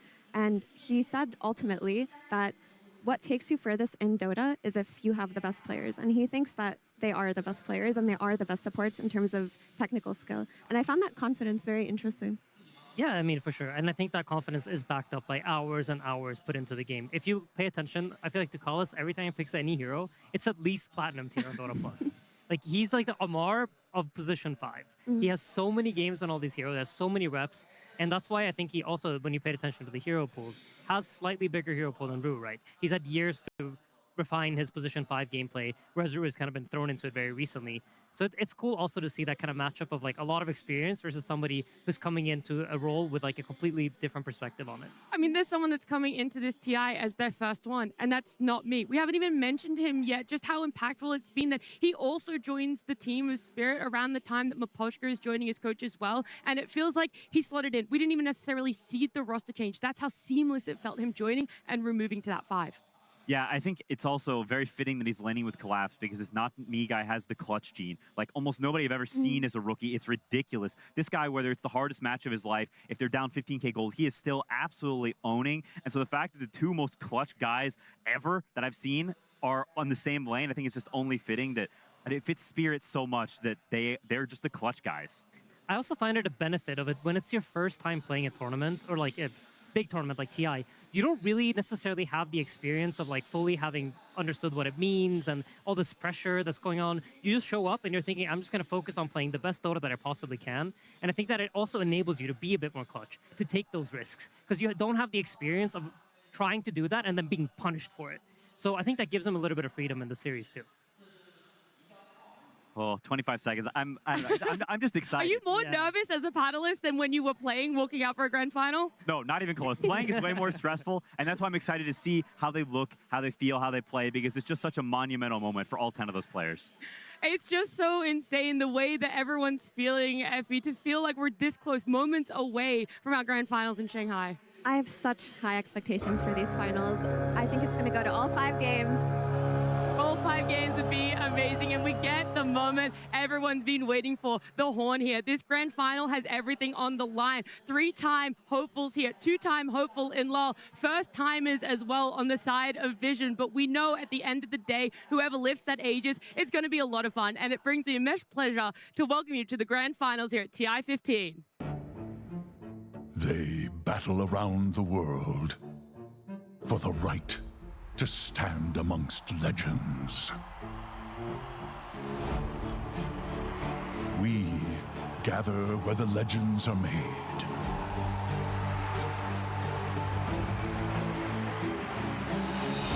They overcome every challenge that stands in their way.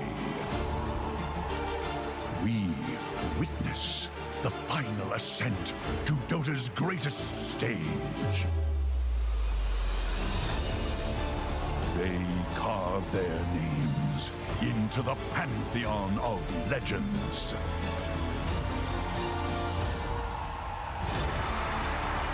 We cheer as the immortal pattern finally comes into view. Now, at last, we can answer the ultimate question. What shape does greatness take?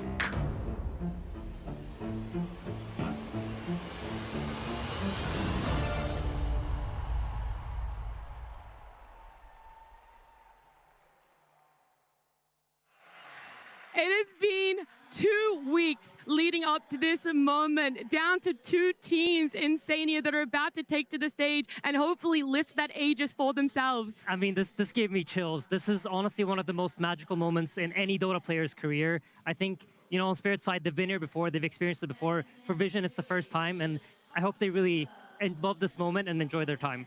They've talked about enjoying the journey, take in this moment and enjoy the walkout for a grand final, taking to the stage.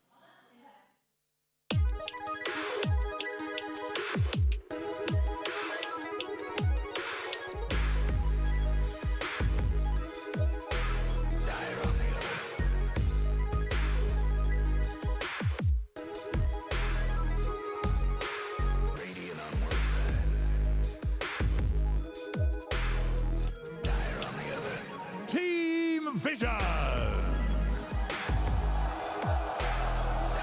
Not a single series has been dropped by this team. They have proven they have what it takes to make it to the grand finals through the upper bracket. They have everything that they need when it comes to preparation. And for a lot of them, it is the first time walking out here on a grand final. But the moment of truth arrives now. What sort of Yatoro and Spirit will you be facing?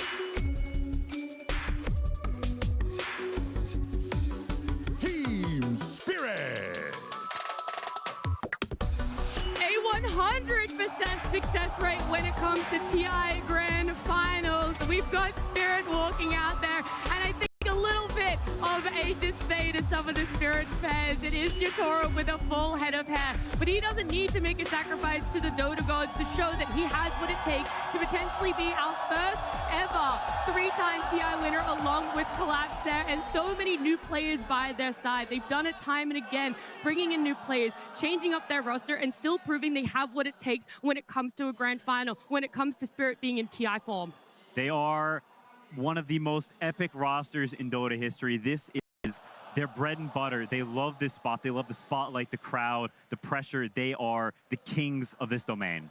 I remember a long time ago, once the TI prize pool dropped, them saying, like, we absolutely do not care about that. That it doesn't matter one bit. We want to win as many TIs as possible. TI is the most important tournament, and this is the only thing we care about. They also have the opportunity today to silence all the people that claim that OG are the GOATs, and they are not. Team Spirit are extremely internally motivated players, and that's always stood out to me about this team, is that they don't measure their successes by whatever it means financially. They don't look at it by, I have X amount of wins, therefore I am done, I've succeeded. When you talk to Collapse or Yatoro, they don't even think about things like that. They just want to play Dota and they want to be better than everybody. And I think that's the biggest factor that's led them to have such a long career on this team and get so many of those wins. I remember back in TI 12, that Seattle TI, the amount of times Collapse and Yatoro talked about how much they wanted to do it for Lal, right? They wanted him to be able to lift that Aegis. And I think bringing on people like Rue and like Not Me, it gives them that extra bit of motivation again. Yatoro's out here fan servicing. I bet you it's going to get to a game 3 and Bro's going to shave his head. That's what he's waiting for. Yeah, Not Me shaved his beard instead. A little switcheroo. But I mean, to be honest, he's the rookie. You know, you got to take some sacrifices for the big dogs now. And we've got some spice in the crowd today. There is mixed reactions between the teams, to say the least, here when we're seeing our players show up on camera. You know, we've got the narrative set, we've got the tone set by the crowd, the favorite in Team Spirit versus the villain. And you know what? Team Vision have been happy to play the villain all year, so long as they won. You know, these players, they don't care about public perception. They play incredible Dota, and they've shown it to us throughout this season that they are the best. And can Team Spirit, the heroes, beat them? Yeah, I mean, you mentioned how Team Spirit cares so much about the pride and the glory, and I think Vision is the same way. People are not here because of the money or because of this. They're here because it matters so much to them, because they set it as a goal. This is what they've set their heart on. This is their ego, their pride. This is a battle of emotions, not of just gameplay. There's so much on the line. The pressure, how it builds, it's unlike anything else they've experienced in their lives, and now's the moment to show that you're truly worthy of it.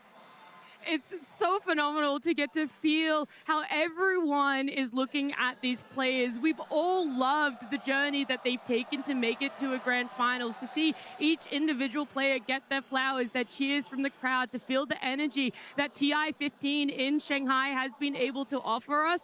It only makes me question just how excited everyone in the crowd is for our grand finals. Ladies and gentlemen, it is time to get the final series of the International 2026 underway! 女士们、先生们、现场的观众朋友以及所有正在观看直播的 Dota 2玩家朋友们，欢迎来到2026国际邀请赛总决赛的现场。But hold up, before we kick off the grand final, Tsunami, I want to ask everyone here some questions. Okay, let's hear it. 在我们总决赛开始之前，我想问一下现场的观众朋友们一些问题哦。有谁是第一次来到 TI 现场看比赛的呢？ Wait a second, are you asking how many people are here for their very first TI? What? What's ding dong? All right, you're very smart. 那接下来我想问一下，有谁7年前上海 TI 9也在现场呢？ That's a lot. So you're asking how many people were here from TI 9 7 years ago here in Shanghai, and now they're back again. That's a lot of history. 15 years of the International, and now we are celebrating a very important anniversary. But in that time, so many players, teams, coaches, they have poured their blood, sweat, and tears to reach this moment. 距离第一届国际邀请赛已经过去了15年，而距离 TI9也过去了7年。当年那些熬夜陪你看比赛的朋友们，可能很久没有联系了，可能还坐在你身边，而有一些可能成了云玩家。This year, 80 players set foot here in Shanghai, and now we are down to the final 10. And along the way, we may have said our final goodbyes to some of the most storied players who have written their name in the history of this game. 但是当现场的声音响起来，我们还是会回到这里，不是吗？我们见证了太多太多的故事，我们熟悉了太多太多的选手 ID， 而我们也不停地在跟他们道别。比如今年的国际邀请赛，我们就跟 Smile 和 Crit 说了再见。Behind us are the two teams that remain, fighting for a chance that the greatest feat a Dota player can achieve, a chance to immortalize themselves on the Aegis of champions. 而在我们身后，就是我们本次总决赛的最后2支战队，他们将为一名 Dota 选手所能触及的最高荣誉而战，他们想要将自己的名字镌刻在这枚冠军神盾上。On one side is Team Vision. They came so close to reaching this point just 1 year ago in Hamburg before their run was cut short at 3rd place by Extreme Gaming. 一边是 Team Vision， 1年前的汉堡，他们距离这个舞台仅有1步之遥，但是他们被 XG 挡在了门外。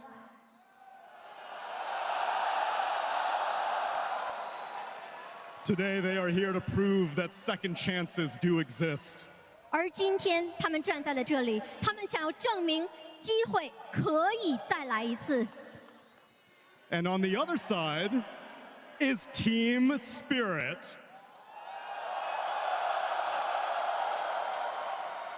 What more could I say that you aren't already? They won the hearts and minds of everyone in 2021, and they have simply built on that legacy ever since.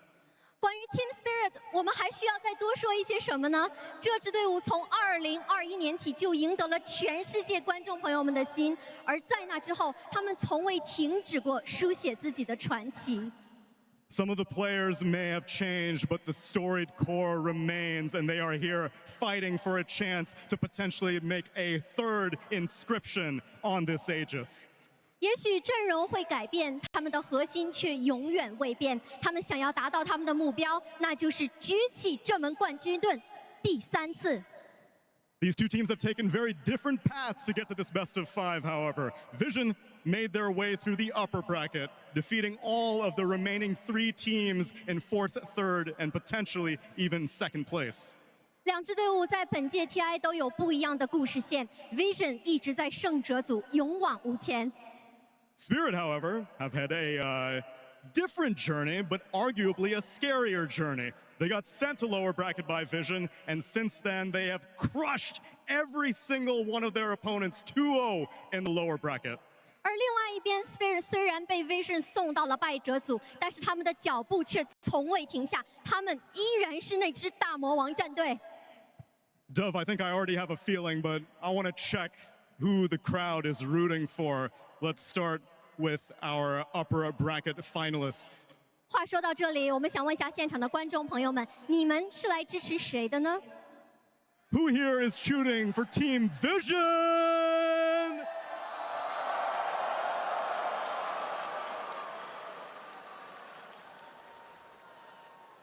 I think it's probably half. There's only one way to find out. Who here is cheering for Team Spirit?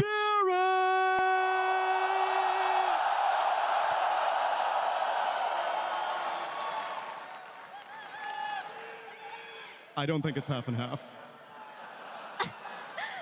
我其实也不觉得现场观众是一个对半开的支持率啊，可以明显的听到我们 Team Spirit 的粉丝好像更多一些。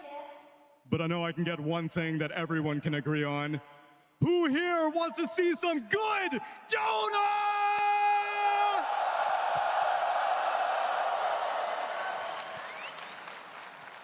It has been a long journey to get to this point, Dove, and these two teams have been fighting all year long and even longer than that for many of the players. 没有错，我们本届邀请赛进行到今天，最初有80位选手来到了上海，而最终只有10位选手留在了我们总决赛的舞台上。It never ceases to amaze me the history of this game. 15 years of the international. An esport that has survived the test of time, and I'm looking around this crowd right now, and I do not see any empty seats. You all are amazing for showing your commitment to this game. 在这15年里，我们见证了无数的战队、选手和教练，为了站上今天的舞台，付出了很多的汗水，也流下过泪水。而我们所有 Dota 2玩家，坐在这里的每一位观众，感谢你们陪伴我们成长，感谢你们15年一直在这里。So then, without further ado, ladies and gentlemen, it is time for the prince to face the king. 话不多说，所有的观众朋友们，现在是时候让我们的王子 Satanic 去迎战国王 Yatoro。It is time to see which legend can prove mastery of the game as a coach. 现在是2位传奇以教练的身份，再一次证明谁真正参透了 Dota 这款游戏。And it is time for new names to inscribe their place in history. 也是新的名字将自己写进 Dota 历史的时刻。Shanghai, are you ready?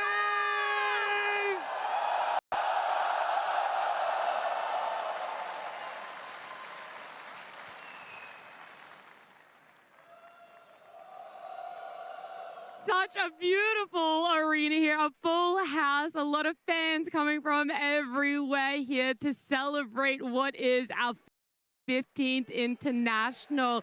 And there's cheers for Vision, there's a lot of cheers for Spirit is the way in which I will coin this. And I love just what narrative we've been able to improve for ourselves between these 10 players.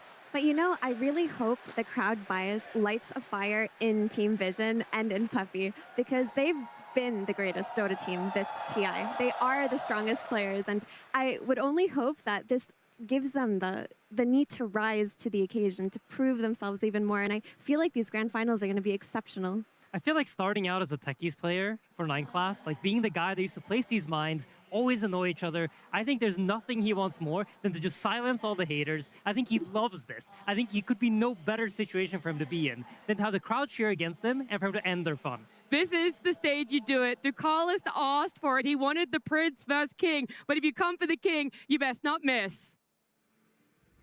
Team Vision versus Team Spirit. Grand Finals. Game 1.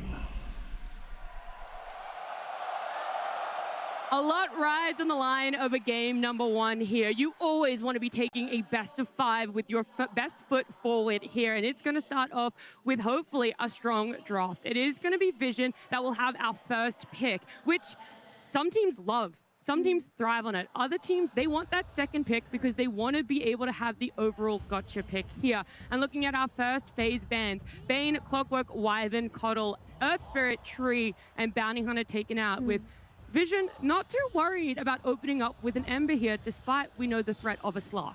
The big 3 heroes for this series for me are going to be the Ember Spirit, the Lone Druid, and the Nature's Prophet. And to see Team Vision place the emphasis on the Ember Spirit, they did their homework. They don't want to give it to Laurel. They're saying that our opener in Nature's Prophet is not as important as taking away Ember from Spirit's mid laner. And this is very interesting. I think this is a sort of a calling of the bluff. Vision, I think, picked this because Laurel historically is not someone that wants to play these sort of more weird carry mid heroes. He wants to play the stuns, the space makers for Yatoro, who's the real star of the show. And so Vision is saying, hey, Slark is obviously super good against Ember, but we think he won't play it. And Laurel says, you sure, buddy? It's kind of cool because he also did say in his interview that I don't think this matchup is real. I don't think it works. But, you know, one humbling later, and you're on the train, you're like, oh, you know what? If they pick Ember, give me the Slark. I will cook them. And the humbling came from Vision themselves. That was the matchup in which it happened. We saw this just a couple of days ago where it was reversed. It was Spirit with the Ember and Vision with the Slark.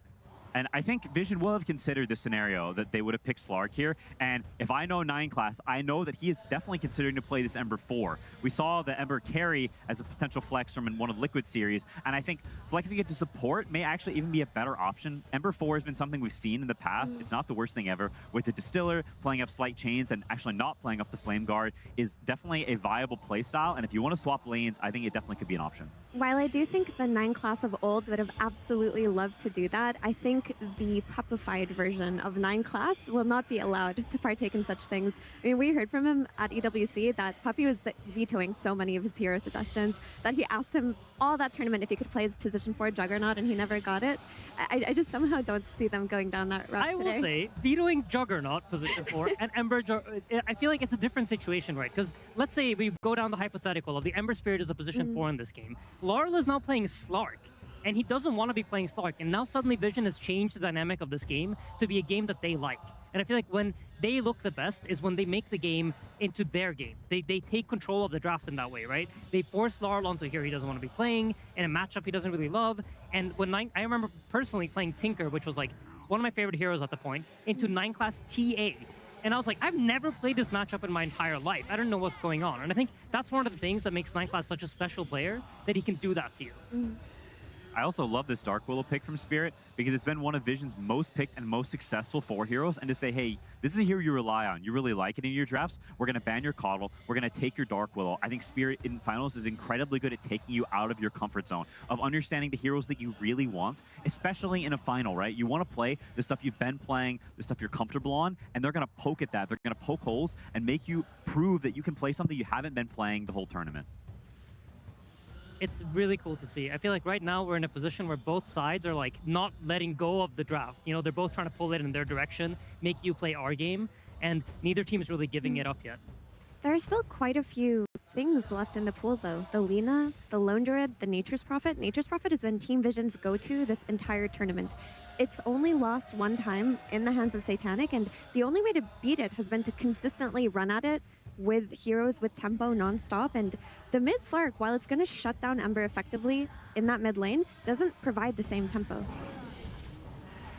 I also would just love to point out how interesting and how much the drafts change over the international. At the beginning of it, we have first pick, you know, Treants and Banes and sort of normal heroes we see. And now at the end, there is a first pick Slark. I think that evolution of Dota and how the meta changes and the counter picking, the creativity from the teams, I think is such a fascinating part to see that, you know, that journey that the draft goes through.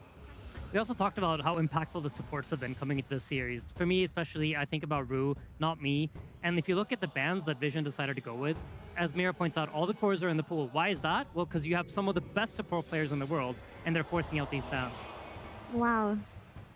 Yeah, and Io being let through, because it goes back to what you were referencing here, Quinn, where there is this massive cycle that is happening where Io wasn't looked at the start of RTI. It wasn't looked at in the group stages. It hit a peak where everyone was first phase banning it. You might be able to call the bluff of some teams, but ultimately you are afraid of what it can do either as a mid or a carry hero. Yeah, and it's a hero that Spirit does not really touch, and we haven't really seen Vision play as a core either. But they're pulling it out of the hat saying, hey, we've got this extra trump card up our sleeve that now you need to have answers for, because it's a hero we've seen, when played well on core, be borderline unbeatable. The question is, can Vision actually execute it to the level that maybe some of these other teams that have now fallen by the wayside can?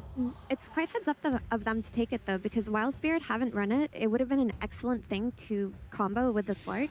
And we have to mention, 9 class was playing position 4 IO for the last 2 months. While the hero did shift in priority to core and looks better as a core, this is still one of their more comfortable strategies if they flex it to support. And he's a greedy 4 IO player. He's not like GH playing the enabling role. He's farming those 2 camps, he's max leveling Wisps, and he's taking as much gold as he can. I also see a lot of the traditional heroes that you would want to play against the IO be banned out. You see Underlord, very good percentage damage, good roots, has a way to like counter the relocate. He relocates in, you can gate in. Nowadays the gate also has the root on top of it, so it's a tricky matchup for the IO. Same thing with the Doom, stops all healing.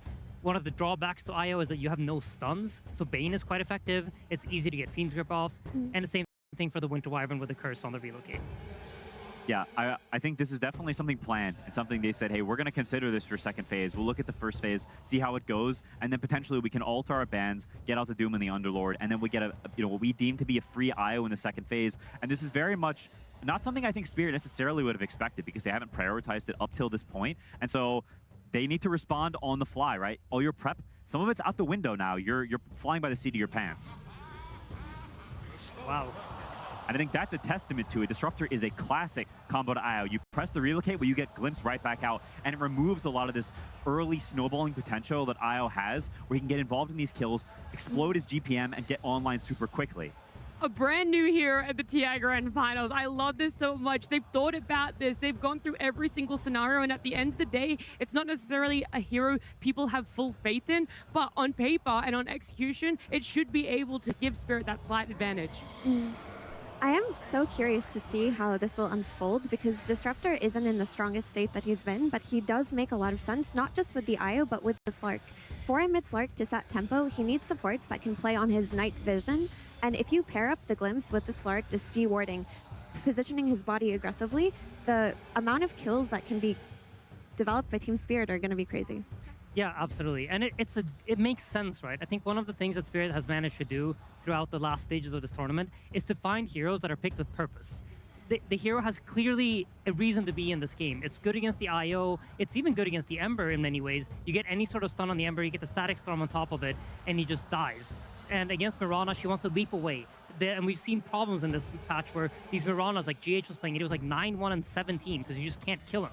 But with Glimpse, that suddenly becomes very easy. Yeah, it's the way Team Spirit drafts. They see what you have, and they respond to it on a theoretical level. They're not trying to pick the same stuff every game. They're trying to pick what makes sense if everyone was playing perfect. And I think that's such a cool and interesting way of drafting. But there definitely is, the risk when picking Disruptor that the hero is just not that good right now. It's a great game for it, but you're walking into lane against Axe. The hero's going to be pressing Battle Hunger on you off cooldown, and there is that burden of execution. Disruptor wants to play from ahead. He hates playing from behind. You have to chase people to be able to use Glimpse and actually have it be effective, so there's a risk in lanes. Yeah, the game can get out of hand really quickly for a Disruptor on the losing team. When we look at Team Vision, we see the main combination in their draft in the slight chains into Arrow. This is going to be how they're going to play through the mid game, and Dark Willow and Disruptor as supports are very susceptible to dying to this combination. They have no means of defending themselves. There really is no counterplay outside of being the aggressor yourselves on Team Spirit. Yeah, absolutely. Another cool factor about Vision's draft is like, where is any of these heroes going? We still don't know. Is this a position for Ember potentially? Is this IO going to be a 4? They have a lot of ability to adapt their entire draft with this last pick. And I think Spirit, like we said, they like to conceptually beat what you're setting up for.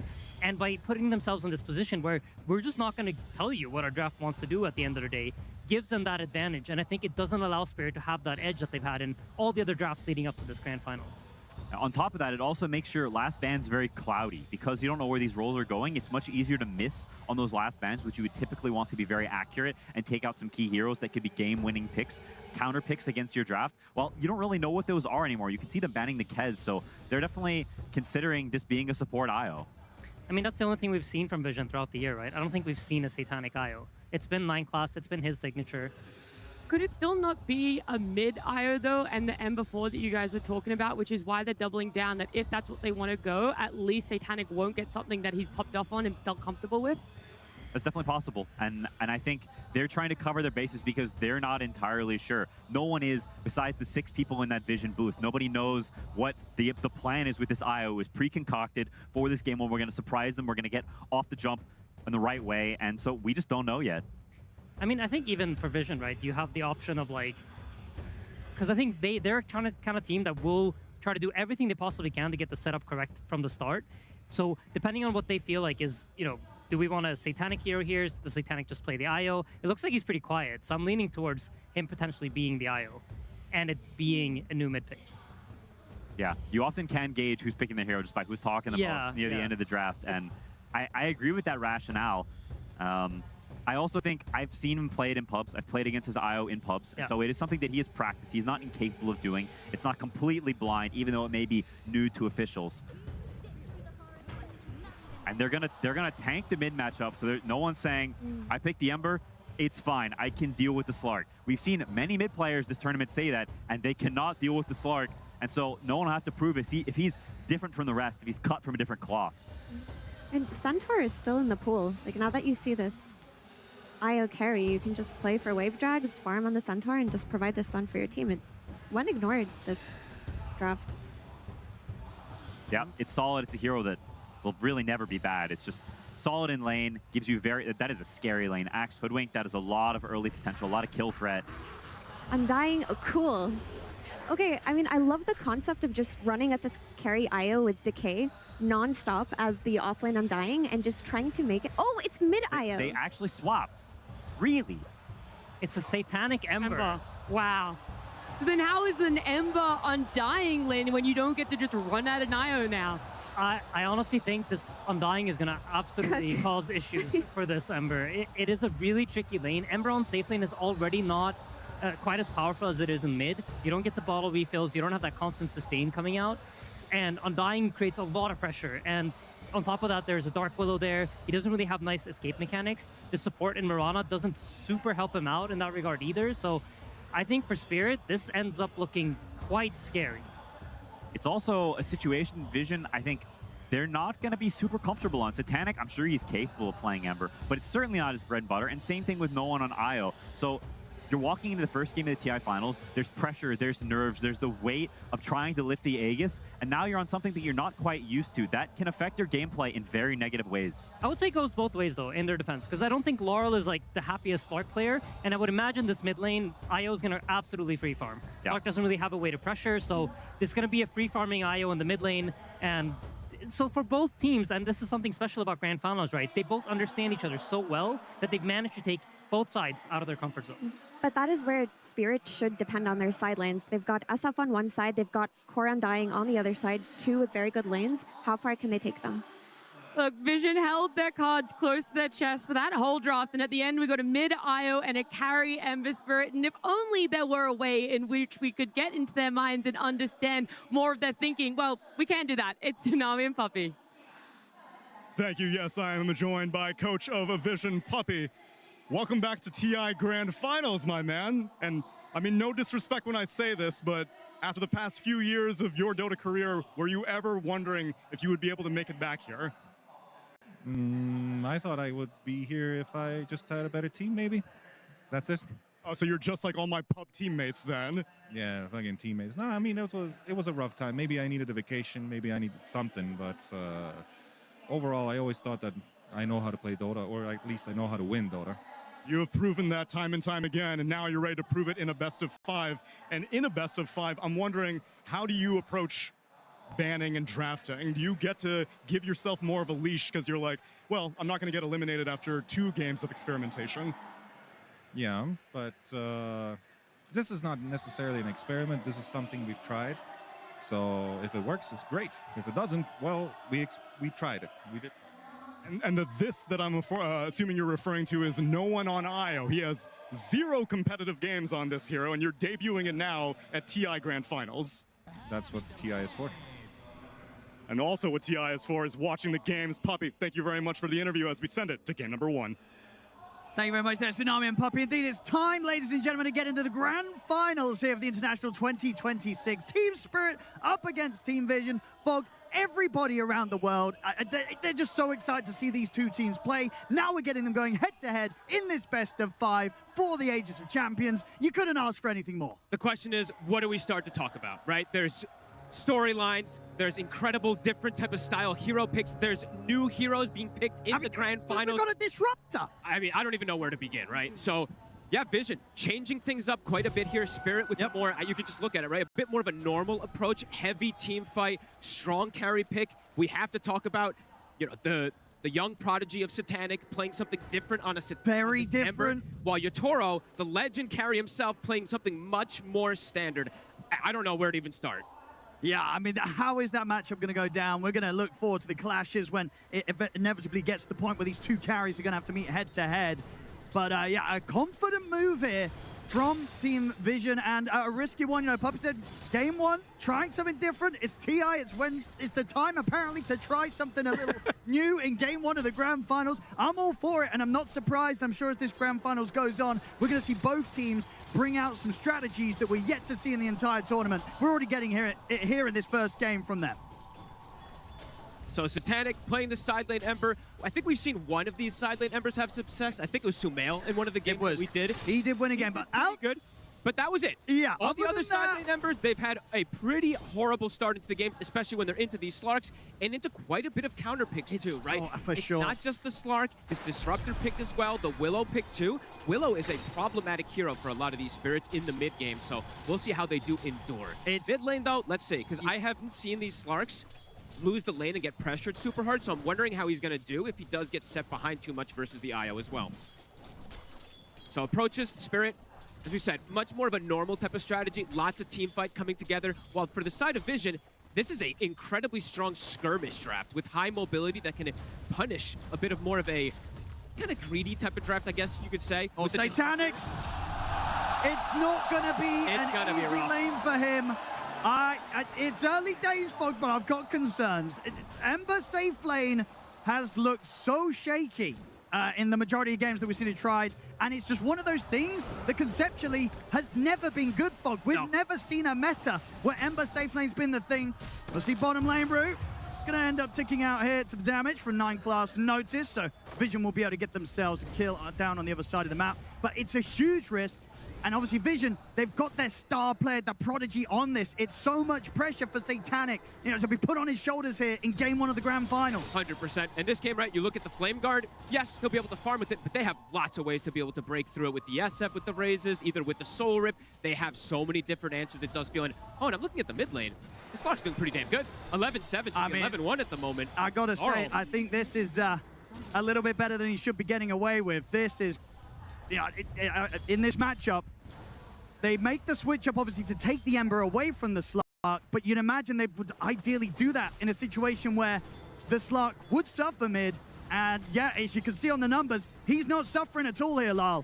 At the least, it isn't an Ember that has 2 well, he still has very low last hits, but we've seen a lot of these mid matchups versus the Ember, where the Ember has like 2 last hits to 15 of the Slark, so at least there's that, but yeah, I'm just watching the Slark walk up, steal the regen of the IO with his, with the Shiv. So he's getting quite a lot out of it versus that bottle, versus the Tango region that's coming in from a high regen here. Not me.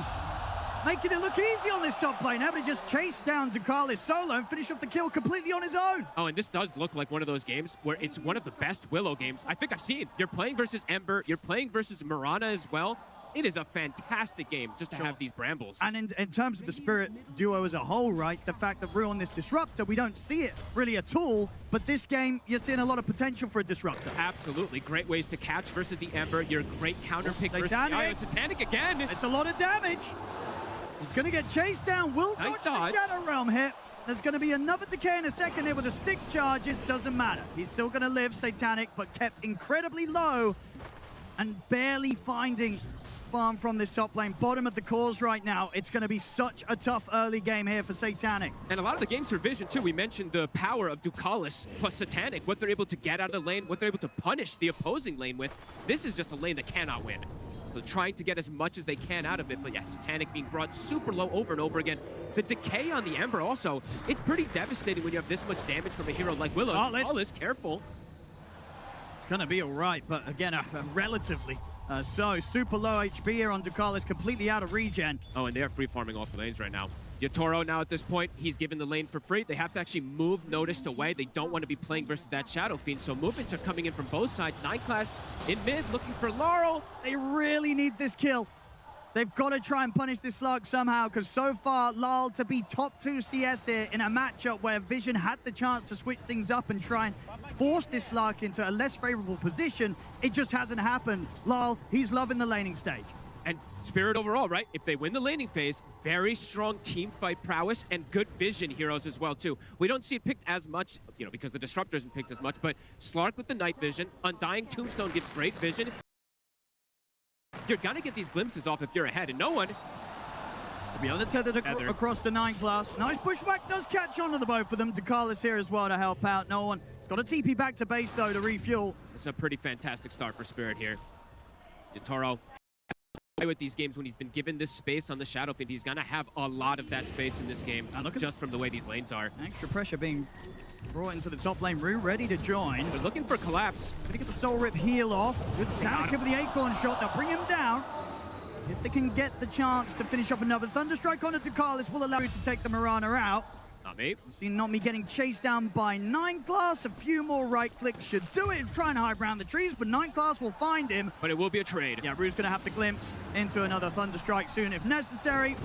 Shouldn't beat the creeps and a right click will do the job. So Spirit, bring attention top. Same to be said though for Vision. Still overall, Spirit coming out on top of these trades. But I like the movement, to be honest with you, from Vision. I think this was super clever, just breaking the lanes, moving the supports to help the Ember. The IO is ahead of the Slark now at this point, and they're not that far behind on the Ember Spirit, all things considered. Yes. He's 500 behind the Shadow Fiend, so as a side lane Ember, you know what? Not too shabby with these type of moves that we've seen them make. Look at this early move from Yatoro. Not normally a place you expect to see the carrier stepping up. Oh, 9class. The tier 2. 9class is going to be massively surprised by the fact that there's a safe lane SF here behind the tier 1 mid. With 6 minutes in. And here the catch, the glimpse. Is it enough? No one has a regen. I mean, running. Yatoro stepping up. He's going to be able to line up a couple of raises. Won't be enough, but still a massive aggression here from Yatoro. Making moves this deep pre-7 minutes. Wisdom Rune, are they going to end up having to sack it, though? We do see the positioning here from Vision. There's a tombstone on high ground. This might be hard for Dakalis and Satanic to battle. He sees it. He can hit it up yeah, on but high ground. Dakalis might get taken out first. Collapse turns towards him. Dakalis is dead. No one will come over to help out. So they'll at least make sure they get the kill in return and will manage to take away that Wisdom. So that's, when you do make these type of moves, Yatoro wants to go for the mid lane. They don't have the Slark going toward the left side. They get outnumbered. They will have to give up that double shrine there, which is very important, as we said, for Vision, being able to get this. And it's Satanic who gets it too. So he is a side lane Ember, but gets that big bonus of levels that is pretty necessary. And that's huge. He needs everything he can get here out of this laning stage. Satanic trading. We get caught by the glimpse. And here's still pre-level 6. It's a bit tough. He'll get the chains off onto Collapse. Managed to hide in the trees. He'll get away for now, Satanic. Didn't have the mana for the kinetic field there on Rue. Just a bit lacking on it, so won't be able to get that follow-up catch. Yatoro, though, getting this crazy amount of free farm on a much more normal carry hero. We just have to keep referencing that, right? Satanic, sure, he has played quite a bit of Ember in the past, but just see how it's going to end up matching up in this game. I see he's queuing up the Mage Slayer. I like the build. We saw some alternative ways tried, right, with the safe lane Ember. I think what we have Mickey going for like an Urn into Radiance build. Didn't work out. We're actually seeing Satanic still considering options Switching here, it up. queuing up the Kaya and such. Definitely would help in terms of just kind of speeding up the farm, allowing him to stay out on the map a little longer with the mana. So it's probably one of those situations he hasn't been in a lot, considering what to buy as the carry Ember. So it's going to be very interesting to see what one of, if not the best carry in the world, does with this sort of position. I'm just wondering, even though the lane, as we were saying, it didn't end up absolutely atrocious, it still wasn't great, how he's going to keep up in pace with something like a Shadow Fiend who just can double raise onto some neutral camps, push out lanes super easy. For this Ember, it's so much slower how he can farm, and it's rare to say this, where Satanic, he's been a #1, #2 net worth in 95% of their games. This is one of those games he's going to have to play a bottom core as in the game, and into hard matchups. Yeah, I mean, that's the thing, just the carry matchup in general. The fact that he's doing it against Yatoro, the other one that very easily could be labeled the best carry in the world, on an SF. Like, Yatoro could not be more comfortable in this position. Game 1 of a grand final, some ways, done pretty well historically when he gets to them, and he's on his Shadow Fiend, one of the hottest carries right now in the meta. And he warmed up on it already today, finding a solo kill on Watson earlier, which was super impressive. So we're going to see a lot of aggression come out from Spirit. We talk about Disruptor in the past a lot when we used to see him is when you're ahead, you really can press your advantage. So they're looking for kills right now. In 9class, they'll find him. A quick grab, set it up for Yatoro. He's going to be able to take down the tier 1. I mean, it just feels like Yatoro is going to be able to do so much. Yes. While Satanic, he's just going to hope that there's going to be the time to get to a stage of the game where he can make plays. Top, they'll try and look to punish Collapse. He's turning on him. He's pretty scary. Collapse drops down the tombstone. Satanic, he has to just run. Can he run too? Brute Not Me is trying to close the gap. Oh, Satanic, he's going to go caught. down. Oh boy, and it's early days, but this is devastating for Vision. It's... And even another glimpse, Rue is there. They're going to get another very likely. Dakalis will try and leap away, just accepts his fate. He knows there's no further way to escape the reach of Collapse. Nice Spirit double. With a much more normal approach to the really game, was. and it's just looking so much easier to play with this type of advantage, so many catches. The damage isn't there for Collapse at this point. He just walks up, he doesn't even have really that many HP items, just gets the ulti off. They are lacking in damage early on the side of Vision. Yatoro is nearly double the net worth of Satanic. Oh boy, Owen. I'll tell you what, this is not doing wonders for the games where I like to pick some safe lane Ember at home. You know, I'm going to get reports as soon as the game starts now. They will find him. As we're seeing, this is not the position for this hero right now. They've got to do some heavy lifting with the IO and the two supports to get some space. Notice has been quiet so far here, so maybe if you can get to that timing of the Blink Dagger and look to get involved, but really, when I'm looking at the damage, I'm looking at some lackluster approaches here for Vision. I can't find it. Their burst can come out if the sharpshooter's there, but is that going to be enough when the SF is starting to get this much of an advantage? And now notice... They're going to have the glimpse into the Requiem. Okay, the call does put a stop to the Requiem. Doesn't matter, though. Or maybe it will. It's close. Okay, he lives. He lives. All right. Raindrop actually protecting him.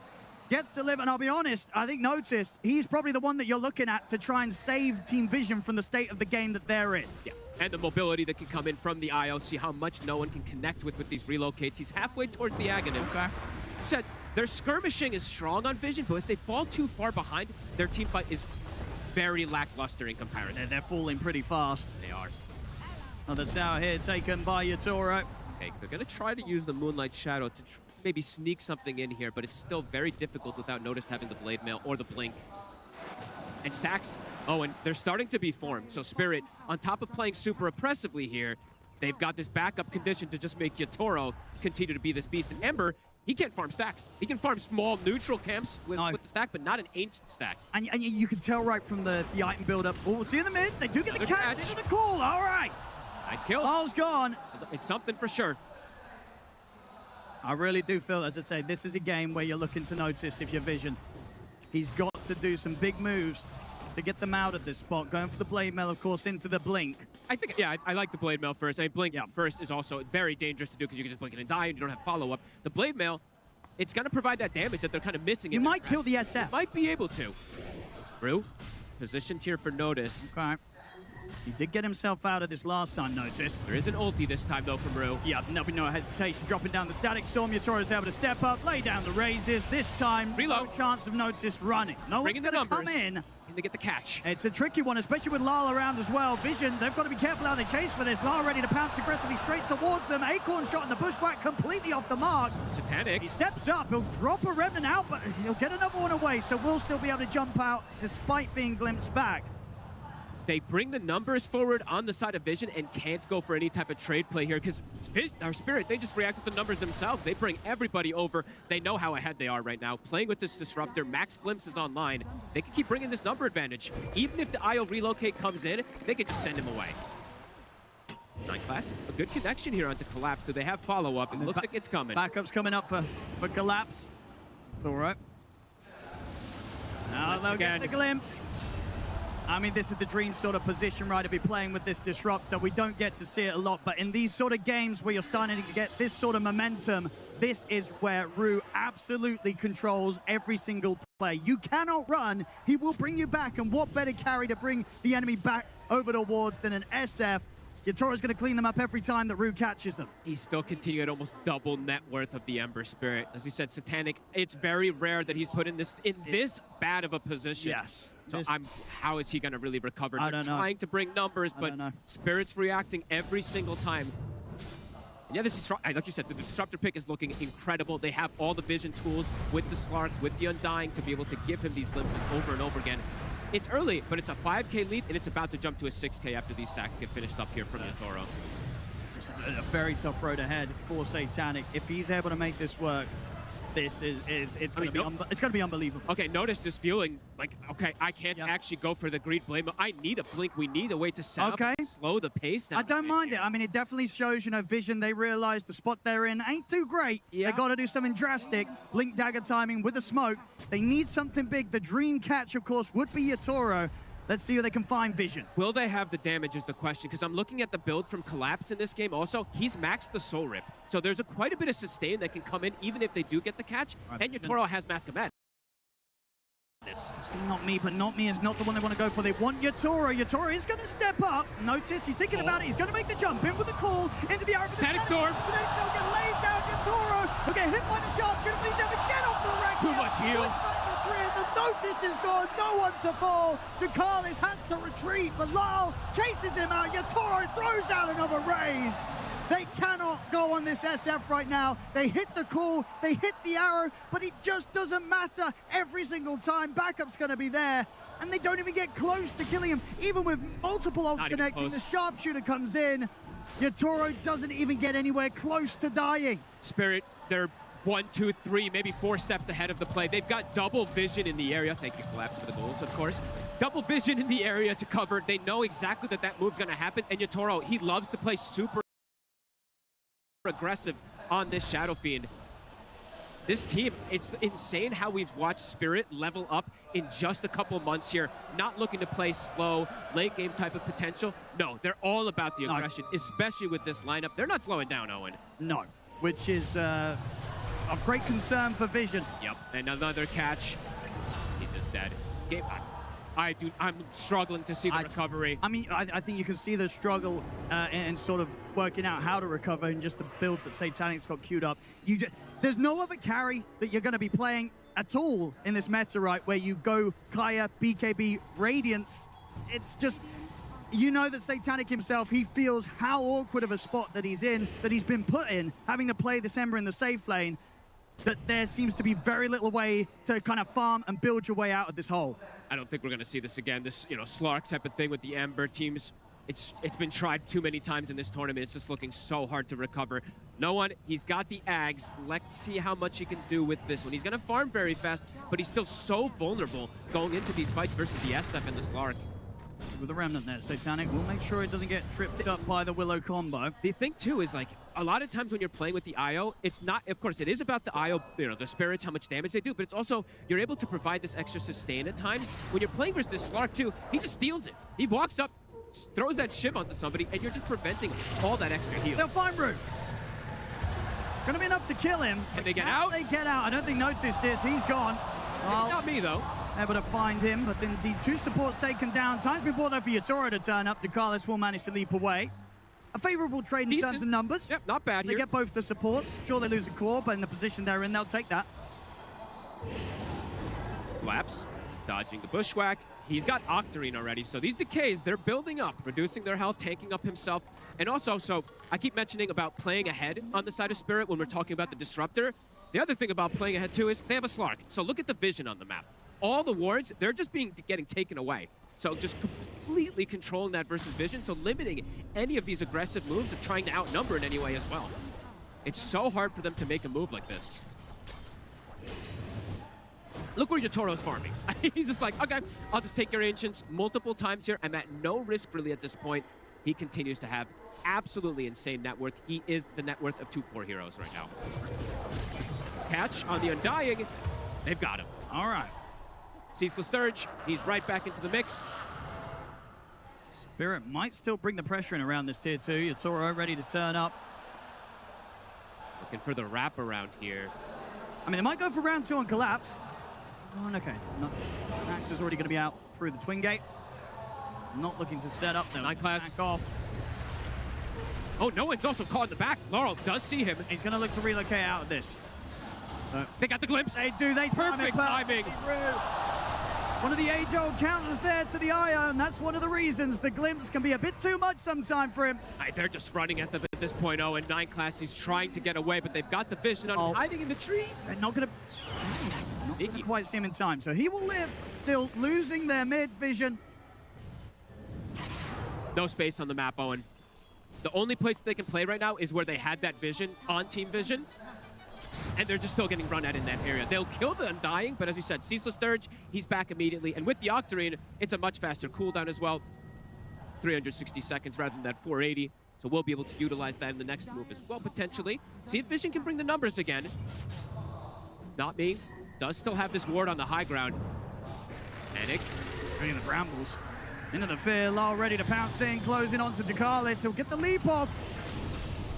Soul Rip from Collapse will allow Spirit to continue to rack up the kills here against Vision. And Spirit too.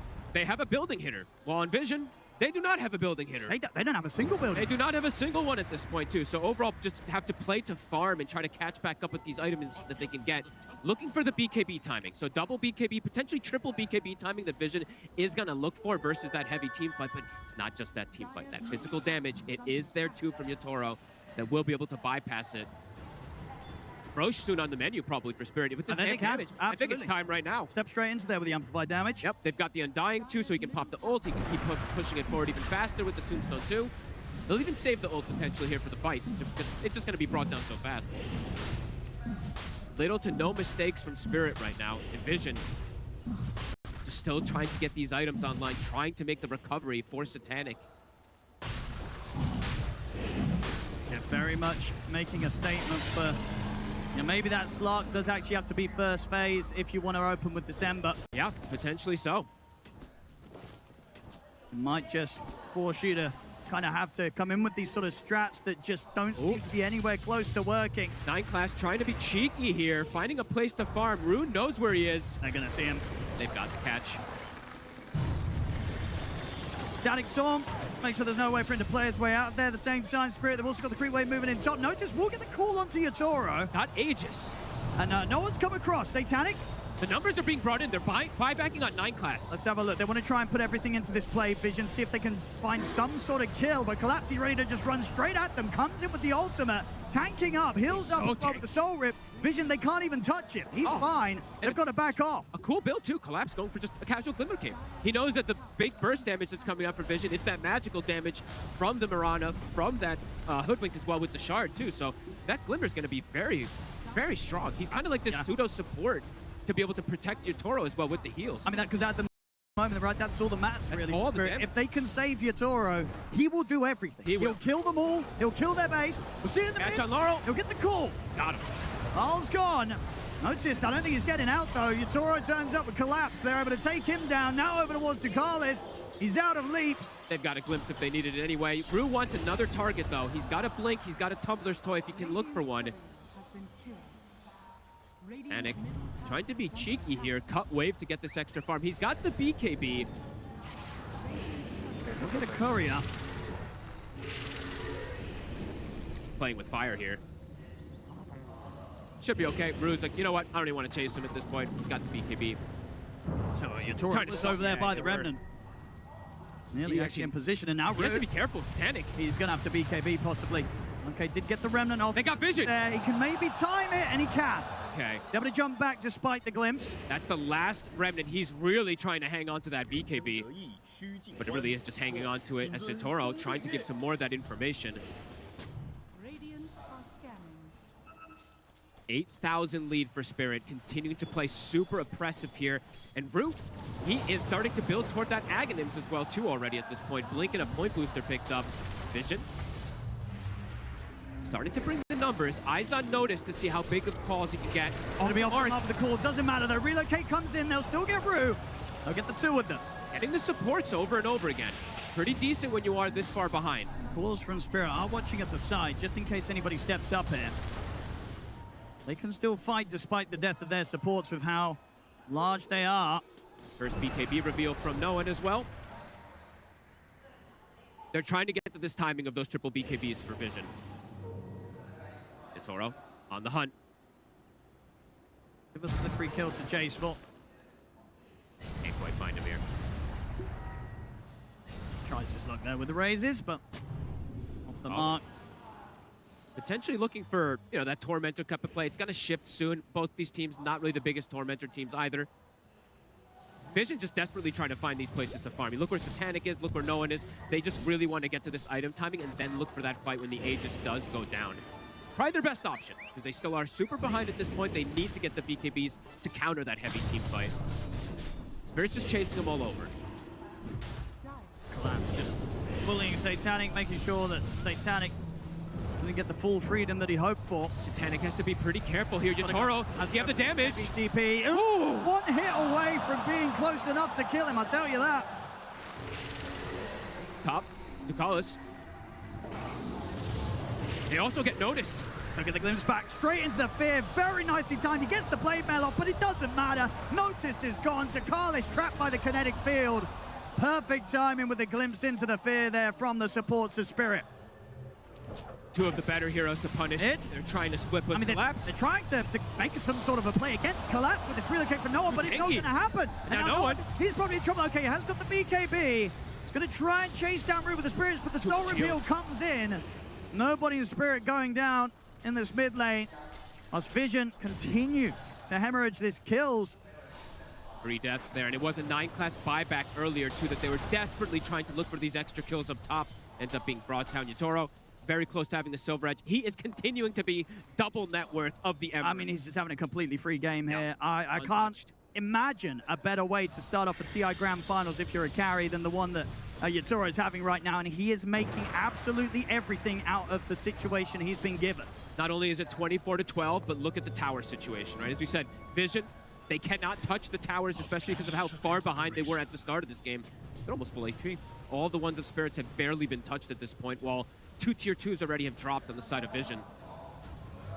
And noticed his BKB is the timing that he wanted to get a bit of acceleration onto it. He's now died, I think, 3 times trying to make the space for the team, so his BKB is going to be so delayed at this point.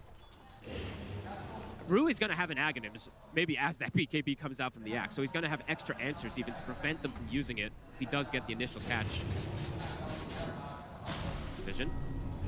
Panic. There's a Silver-Edged Yatoro stalking him. Lines up and ready to go for this final tier 2 on the bottom lane. So hard for Vision to put together a team fight.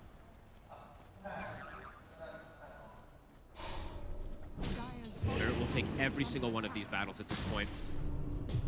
Level 20 as well now hit for Yatoro. Satanic. I feel like every time we see Satanic, collapses on top of him. He's just following him, being super annoying.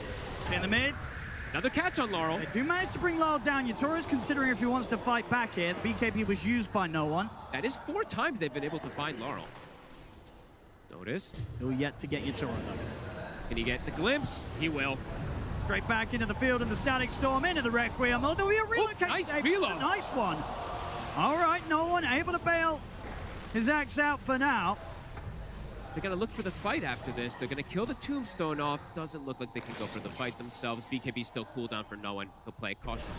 Spirit also will back up. They'll respect that save. Space needed. No one is pulling ahead a good amount here over the Slark, as they have been able to find some nice kills onto Laurel with the chain stuns. If no one can end up being that rock that they really need for the team. Gonna go that Shiva's build that we do see from pretty much all the mid laners on the IO. But it's slower paced damage in comparison to something like Yatoro, who is accelerating toward more lifesteal. Is gonna go that Satanic build, stalling out any type of BKB. Knows he doesn't need it for now, maybe eventually at some points, but we know Yatoro. He plays for the Manta dodges. A 9 class, dead in 2 or 3 hits. Also, Rue won't be able to tease much out of Satanic there. Satanic quick with the Remnant away. And even though they're not keeping up, right, but not making the Gold League go so much faster in terms of per Spirit, the gains just aren't that big for Vision. I just don't know how much this Radiance for Satanic is really going to do, because we did see Mick try for it the other day, but as soon as he showed up to the fights with the Radiance and the BKB, he did absolutely nothing. And it's a different build-up. The fact that Radiance is going to come so much later. Later as well. It's, as I said, I think, you know, Satanic's trying to do his best to adapt to this situation that he's been put on off the back of this draft. It's just not easy to make this safe lane Ember work. Laurel now has the gem, so should be a lot safer. We have seen them pick him off a couple times here, but now with the gem should be much more protected in terms of not getting caught by the Blink Axe from that distance. Also going for the BKB early. I like it. It's all right. You do something cute here. Thinking about it. He can line up the Requiem. He's gonna try and open things up here with the fear. That will do it. We saw him solo kill Watson earlier. That was almost a solo kill as well, too. Did get a little help, but super impressive play. A flawless game from the legend himself. 8-0-3. I'm pretty much maintaining this net worth position where he's so close to essentially being double the net worth of Satanic. He's double the net worth of Laurel even, too, of his own teammate. Absolutely crazy performance from Yatoro this game. They're not able to slow things down. Noticed his BKB is about to be finished, so let's see if they can connect with this triple BKB timing, how much they can do. But again, the Radiance was slowed down. And besides the gold lead, look at the experience. It's a level 16 Ember. Yatoro's cracking level 23 in a second. I mean, this is the thing, right? Yatoro, he is not going to care one bit about a Radiance on this Ember Spirit. 9 class, Laurel, stalking him.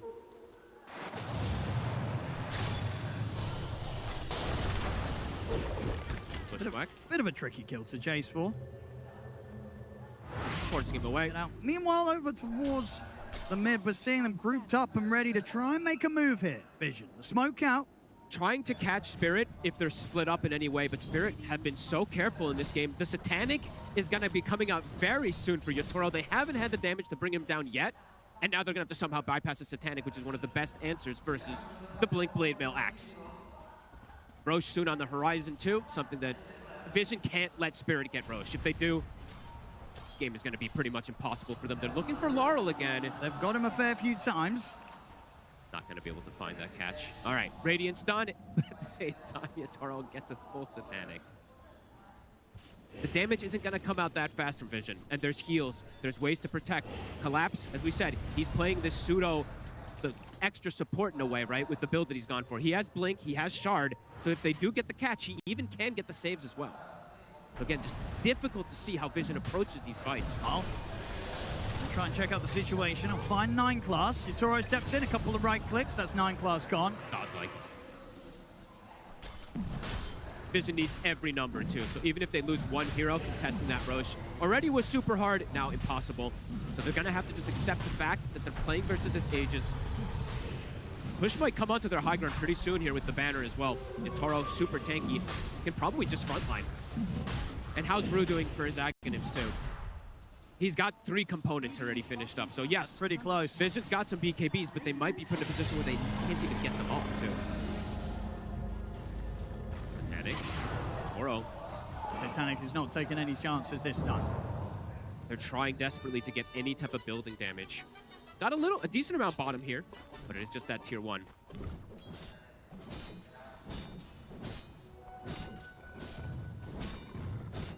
Ready to get this bottom wave pushed out. They'll pick up the Tormentor first. Finally. These teams hate Tormentor.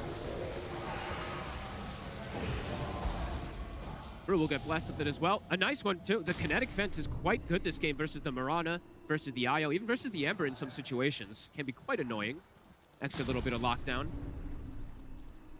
But just, yeah, so much sustain, so much save at this point on Spirit. Vision.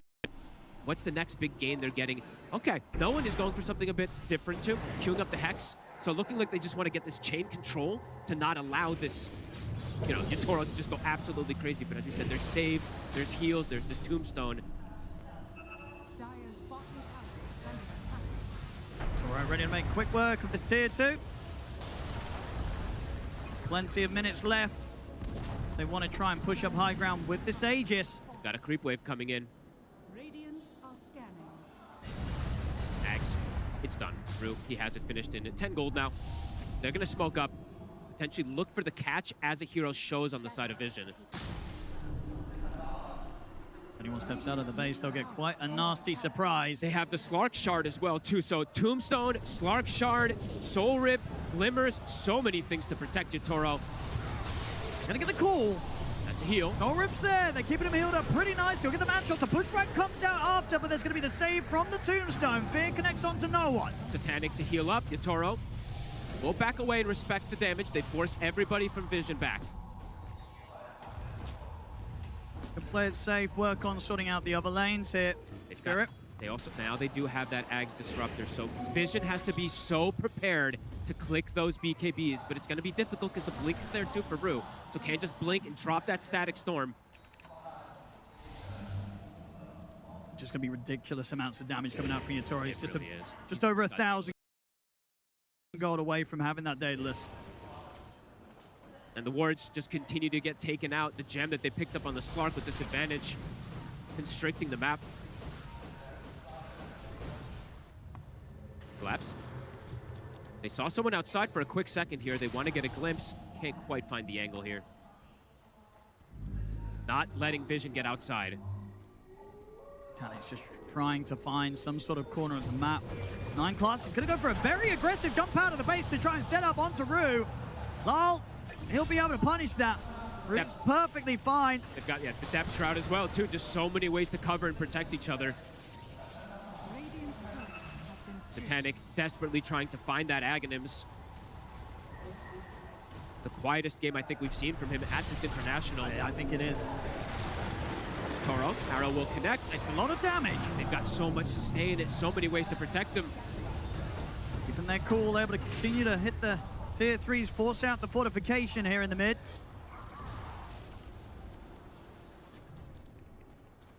Toro can back up, pick up that Demon Edge. 90 seconds still on this Aegis. This is an aggressive relocate positioning from no one here. Is this Disruptor could catch him? Have a look. Quick jump. BKB Got the BKB off. Okay. Make sure he gets that there before the static storm. They're gonna try the glimpse timing, but he still has the BKB active, so he will be safe. Good thing he clicks that BKB when he does, or he's dead.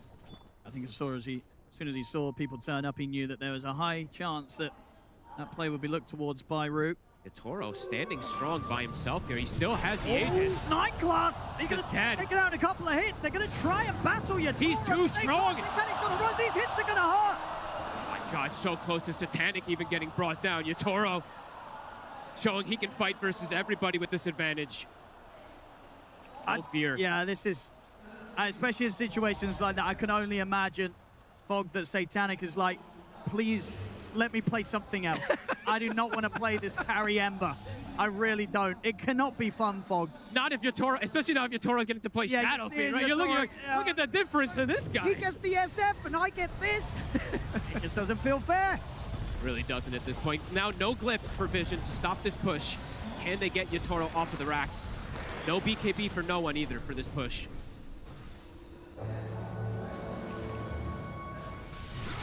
Getting the call. Try again.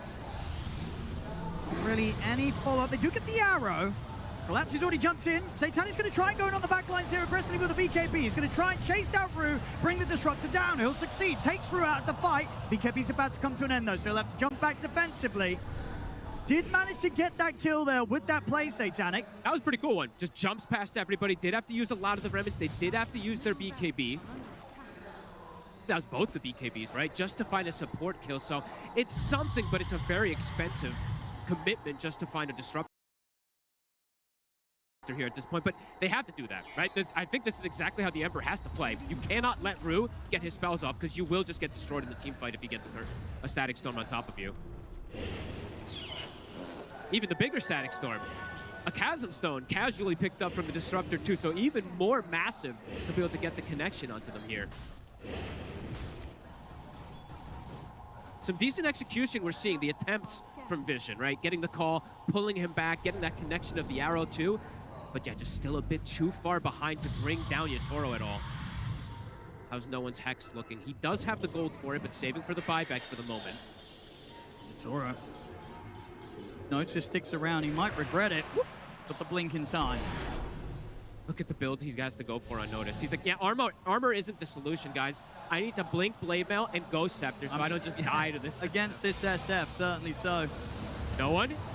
Forced to pop the BKB defensively again. He's going to try for the call, but Yalal, he's already up the BKB. There'll be no follow-up damage to threaten the Slark. The Ghost Scepter buys him a little bit of time, but as it comes to an end, Spirit will bring Notice down. Yotoro just running the show beyond godlike. And that was what? BKB used from no one. Notice still has his for the potential for the defense. Satanic also. But not having the IO BKB, he can just get popped. Yotoro. Aggressive Force Staff. All right. Put him in the bushwhack. Although stunned, but the Tombstone's there. Satanic gonna have to use a lot of his BKB to just try and take that out. They managed to do so in time. The call comes out. They get him. They've done it. They've killed Yotoro. For the first time this game. That's massive. Vision doing what seems to be the impossible. Now, Collapse, on the other hand, he's got a lot of HP to get through if they want to try and get Undying. Collapse is going to try and chase through out of the action. Collapse building the HP up. And Collapse, he's kind of cleaning them up. Satanic's gone. Double kill for Collapse. Got the blink. And he's ready for more. Jumps over to Notice. Notice trying to pop it. The decay comes in. Collapse, he don't need Yotoro now at this point. He's the new carry in town. They had to use everything to kill you. They executed it pretty beautifully to bring down this SF, but Collapse maybe goes, even more. I have 52 strength. He wants more. Bounce forward from La. Won't quite be able to get the slow onto either of them or the leash. Collapse, he still wants to get in. They finally defeat Yotoro. They kill him the once at least. Good. They synergized that pretty beautifully there, too. I didn't see if they broke the tombstone. I think they did, right? Because he got stunned right afterwards from it. So it's pretty perfect that ends up happening. And they get the call right afterwards, so he doesn't get the satanic. So it can be done. It can be done, but they end up losing a lot out of it as well, too. 9 class looking for a cheeky catch here onto Laurel. They've got back up. Well, listen, no one trying to come in to help out, but the BKB's up for Lyle. Static Storm. See them get the grab onto no one. Lyle falling low, but Collapse coming in with the save. Heals him up with the Soul Rip. Keeps Lyle strong. No one will relocate back out of there in time to survive, but Ducalis has been left out on the map. Laurel too tanky. Too much regen. Gets to steal a lot here with the Shiv versus the Io over and over again. Plus the healing from the Undying. Absolutely seeing that come into play there. Vision, they're trying their hardest. They're doing some really cool execution plays, but at this deficit, you can just see how hard it really is. It's just too much. Yatoro back onto the push. We're on it dead for 25 seconds. Vision needs absolutely every little thing they can put together here. Collapse now, level 25. He's going to have like 10,000 HP when he pops that Flesh Golem. Instead of Rex taking in the mid. Spirit, they can head over to the Roshan. Safest play possible. Refresher Shard. Some really good ones they can put that onto. Either the Disruptor, they can put it onto the Undying as well, too. Some really good options that they can do. Even onto the Slug. I mean, everybody's a good option to get that Refresher Shard. They'll wait for a moment here, though. We'll see it again. Yatoro had just died over there from that great chain stun that they were able to do, but yeah, Collapse. A different beast after they've expended so much. I mean, they sort of think about trying to do something about him, but not a lot that you can do about this Undying right now with that amount of HP built up on him. Just walking at them. Getting so much farm, too. He's got the Cloak of Flames. He's got the Greedy. Yatoro, we'll give him a cheeky smile. He's like, you know, you get it. Exactly. Same to be said here from Collapse. He is absolutely loving it here on his Undying. Roshan time, 18k lead. Vision. I don't think they can contest in that area. High ground defenses, they can execute if they do at utmost perfection, but around the Roche, kind of suicide. Full disperser for Yatoro.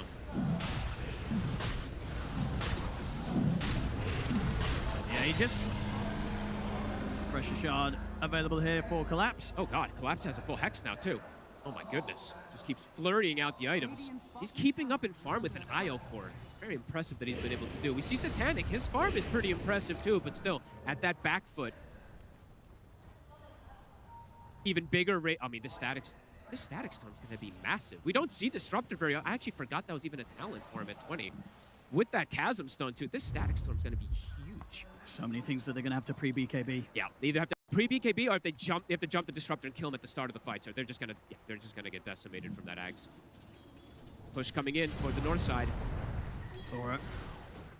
The Aegis posing the question, do they have the answer? Collapse now finally switches his neutral item. And immediately Satanic has to put this BKB. He's so terrified about what they'll throw at him. A quick tombstone dodge off the arrow. I mean, he needs to use that. He has to. It's so scary. Otherwise, he's going to get hexed. Well, 9 class outside of the base. Collapse, he's waiting from inside of the base. 9 class going to get glimpsed back. I mean, they just can't do anything about the fact that Collapse is just standing there between them. He has 7,500 HP. Good luck bringing him down. I mean, put some Vessels onto him. Vessel's going to do like 300 damage per tick. No Vessel charges remaining, though, on Ducalis, so unfortunate for him. Somebody's got to do something. Jumps in. The Tombstone jumps out. There's no BKB for Satanic. How does he commit into the I don't know. They've got to try something. Arrow. Just to try to push him off, but Yatoro. The racks are falling. Standing strong.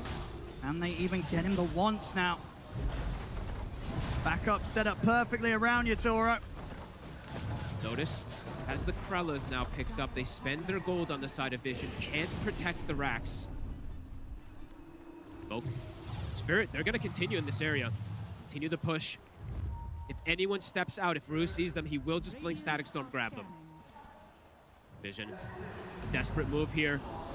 They're on the low ground. Notice he's going to try for the jump, but he doesn't find an angle to get the call off. The Static Storm's laid down into the fear from the Requiem. He used his gold, too, to buy the Krellas. He does not have buyback. Spirit should have what it takes here to finish up the final set of Rex. Fear connects. The Satanic is going to try and jump the backlines. Maybe let's see if he can kill off the support. So put the BKB, look to chase down the Willow.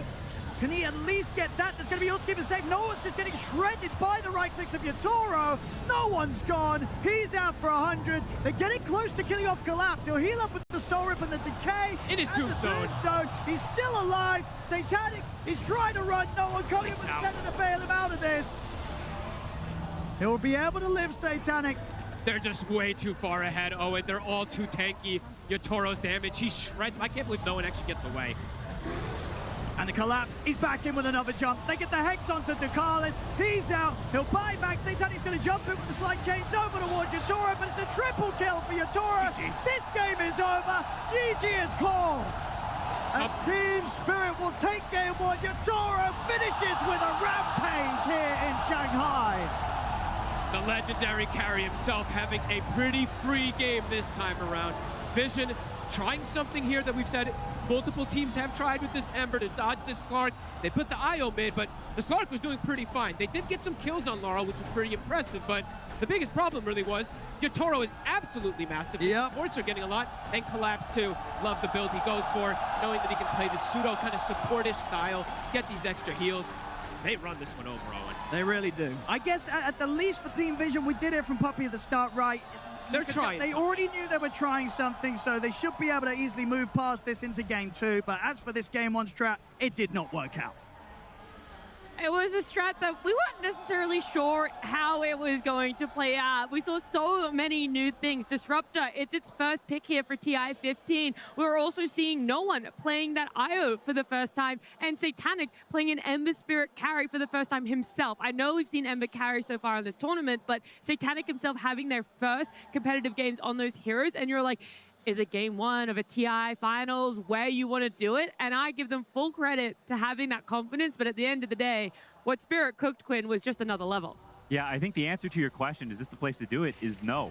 I think you want to go back to your comfort. You want to go back to the solid strategies you played for the entirety of your career. We look at Satanic, you think of him as the hard carry that scales into the late game, that's going to put the team on the back, and how can you really do that with an Ember carry? It just wasn't the same level of impact we're used to seeing from him, and I don't blame him. It's a very uncomfortable position to be in.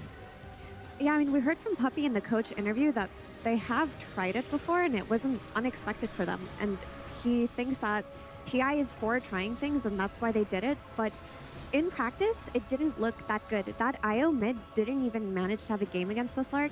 The Ember lost to that Undying pick, which was brilliant because Team Spirit set up a situation where both side lanes would win, and the mid flex didn't matter in Stadium. Yeah, I mean, to me, it just comes back to what you brought up about how maybe Puppey is saying no to 9class's ideas. And for me, personally, I feel like Satanic's been the player of the tournament, or the player of Team Vision at least, and put him in an Ember against Undying lane, you're not really setting him up for success. And I feel like you have a guy on 9class that could take that upon him. He could play that Ember. It's something he's done in the past. Their lane didn't go well anyway. It's not like he's a particularly strong hoodwink player. So for me, it's just a little bit questionable how they approach this game one. But to be honest, in a best of 5, you have a lot of room to do these kinds of things. And it doesn't matter for the next game. It's 0-0.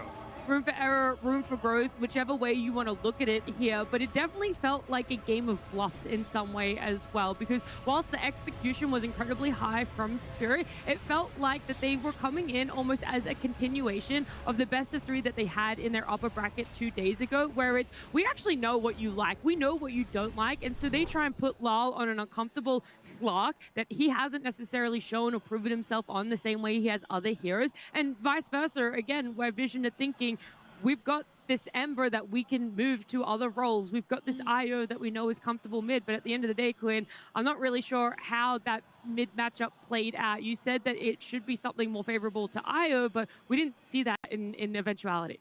Yeah, I think it probably should. It ended up being where Slark takes a relatively decent early CS advantage, and I think you can chalk a lot of that up to no one's inexperienced on the hero. It's quite a very player-specific hero. You need a lot of reps into how you move the spirits back and forth. It's a very finicky, I don't know, very IO-specific mechanic that not any other heroes have. And so I think I chalked it up to inexperience, and I think it's not just sort of a fault of Vision, but it's a skill that Spirit is really good at. And I think specifically in finals, I've felt this myself, that they are really good at taking you out of your comfort zone. It's not just Vision doing it to themselves. They're picking things and banning in a way that forces you to do that, or you feel compelled to it, almost like they're mind controlling you. On that topic of potential inexperience on the mid IO, that may very well be true, but watching it play out, I don't think IO has any inherent advantages against Slark. The way the hero functions in the mid lane is it just farms. You trade farm, and for mid heroes to punish melee heroes, they have to make it so that if the melee heroes walk up to hit a creep, that they take absurd amounts of damage, and that just doesn't happen with IO until later levels, and I think fundamentally the concept there was also wrong. We're going to look at the earlier mark between these two, right? Looking at about 10 minutes, I feel like that's that moment where you're wanting to see a little bit more movement coming out from your mid. You're hoping that they're going to be up there, the playmaker, or the solid rock for your team, and hopefully that they've had a good enough lane for themselves. But when it comes to this mark, it's not necessarily a glaring obvious who is doing that for their team, right, Quinn? Yeah, it's very even, and you've got the pressure on the side lanes, and I think that's Spirit, that's how they love to play. They want to have Laurel just chilling, playing some matchup that's whatever, that's normal, that he's fine in, and they put pressure and they put the precedence on their side lanes to do well and have good matchups, and I think that came to fruition completely this game. It's exactly how they want to play. It's a bread and butter Spirit draft. I feel like the main thing that I take away from the is the net worth. The Wisp has to be a lot more farmed coming out of that matchup. Honestly, it needs to be almost 1,000 gold higher wow. at minute time. Okay, that is a big difference. And you mentioned something briefly, Quinn, where you're talking about it's a lot down to the side lanes. What's happening on the action there as well? How much more can their mids offer, depending on how well their side lanes are going? And we've already talked about it. This is the first official we've seen Satanic on that Ember Spirit. And luckily we have Purge, who's going to give us more information about how it played out for him.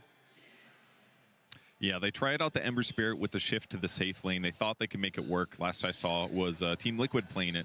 And it's definitely a little bit harder here. Satanic did his best in the lane. He did some nice little tricky things like dodging the Willow blasts here. But after a quick level 2 on Willow, she got a D ward here. This really nice root is going to guarantee the kill on Satanic. That got him a first blood.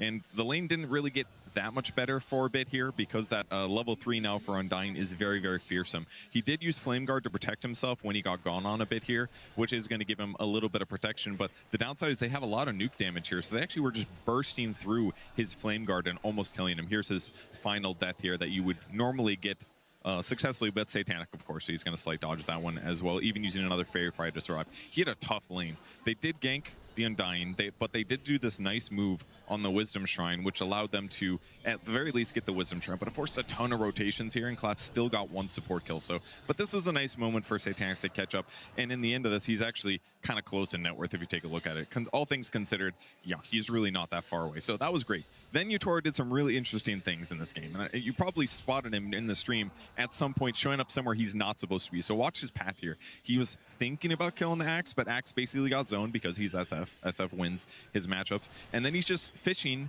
to do mid pressure. There's a catapult at this moment, so this is a really good time for him to be here, because if he's just successful at helping to get a kill, then they get a whole bunch more damage. And this is probably the moment you saw him on stream when he came here and double raised the enemy mid. This is kind of crazy to look at, but if you look at what happened on the map here, he's basically forcing the IO to go farm these camps over here, which means he's super far away from the mid lane, so it basically makes it easier for them to pressure the mid lane and for his Slark to get as much farm as he wants. And a short time later, he basically does the same thing. He's going to clear the wave, he's going to walk towards mid, he's going to take this nice little Ancient stack, which is beautiful for him, and he's going to do the same thing. Hiding behind the tower, looking for a hero. He ends up spotting out 9 class, which guarantees the vision, which guarantees the kill, and again, guarantees the tower. So this early pressure that Utoro did to rotate, it didn't take a huge amount of him. He lost a little bit of gold, but he got some nice ganks in. That pressure really opened things up on the map. The mid was opened up. Collapse had this really sick play, getting the kill on Satanic, and as a whole, the lanes just went great for Team Spirit.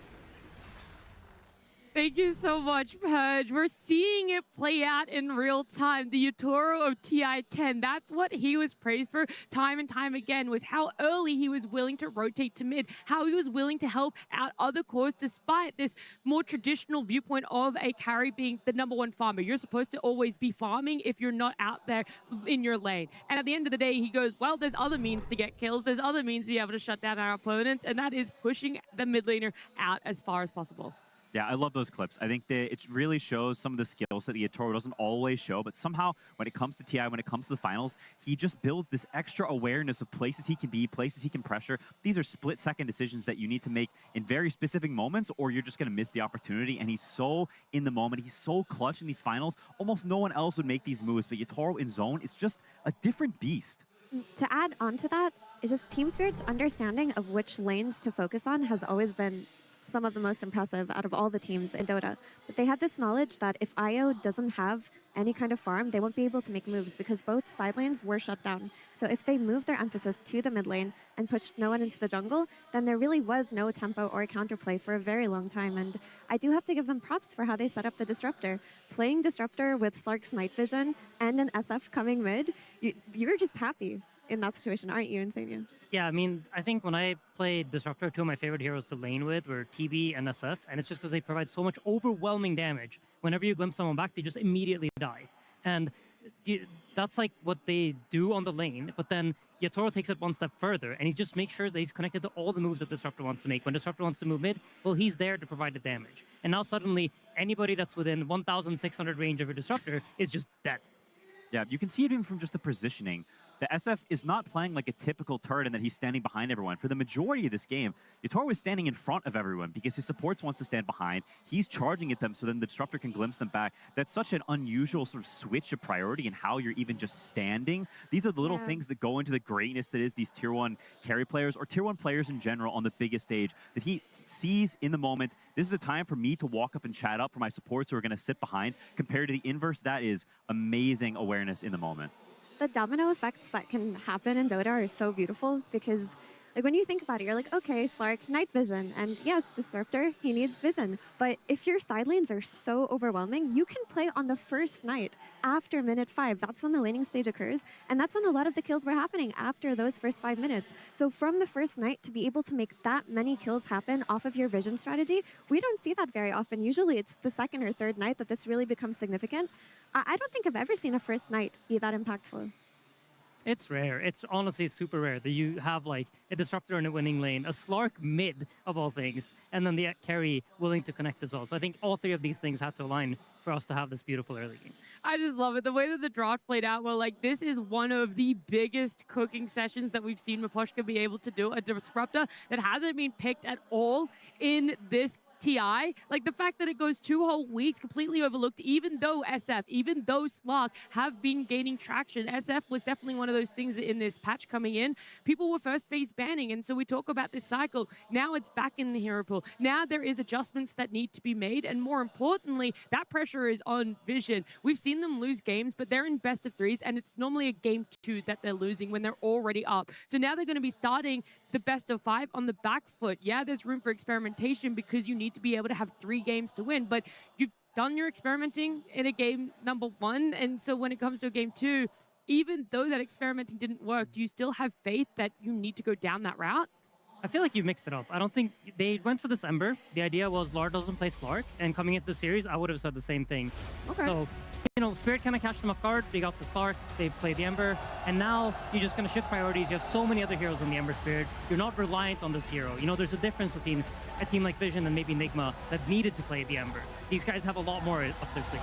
Yeah, you're here for a reason. You've proven throughout the entire tournament that you are one of the best teams, if not the best team in the tournament. That was not a fair showing of their true potential. They're playing extremely off comfort on multiple roles. Go back to what you're good at and show the world and show Spirit why you're in this final. You deserve to be here. This is not the moment where you push over and say, they're just better than us. This is where you steel yourself and you go back to this and say, we're here for a reason, and now we're going to show you. Yeah, that felt like a statement by Puppy that if they take Ember away from Team Spirit, then Laurel doesn't have heroes that they're uncomfortable dealing with in terms of tempo. Because if not the Ember, what have we seen Laurel play that pushed the Team Spirit supports forward on the map? I mean, another hero would be Pango, but it hasn't been that successful this tournament for him. And Puppy basically just said that our plan is to take it away. And if they do plan on taking it away again, it would just be with Slark being factored into the bans. I don't think it's a bad idea to go for Ember. Yeah, absolutely. But then you open up doors for potentially a Bane, potentially a Winter Wyvern, and we just honestly, I feel like we just got to see how they react to this. It's hard to make any sort of predictions about what their take from the game is, because for me, at least watching, I think you don't want Satanic on Ember. We want him on some sort of win condition. And if this is the plan B, then I don't like the plan. Yeah.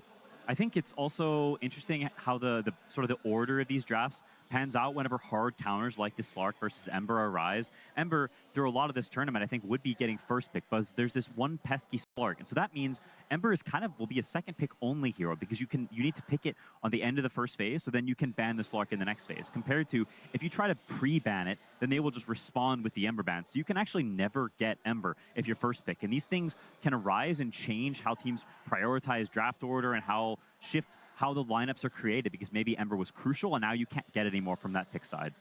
It's always the back and forth when it does come to drafting. Are you a team that loves and thrives on that first pick, or are you a team that wants to wait until the end to be able to be more reactionary and know that you have that depth within you there? And we're seeing all of our players, they walked out on stage, sitting back down in the booth, and we've brought this up time and time again, is how necessarily do Vision feel after a loss, right? Are they a team that gets a little bit downtrodden about it, or are they a team that goes, hey man, you chalk it up, it is what it is, and we just look towards a whole brand new game here? And I honestly think it's the second of those two options, because even though we've seen them be the team with an early GG in a game at TI, there was still a lot of laughs, there was still a lot of smiles, and I think the camaraderie between Vision is much stronger than maybe public perception sees.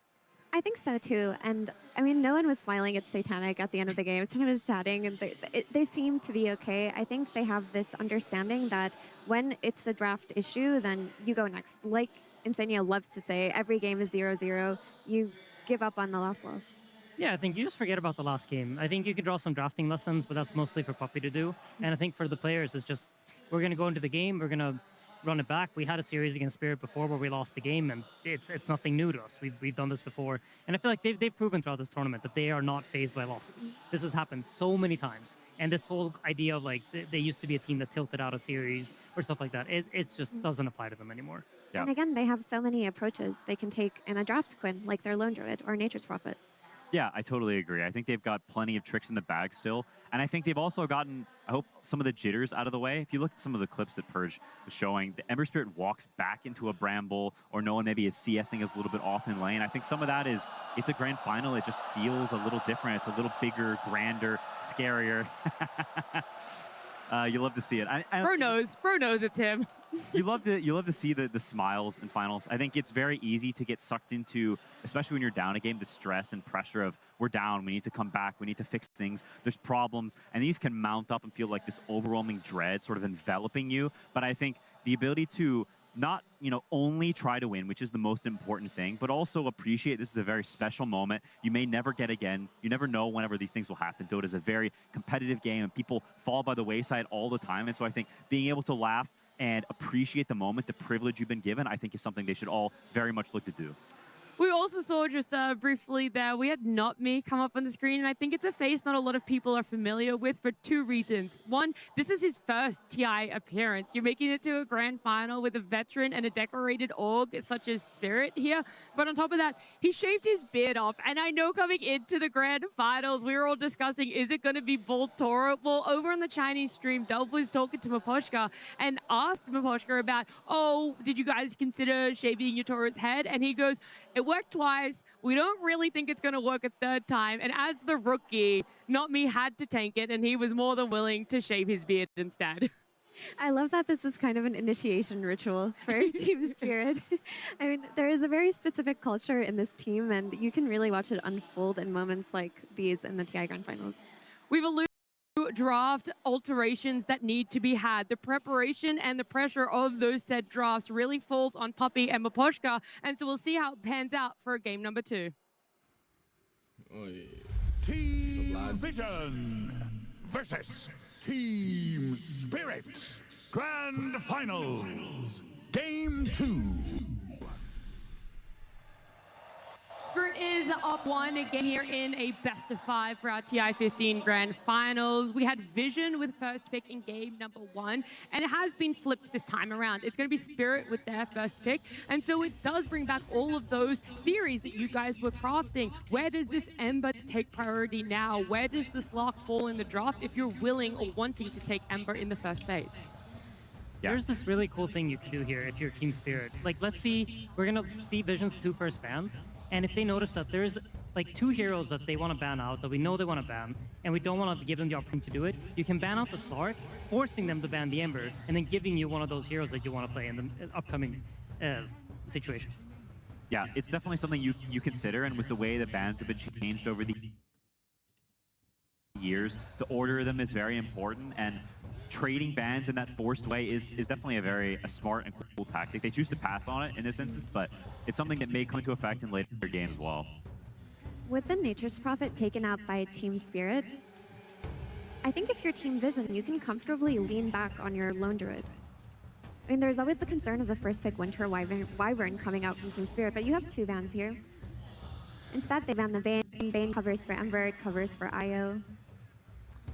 Yeah, I wonder if these will be the bans that they continue with throughout the series. I know in the finals we played that sometimes you're wrong about the first phase bans. It can be a bit tricky to actually get those right, and it's so much easier from a third eye perspective, or from after the series to feel like, oh, obviously we should have banned this instead. Nature's Prophet was too broken. But sometimes you get mixed up and you ban the wrong heroes in the moment, and I think considering those and really making sure, is this really integral to their draft? Is this what binds them together is such an important thing. Vision are looking at their final ban here, and what's being left in the pool from game number 1 is that Wyvern, it's also the Earth Spirit, and the Coddle. And now it feels like you're in a tricky situation because at least 2 of those are getting through, along again with maybe that Ember.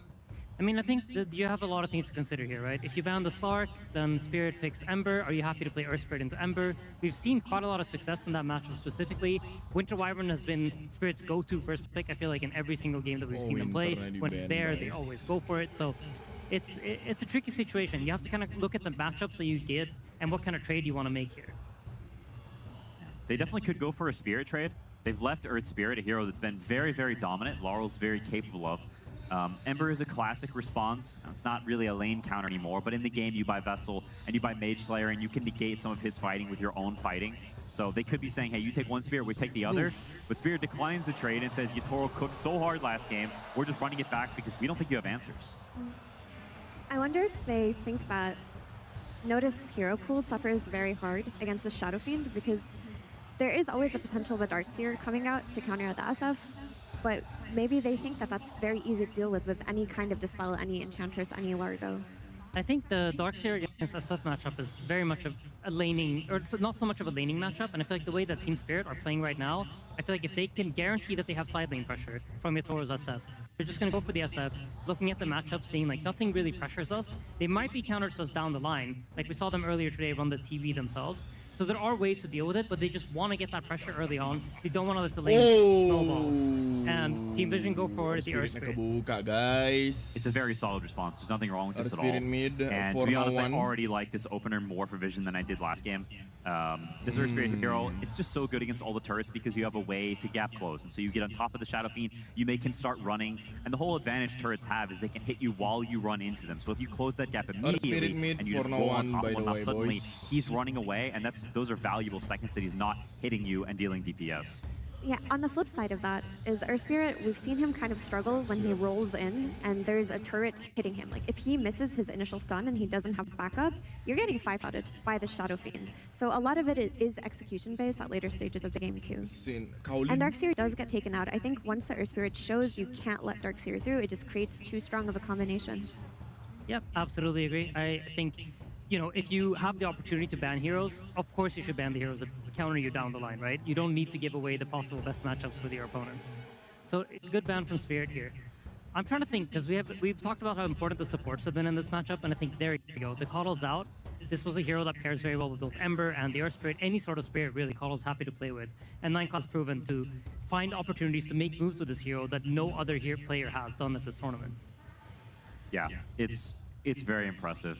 I think also, like the man on camera, he has been so impressive. And the fact that there's a clockwork first phase ban, a hero that no one else really cares about that much, but he is so terrifying with the accuracy of these cogs. They feel like they have to first phase ban it every game. That's so much value. That's why you're getting the Shadow Fiend, is because he's so proficient at that clockwork. These things add up like crazy. Rue is good too. I do think you have to account for a potential Ember still on Vision, like maybe an Enchantress for Ducalis or something, because it's still in the pool. We know Laurel's going to play it. Yeah, there you go. You've got nice the dispels for the Flame Guard and the mid-pressure. I do wonder, though, if you're getting run at non-stop by an Enchantress as an Ember Spirit, like, what do you need from your support squad? I think you want pressure elsewhere. Yeah. Like Enchantress, the biggest thing about this hero is if she's free to attack, Enchantress she doesn't actually have any spells, and so it takes her a little bit of time to get the creep, to walk there, to get the right angle, to wait for Enchant to come off cooldown so you can slow with the creep. There's a lot of prerequisites that sort of have to be met, and if there's a ton of fighting and there's gate ganking and all these things, the pressure in the side lanes, well, she doesn't have the time and the freedom to go mid and make moves there. So I think you're kind of like, yo team, can y'all put some pressure elsewhere and let me like do my thing here. And I think that is Spirit's MO, right? Like they want to have that side lane pressure to prevent you from going mid, to prevent you from pressuring this Laurel potential Ember Spirit. We haven't even seen it yet, but of course we have to consider it here. I love this. They're moving the priority up on the Slaughter because we saw it get banned out in the final phases of bans. And I know that they were going for more of a different trajectory when it came to Spirit, but to be able to have it so freely right now, I'm like, I'm excited to see what it's going to bring in a grand final. That's really cool. I mean, I love the combo of amplified damage with SF, but outside of that, Slaughter was kind of the lane counter to Earth Spirit for a while last month, and people gave up on it. I think another nice dynamic with Slaughter is Lina, who's very popular in this patch, has been shown to be countered by Slaughter the last couple of days. Yeah, you're reducing options, right? You pick Slaughter, you know they're not going to pick any Linas from this point onward. Also, I think what Spirit does is really cool here, because they have the flex on the Slaughter, right, between the mid and the off lane, but because they already see the mid laner, they know that they guaranteed have one good lane for the Slaughter. Even if there comes the hardest counter pick of all time on the safe lane, you guaranteed to put the Slaughter in a nice position, but they could still put it on the off lane if you don't address it. So now Vision have to address the Slaughter in the off lane, so that, or you're gonna end up playing instantly. It's a really cool draft here from Spirit. I love what they're doing. Do you think Enchant is enough versus an offlane Slaughter? Because you can just spell sprint and maybe go for a kill combo? I think it's a decent hero, but the thing with Enchantress is she doesn't really do anything except auto attack, and Slaughter has really high armor, so he tanks that pretty decently. It's also kind of a cool situation in that Vision, whenever you see Slaughter SF, you want to pick the high armor characters. You want Phantom Lancer, Terrorblade, you want Illusion Bros that can outscale the Shadow Fiend, but it's tricky to actually pick it on 16, 17 on the Underlord Rubik spots because you're going to get counterpicked by the offlane because of that Slaughter flex. And so because he can go in either lane, if you pick that carry there, well, suddenly a bunch of magic damage is getting slapped down right after, and you don't have as good of a matchup anymore. And so as it goes to the last pick, they have the option to ban the Terrorblades and the Phantom Lancers, these heroes that counter the Shadow Fiend, which, you know, sort of goes more into just a very nice order of things from Spirit. We're going to be waiting not too much longer for what Spirit are deciding for themselves, and it is that Undying. And again, it still keeps a lot of things open for themselves because we know how strong of a lane an SF and Undying can be together, but we also just saw in game number 1, Collapse won't shy away from picking up that Undying too. Yeah, there's absolutely the potential for Collapse to play it. I mean, we touched upon it earlier in the tournament, but this Undying has some purpose when playing against Earth Spirit, where if Earth Spirit rolls in, and nowadays Earth Spirits tend to have a very low level roll, max out the other 2 spells, Undying can slow you, drop a tombstone, and you just can't get out of that fight. And all the Spirit heroes, they love to kite, they don't like getting slow, they don't like being rooted down into one place. These are 2 of some of the high strength gain heroes in Dota, in Earth Spirit and Underlord. And offlane Undying is a strong counterpick as he scales. Keeping the flex potential open, it's very, very nice. And Mira mentioned it earlier, but Earth Spirit rolling in, Spirit loves to conceptually counterpick you. Well, now you want to roll into the Shadow Fiend, well, you're going to get amplified, Undying is going to hit you, and now you're going to get completely exploded by the physical damage. And so they've turned what you thought was a counter back to countering yourself. And they're flipping that script and changing the way the matchup dynamics work and proving that matchups are not one-dimensional. They're based on all the other heroes at play. It's such a cool concept. Yeah, I mean, this is what Spirit does, right? They always look at how to conceptually beat what you're doing. They also take out the TB. It's a great matchup against the SF. We saw them run this exact same matchup earlier today, so I like the position that they're in. I feel like when I think of Earth Spirit and how he deals damage, it's by being tanky. It's by staying alive, letting that Magnetize run. It takes time. But when you don't have time to do that, suddenly this hero isn't that super high magic damage hero that we've seen throughout the rest of the tournament. What's another carry that Spirit might be looking at taking out then that also fits a similar sort of playstyle or item timing that TB does? I mean, you're looking for something with a lot of armor. You want heroes that naturally buy agility or buy ACs, buy like something that has a lot of natural armor. Yeah, we saw the Luna from Yandex earlier or yesterday, and I think that could definitely be something they look towards. It's some hero like that. It's a traditional Agi carry that, I mean, I love that for them, for Vision now, that they get Satanic to play what he wants to play. He gets to play the heroes he's practiced for his entire career. The anime protagonist hero, that's what Satanic is best at, and they've set him up for that compared to last game where he's playing the complete opposite. A lot of his go-tos are kind of uncomfortable in this position, though. I mean, I think the only one that looks decent is the Templar Assassin, but we did see her lose to Slark. Yeah, I mean, the tiny ban I think makes a lot of sense. Right? It's just his ultimate gives him armor. It's a tricky position to be a carry, I think. I'm trying to think of good options. To be honest, the TA, I personally only really liked it when we saw it against the Centaur the other day. It had a clear purpose. It's going to destroy its lane. It's going to abuse the minus armor. Here against Florida, potentially, I feel like that is a draw-ish lane. It's not like a super dominant one. See the full lane now, have a little bit more information. It's a strong lane. It's not a lane that's easy to pick super hard carries into, and I think that may be a little bit of sort of a pre-countering. We're picking the Axe heroes going to Blink Blade Mill call you. So if you pick these traditional Agi heroes that are low HP, high armor, well, the Axe is going to be super good against that. So it's a nice sort of preemptive. We know what you want, and we're going to make that a little bit more uncomfortable for you. And things like Lifestealer gets solved by the Slaughter that came early in Spirit's draft. I mean, Mipocho's kind of cooking today. Yep, and like any sort of TA routes against Axe are super scary because you one-shot yourself on that Blade Mail, so they deny that potential too. I think you can choose to just play tempo on Vision instead if you feel that you may fall trapped to lane counters or matchup counters, because you still do have the tempo of Earth Spirit. You have this Enchantress that's going to be running around taking towers. You have the Underlord who can connect on any kind of plays you make. Maybe go for a Luna. I mean, to be honest, I like Luna. I was thinking about Lone Druid for a bit, and then I looked at Spirit's heroes, and I'm like, okay, absolutely not pick Lone Druid into this, because there's so many ways to deal with this bear. The bear won't be tanky, and to be honest, I like the Luna. Watson pulled it off. It looked pretty good. It might be Luna or maybe it has a lot of armor. It even has damage reduction that it provides for itself, so it's a pretty cool pick. Ranger mungkin. Yeah. You want Ranger some building damage. You've got a lot of guys who sit behind you. Lifestealer. Okay. This is risky.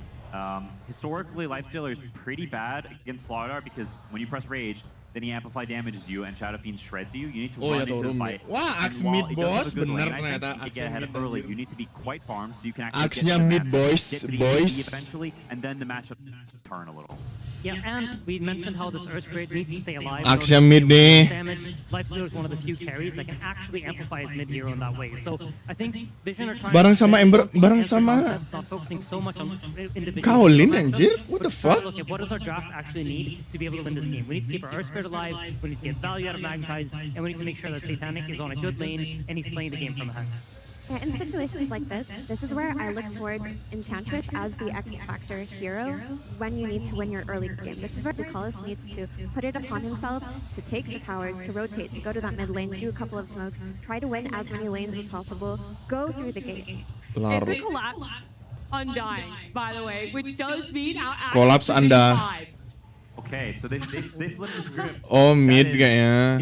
It's so on the fly, and I think it's really awesome from Rue, but I wonder if he'll be able to pull off, not because I don't think he's capable, because Act 5 is just not particularly good generally, and you're saying, Rue, you're going to have a much worse game, and Collapse is going to have a better game. They're trading, one of them has worse, and now the other one has better. Yeah, so forget what I said about Satanic having Harus a good lane, support. right? They're deciding Wah, we're di not change gonna nih let that kayak happen. midnya. And Spirit are prioritizing the things that they think are more important, right? They think Rue pos Satanic 5. shutdown is more important than Rue having the best lane possible, or like the most comfortable hero possible. So they just believe in his skill. What about it makes it so that a Lifestealer is having a more difficult lane? I mean, to be honest, you're just getting decayed. You're a strength hero, and so every time he presses his first spell, you're losing 4 damage. You're losing 4 damage, and that just keeps happening, and you're getting out-traded, and it's an 8 damage differential swing, right? Undying he's getting 4, and you're losing 4, and so you keep getting out CS, and that keeps mounting over time, and it becomes a big problem. So you're either losing the damage or you're getting pushed out of lane, is essentially how we are going to see Satanic play this. Yeah, pick your poison. You're just going to get outlasted, unfortunately. Pick your poison. I do want to comment that the 5 Axe, I think, will have a good lane too, because Rubik Underlord 5 aren't Axe. going to bother him so much. You're just going to press the 5 You're Axe? just going to press the freezes. It's not that... Berarti Collapse offlane. Yeah, I mean, Seladar lane mid, is really strong. Toto And Hoodwink that's tetap where he's support gonna ya Toro go. ambil More mid from, juga. like, in the mid game, he's been crucial in That making doesn't. moves, right? Does he know how to find those opportunities with Axe? Because sometimes seeing those things can be tricky if you're not really comfortable on a hero. But to be honest, I think from Spirit's perspective, this kind of switch, it shows that they're like really thinking about the game, and it's really impressive to see them do it. Well, we've loved getting to see that little switcheroo right at the end there, seeing the Axe go into position 5. But let's get a couple more details about it, because Tsunami has Maposhka standing by. That's exactly what was on my mind. Maposhka seems like quite the last-second pivot. Support Axe. What was the idea? Idea was like we picked tank and Axe, so we can flex them between both roles. For example, they picked Axe, and we just decided that tank would be much better line up against Bastille and Ange would win. So, but Axe is still just under, so the thing is anyway will be useful, anyway will get his blink, anyway will stun some heroes, I mean Agar, and he will do his impact anyway. But the tank will just kill him later. So you definitely planned this out quite a bit, and I'm wondering, you are now on a 7-game win streak right now at TI. Obviously from players I hear what a hot streak feels like, you know, your clicks feel better, you always know where the enemy is, but as a drafter, do you also feel like, oh man, I feel hot right now? Maybe in the grand final I would say yes, because I feel like also support from my players, like they believe in my ideas sometimes, like they trust me. For example, we let the spirit enemies, but we choose to pick other teams. It was my idea, and just wants to like play very tempo and just kill them until he gets his eyes, for example. And we can see how it will go. But they believe in me, I believe in my teammates. We just have a very good synergy. And the harmony is working out great, Maposhka. Good luck in game number 2 as we send it to our casters. Game 2 time, ladies and gentlemen, here between Team Vision and Team Spirit. And before we get into breaking down what's going on and what we're going to see, I believe we actually have some quick words from No One in the booth. Let's see what he had to say. I mean, this guy played twice in the TI finals. Good luck to him. What can I say? Oh, there we go. Good luck indeed. I mean, as we saw, you know, they know themselves for Team Vision. And according to Puppy, this is where you got to try the different stuff. Team Vision tried the different stuff in game 1. Didn't work too hot for them. So indeed, no one's like, well, Spirit, you could try something a bit different, putting Rue on this position 5. Let's see if it works for you. I mean, Spirit tried something different last game too, the Disruptor, and it was unbelievably good. I was shocked that it's the first Disruptor when we did see it start playing versus Ember versus IO. It did seem like, yeah, that's a maybe that's what it is. Rue's like, I just replace something different. Yep.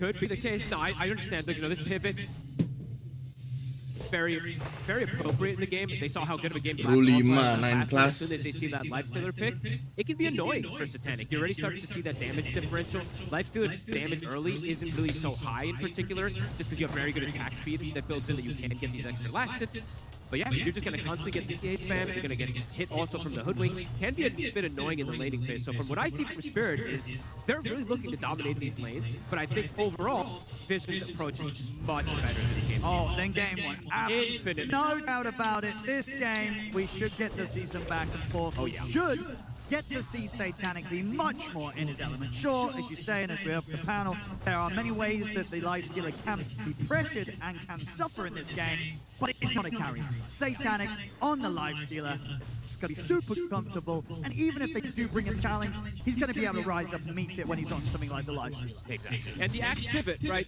To talk about it, Amira mentioned it there. This Axe lane, playing versus Rubik, you can trade pretty decently. Rubik doesn't really have that highest damage, in particular in the laning phase. You get hungered. Axe has crazy high HP regen, decent armor to trade with too, so you can be that protective force for a Shadow Fiend, and you provide the catch later on that the team is going to watch a BKB piercing disable. They have multiple of them to deal with the Lifestealer. Ready, we see 9 class starting to pull some waves. You're playing versus Shadow Fiend with the Underlord. It's a very difficult lane to be able to pressure your Toro. Mid lane, pretty even so far. In fact, but let's see how Satanic deals with when the levels start coming out down here. This just does not feel like an easy lane for him to just really last it. Can potentially just get burst. Yeah, especially not when Collapse is going to absolutely be in the zone after his game 1 under performance. And I love that Nonton did this. It's a usual thing we see on the Hoodwinks, but some players have strayed away from it lately. It's just buying a Blightstone. I mean, or the Blight, sorry for the name change. But it's very strong for something like Lifestealer. You're very low armor, it's very annoying. and Collapse is top. If he gets a couple right clicks with the Blightstone, it's going to be crazy how much he actually deals with this. Not actually that easy. Oi, Willow-nya kena Every time Eze he's terus having kena. to use this rage to just not get caught by these bushwhacks from not me. So it could be that case. Well, sure, it's not a side in Ember where he's just struggling to get that full recovery, but it's going to be Yatoro with absolute free farm to a bit of a slow down Satanic again. Try and go for a bit of a dive in with the tombstone. Satanic will turn to kena. out. A little bit of soul reveal comes out on the tombstone and Satanic. Oh, belum keluar skill satunya, bos. Nice. It's a big creep wave though. Punishing Collapse with it is not easy. Too many creeps. He can easily walk this one off. I mean, already showing that with this aggression spirit, they're ready to punish Satanic early. You don't want him to have the free game at all. And talking about the life stealer as well too, they went for this last pick, but by no means is this a free life stealer game by any means, right? They're playing into the corrosive haze from the Slardar, the minus armor that comes up from the Shadow Fiend, the axe that has the call versus it, and a gold lane as we're seeing. So already the approach from Spirit to shut things down.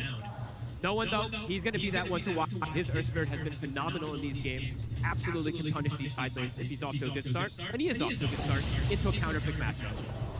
Oh. Be careful. Tried to strike from the side here, but Collapse and Nomi just turned towards him. He's dead. Blood grenades on him. Actually, okay, not me should have the connection. Get him with the decay. They do. So another kill here for the duo off lane. Of Team Spirit. These two are owning. Like, not being so many of these games has been incredible for this team. One of the newer pickups. Laurel. Living on the edge there here against no one. We'll have to. Seladarnya mid, bener dah. Seladarnya mid. With the rotation. Aduh, Runo. I mean, they're about to slow things down. They're Nggak bisa tuh. the bash into the crush. Ngapain Rubiknya TP anjir? Nice banget, bro. Nggak bisa mati juga. Double kill. They just killed Satanic again. They're breaking the game. The movements that they're doing is forcing these reactions from Vision that they're not used to having to do. They probably want to have their usual game plan where they're like, okay, Enchantress is able to get a creep. I'm able to swing toward the mid lane, play around this timing. This is so fast and so Nice space banget nih anjir, sumpah. Free farm. It's happening again for him. It is. And in a situation where this came out very early in the draft, Fog, the question is, did Vision, can you see at least what Vision did try and do to adapt and say, hey, we cannot let the SF Yatoro get as free as a game as he did in game one? Like, do you see an idea here? I see them having damage mitigation at least, right? The Underlord plus the Rubik, just the Fade Bolt plus the Atrophy Aura that comes into play in mid-game team fights can be very long. And they have a gap closer that comes in from the Earth Spirit. But if he falls too far behind, this Earth Spirit, Panel was talking about it too. If he rolls in, you're going to have level 1 roll very early into Undying, SF, Slardar, and Stuns. It's not an easy game for him to just roll in and get out if he does get committed in. Got call. Won't be able to bring down Notice. Pulling away from the wave, making sure that Yatoro continues to get all the space in the world in his safe lane. Amazing start that they're having here. And Collapse now at this point, it's gone to that 7-minute mark too, so even if he does die down here, he will be able to respawn instantly and continue that pressure on the Satanic as well. And they'll have to bring a lot of resources to kill him too, even if they want to. Trying to poke onto Collapse here, they have the creep from the Enchantress, but he's still healthy. Satanic's damage just continues to get limited. Every single time these decays come out, -8 this time. Yatoro with a similar rotation that he did the last game, they are reading. They do get the scan. Spirit bring even more reinforcements to potentially look for a tower push here and force Satanic to jungle. He's not going to want to step anywhere near the lane whilst he's aware that they will look towards. Spirit know that they know though, and will return Yatoro back up to the top lane. The nice thing I will say for Satanic in this game though, even before he has Radiant, he kind of can turn up. Sure, not in like a very aggressive way, but playing into this infest to protect his Earth Spirit could be these small moves that they can look for if they start to fall too far behind. Waduh, waduh. Fast is going to come in with the rotation. TP's coming in as well from Spirit. No one trying to stand his ground over the Magnetize. Magnetize. But backup's coming in. No one careful. Lol just kills it off. Lol should die. Bushwhack. Catches there onto the two of them coming Mana Pirkman di sini anjir? Takes out Wah, mananya udah habis duluan. The tombstone's down, they can't handle it. Something I didn't really look at either about the game is they don't really have the best ways to hit this tombstone. Lifestealer doesn't want to rage and commit for it. There's double supports that are ranged, but not the greatest ones to be able to go for it here. Because they'll be able to finish it off here at the least, get that plus 125. But Collapse, Spirit, you can see the way they're playing. Very active on the map, looking to respond to the moves. Berani banget anjing. He's got backup for not Not me. me. Kena. Under no one. Udah udah mati jelas. That is a very, very painful death for no one. Turning up to the top, immediately getting destroyed on top, and Notice getting taken out. Anjing. So painful, these early deaths here on these cores, folks. Not Me is owning. Look at the damage from the 8-point shot. With the Orb of Blight, with the Amplify. Earthspirit just comes in and dies immediately, put at negative armor.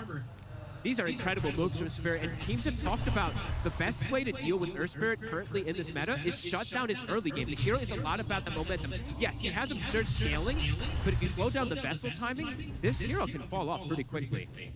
With how much damage he can put out versus these tanky heroes too, which they do have. They have a Slardart, they have the Undying.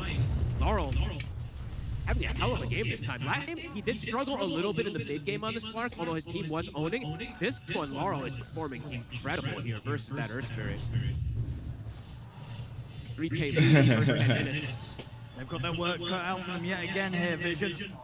And Laurel. Not an easy spot to play from here. And overall, Laurel, Cap, keep mentioning the type of game for this Slardar. The fact that he's having such a good opener, he's very good versus all three of these cores. Underlord, it goes a bit of both ways. It's how good the Pit and the Firestorm is, but with the body block onto Ducalis. He's getting slowed down here. Fine time for Lowell to close in. Ducalis, he's gone. See, no one comes to the counter to play. Be on the roll for, gets the silence in onto Collapse. He'll heal up here with Soul Rip. Doesn't matter, they'll still kill him. They ditch him completely. They don't lose anybody else. And he's back to life. Cecil Surge immediately is going to be able to rejoin the fray. So they cut their losses instantly. Now potentially going to go for another remove here. Not Me and Rue. I mean, they're preparing for no one returning to the mid. Has an Innovis of Not Me. No one's not careful here. He could get caught. Gonna see Ducalis come in just so that there is some sort of backup for no one. These levels on the supports of Spirit, they're both level 6 already. High burst potential here. So much damage amplification. The Slardar, the Undying we're seeing come into play. They have to be very careful on the setup of these moves. 9 class, let's see what he's able to steal. That's a really good one.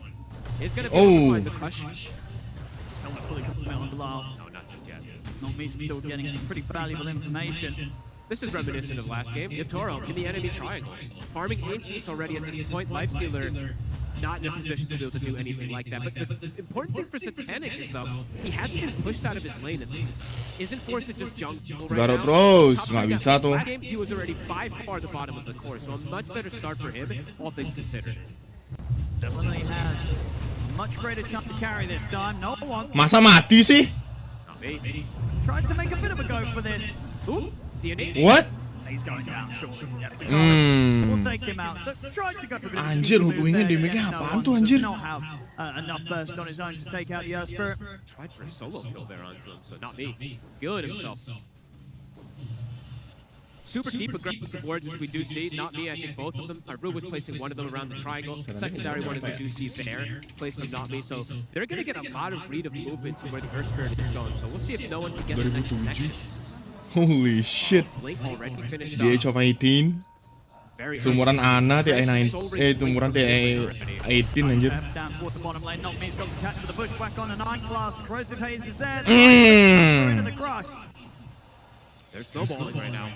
With this Blink dagger also, Vision has to be very prepared to bring the numbers. They have good ways to bring numbers though. With the Earthspirit, with that Underlord, they can look to match it, but have to be careful how many kills they hemorrhage versus this Laurel Blink at this point. It's so fast that he's been able to find Dia it. otomatis dia nggak main Dota 1 sih. Now at this point also, he's playing the 5-axe. He got away with it completely. Now able to just sit back, get some jungle creeps too, gotta build toward that Blink dagger. And Yatoro, now they're looking to push Satanic off of that lane. Satanic won't have any interest in showing his face, at least not until the Radiance is done. He's making decent timing on it, considering everything that's going down around him. They're going to try for another move here. They're attempting to get no one into something here, but he has to be careful. He can't just die if he rolls in again versus all of this amplification. They've already taken the tower, and by the looks of it, Spirit, they're already backing away. Put the roll forward, but they're indeed through the gate. Couldn't get the courier either. Tried to get the finish off onto it, just can't. One step ahead, Spirit. reading the movement. Now the courier will die. No one really trying to get involved in a move, trying to get himself into a better position. This is one of the rougher starts I think we've seen for an Earth Spirit. He's fallen behind.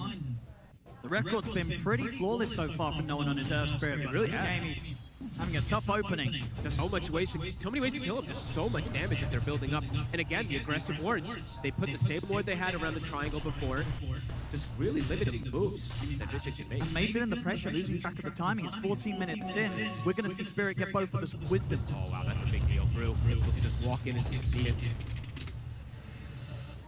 Moves aren't connecting. Spirit beating them perfectly. Level 8 now on the Ember save lane, Ayokor, you watching?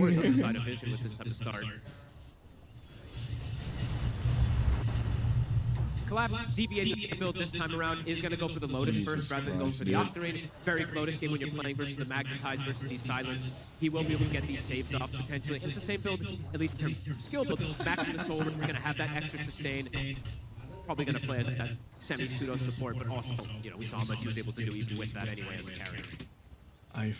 Toro's timings, he is having that clear separation. 2,800 over Satanic, his Manta coming out soon. Satanic, close to the ratings. Yeah, it's infinitely better game than the game on with the Ember Spirit. Still though, Who's this? For no one, he's having a much rougher one this time around. He actually is, honestly, even compared to the IO game one. This one's actually feeling tough. Sweetie the fact that Fox, he's oh. already died 4 times here on the Earth Spirit. They're seemingly having all the answers for it. Just the Undying plus the Starter feel like such great responses versus this hero, because he goes in and just dies. So much damage, they have so much control. Tower now, can Vision protect this one here? Don't think so. He'll have the ratings. Okay. No. See what he can No. Tipping Ooh. Necromancer. Maybe see if they can do something with the Radiant's timing, but Spirit, they're already away. Anjir. Even though he died, one thing that he does gain from a death, he does get a Spirit Vessel charge. Sure, it's not that big of a positive, but it's something slight. So they're gonna look for a move here to connect. I don't think they can just let Spirit do whatever they want in this game. I actually see it noticed, even running in the smoke. He buys the shard. It's huge if they can get Yatora. Something that it took them a long time to do in game 1. They're just going to be off the mark. They didn't quite read the position that he was in, and Yatora look at the not line. get found. Hey, look at the line drawn. That's Yatora reading the move. He knows exactly where they are. Not going to get the connection. No one will at least get an Arcane Rune, but again, he's continuing to get slowed down, not finding connections. Oh, and Ketahuan anjir kok bisa ya? How? Crazy farm on the support, crazy levels. That makes it pretty hard for you to play this Lifestealer freely. You can still just get caught inside of these multiple BKB piercing disables. So notice, we do see a lot of these Underlords do this, buying that shard, but I was surprised he's running in with them with the smoke. Oh. Wow, kayak blink no. Dapat nge-blink dia. Wah, mati tuh Dukalis. Oh, enggak. Can't catch them. Still gonna try, no one. Rolls forward, they'll look to collapse. But get it with the silence. Notice come through with the Phoenix Gate. Take the Undying out. Takes the full 5 of them though. Wah, Satanic udah ready. A needed move at this point to react in this type of manner. They won't be able to get Laurel though, unfortunately. He does get that blink up before the Blood Grenade hits. Brew now, that blink hit is done. Much easier for Spirit to make these moves around the map. The Vision, you said, Satanic. It's eyes on him. With this Radiance, gonna go for the armlet. He's playing versus all this